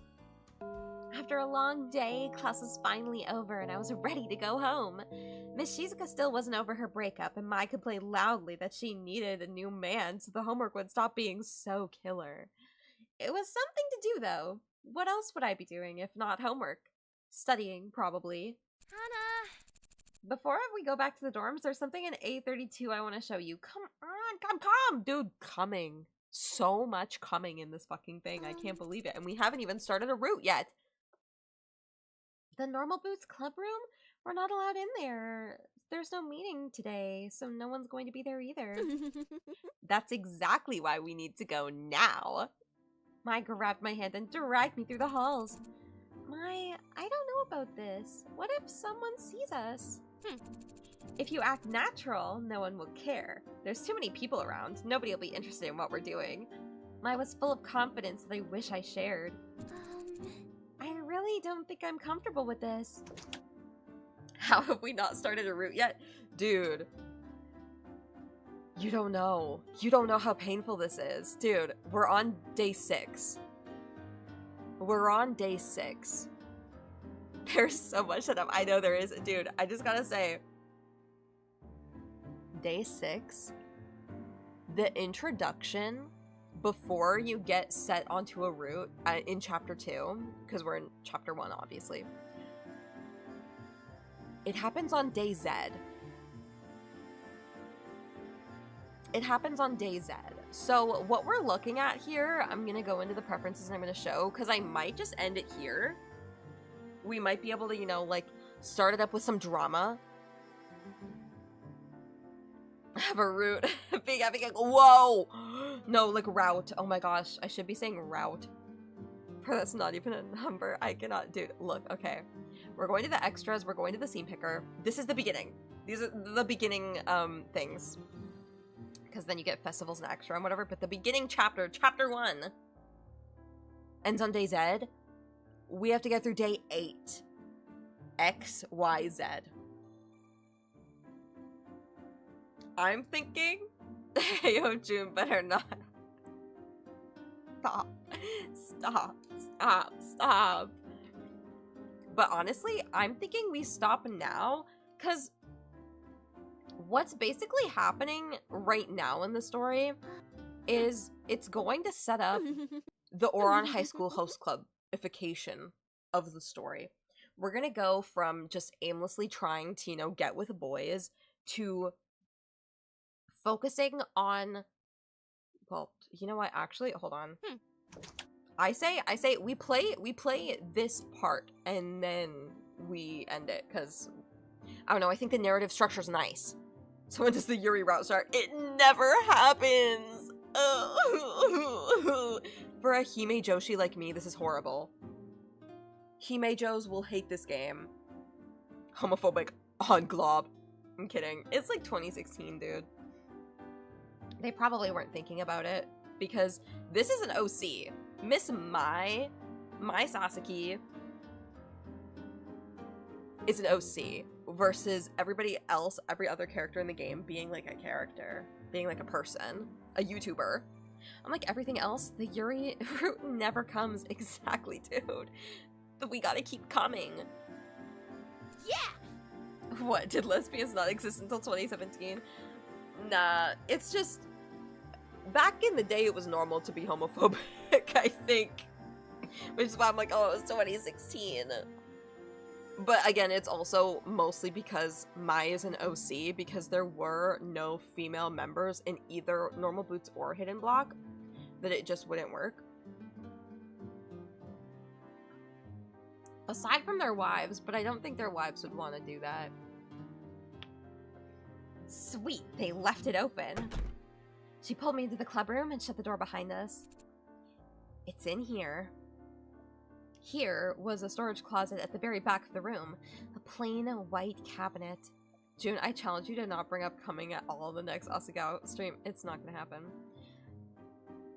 She stopped short of the door, looking expectantly at me. I tugged the knob, expecting it to be locked like all the storage closets were. The knob didn't move, confirming my suspicions. Relief swept through me. Well, darn, it looks like it's locked. I guess whatever you have to show me will have to wait until another day. Or perhaps maybe never. Oh, I know it's locked. That's why I have these. She pulled out a shiny chain of keys from her pocket, eyes sparkling. What? Shizuka's keys? Who gave you those? No one. I'm borrowing them for a little bit. No harm done. She fiddled with the door handle, going through key after key. My, I'm seriously uncomfortable with this. Someone's bound to find out. They always do. Finally, there was a small click as the lock relented. Don't worry, Hannah. I'll protect you. Proceeds to never protect me. Anyway. Mai opened the closet and a light shone down directly onto its contents. Yay! There they are! What a kleptomaniac. How? In Satch's route, because I didn't activate Satch's route, so we're not going to do it. But in Satch's route, it is the only time that it is directly confirmed or mentioned directly that Mai is a klepto. No, kleptomaniac, yeah.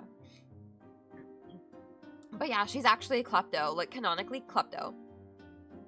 Because like, they retain the same lore for every character and they sprinkle it in different routes and stuff like that, but Satch's route is the only time that it's directly mentioned that she's a klepto because it comes up.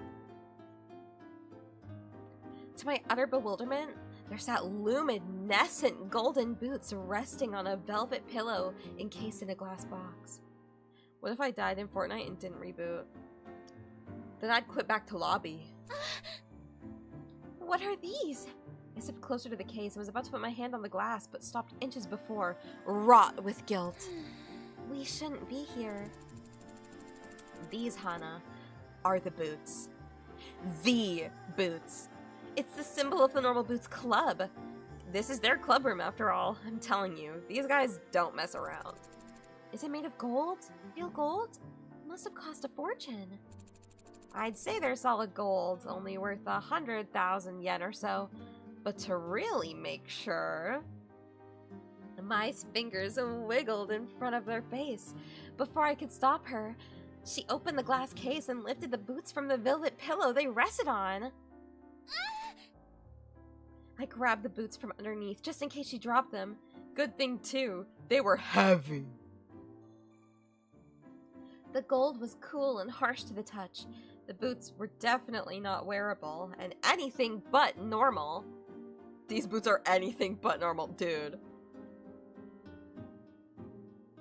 Mai bounced them up and down, did the fucking bouncing, dude. Oh my god, bouncing on that thing like it's the 4th of July party. Weighing them with her hands, her arms flexed as she did so. I suddenly realized why her pats on the back hurt so much. Volleyball made her strong. Bingo. Yeah, definitely solid gold. Mimi lied to me. She said they were gold-plated. I didn't believe her, so I had to check. So you dragged me along instead of her. This display of wealth made my stomach turn. Where they saw a symbol, I saw months of food for my father and I. 100,000 yen just laying in a closet protected by a single poorly guarded key. It might not be a big deal to the students with rich parents, but the majority of the academy, but it was more than disturbing to me. Uh-huh. Yes, you. I wanted you to experience this with me. Silhouetted by the warm glow of the spotlights, Mai smiled at me. That smile almost made me feel okay being here without permission. Almost. Almost. Plus, when we get caught, we'll be okay. There's no way they can punish you. They really like you. What? The storeroom lights flickered on. We both turned abruptly, still holding the boots. Shane stood in the doorway. No, he fucking hates us, dude. Maybe not that one. Bro, stop fucking in my ear. Fucking iPhone sound and ass. What are you doing here? This case is supposed to be locked. Well, it was locked. My girl. Shane. We're really sorry, Shane. We heard the boots were kept in here and we were curious, that's all. No harm done, right? Here, Mai, let's give the boots back to him. Yeah, I was just showing her. We aren't suspicious. You guys hide it away. How's anyone supposed to see it? She handed the boots to Shane, who placed them carefully back into the case, adjusting the pillow to the center. No. We hide it from people who aren't in the club. Like you. The case clicked shut. Shane, I'm sorry. Bro, oh my god, he really said get out of my sight. Oh my god, British. More like get out of my sight. Bro, oh my gosh, he's really out here like I am only using 1% of my power to hold this anger back. If I unleash it upon this world, my alpha will come out and I'll tear you all to shreds. I'm dangerous. I'm so sorry. I gulped. Maya and I dashed out the door. Shane slammed the door behind us. Do you think he's gonna tell the rest of them? I really hope not. I might have ruined my reputation with them. Sorry. I think you mean I might have ruined your reputation with them. She's throwing it back. Did you know true pain? She threw her head back and laughed, not quite grasping the consequences of her actions. You'll be fine. I'll even be fine. They're students just like us. It's not like we stole it. Don't do this. Don't wish this upon us. But Shane, he was really angry. That's just an act. Don't worry about it. Hannah, I said I would protect you, right? Her words seemed genuine enough, but I had a hard time believing her. It was almost as if she planned for us to get caught. Okay. Good. Now let's head back to the dorms. That competition is tomorrow, and I do not plan on losing due to lack of sleep. The tournament! I completely forgot! Why would they even let us participate, considering what we just did? Maya hummed happily as she skipped down the hall, somehow impervious to my anxieties. Heart heavy, I followed her. Okay, now it's day 7. It's the start of day 7. I'ma save, broski. I'm gonna go to the last page. I'm gonna save here. We're at day 7. Kinda crazy. We did a lot. And by we did a lot, I mean, this game is so fucking long. I'm so sorry. And I never disclosed why I wanted to play this on stream.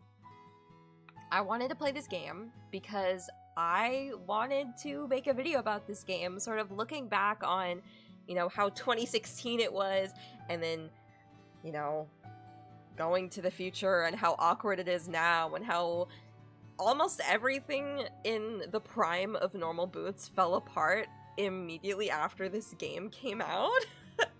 It's kind of crazy.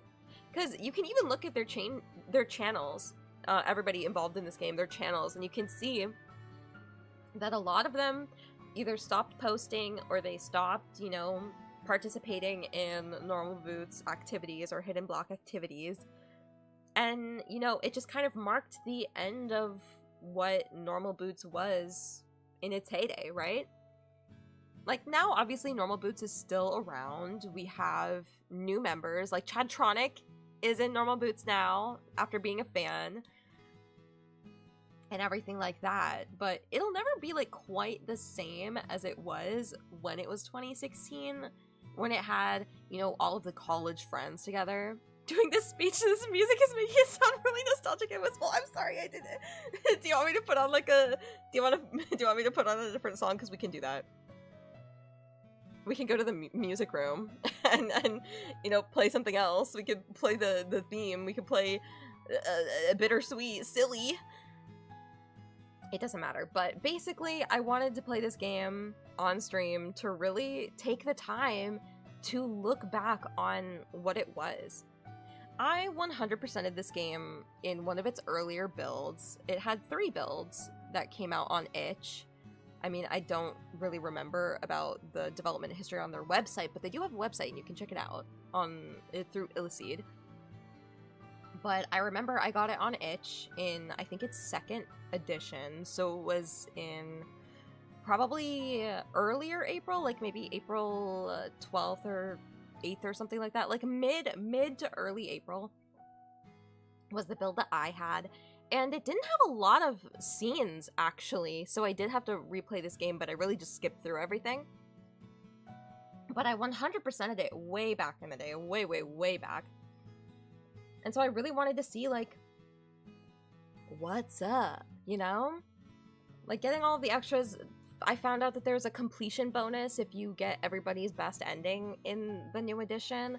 Plus, you have like, in the endings, there's a special post-credit scene for everybody. I also really want to know, because I don't remember how to do this, and this file has switched through many different iterations on my computer. But on my laptop, I only have the older version, and I have this scene right here in that version, in like the second build. But I don't have it in the final build, in this one, and I have no fucking idea how I got it the first time. So, like, if anybody has any information on that, like, please let me know. The scene is called Getting Good.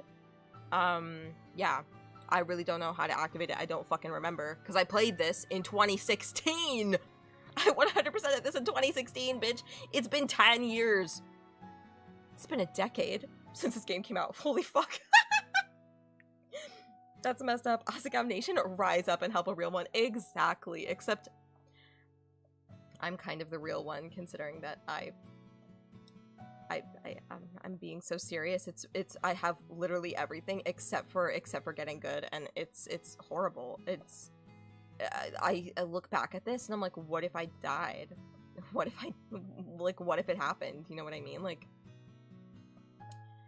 it's a bit much. It's really a bit much. I romanced the bird.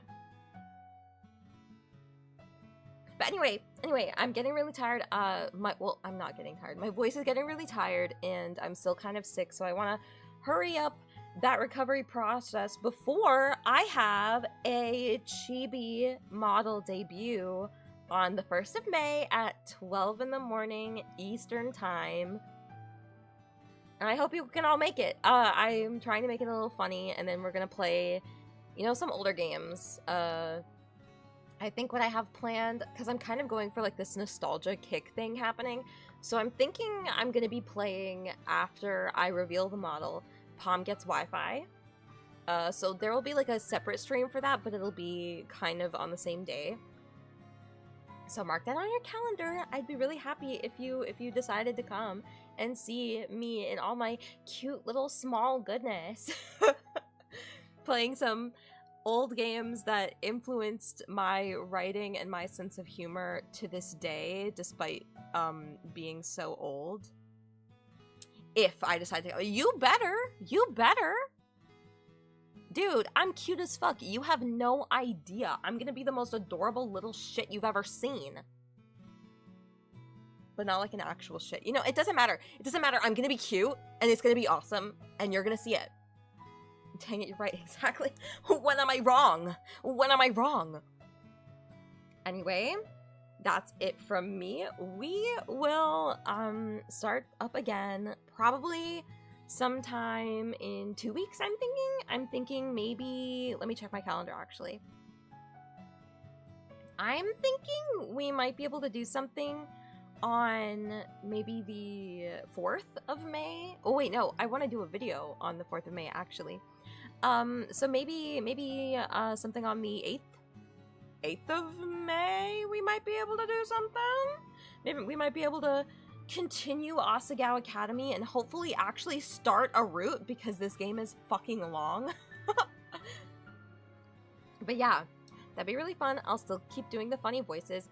And finally, to close out this stream, because I never know how to end streams, no matter how many times I do it, I will cast a spell, and maybe you can even cast it with me if you know the words, in order to make your night, day, week, or whenever you're watching this super special.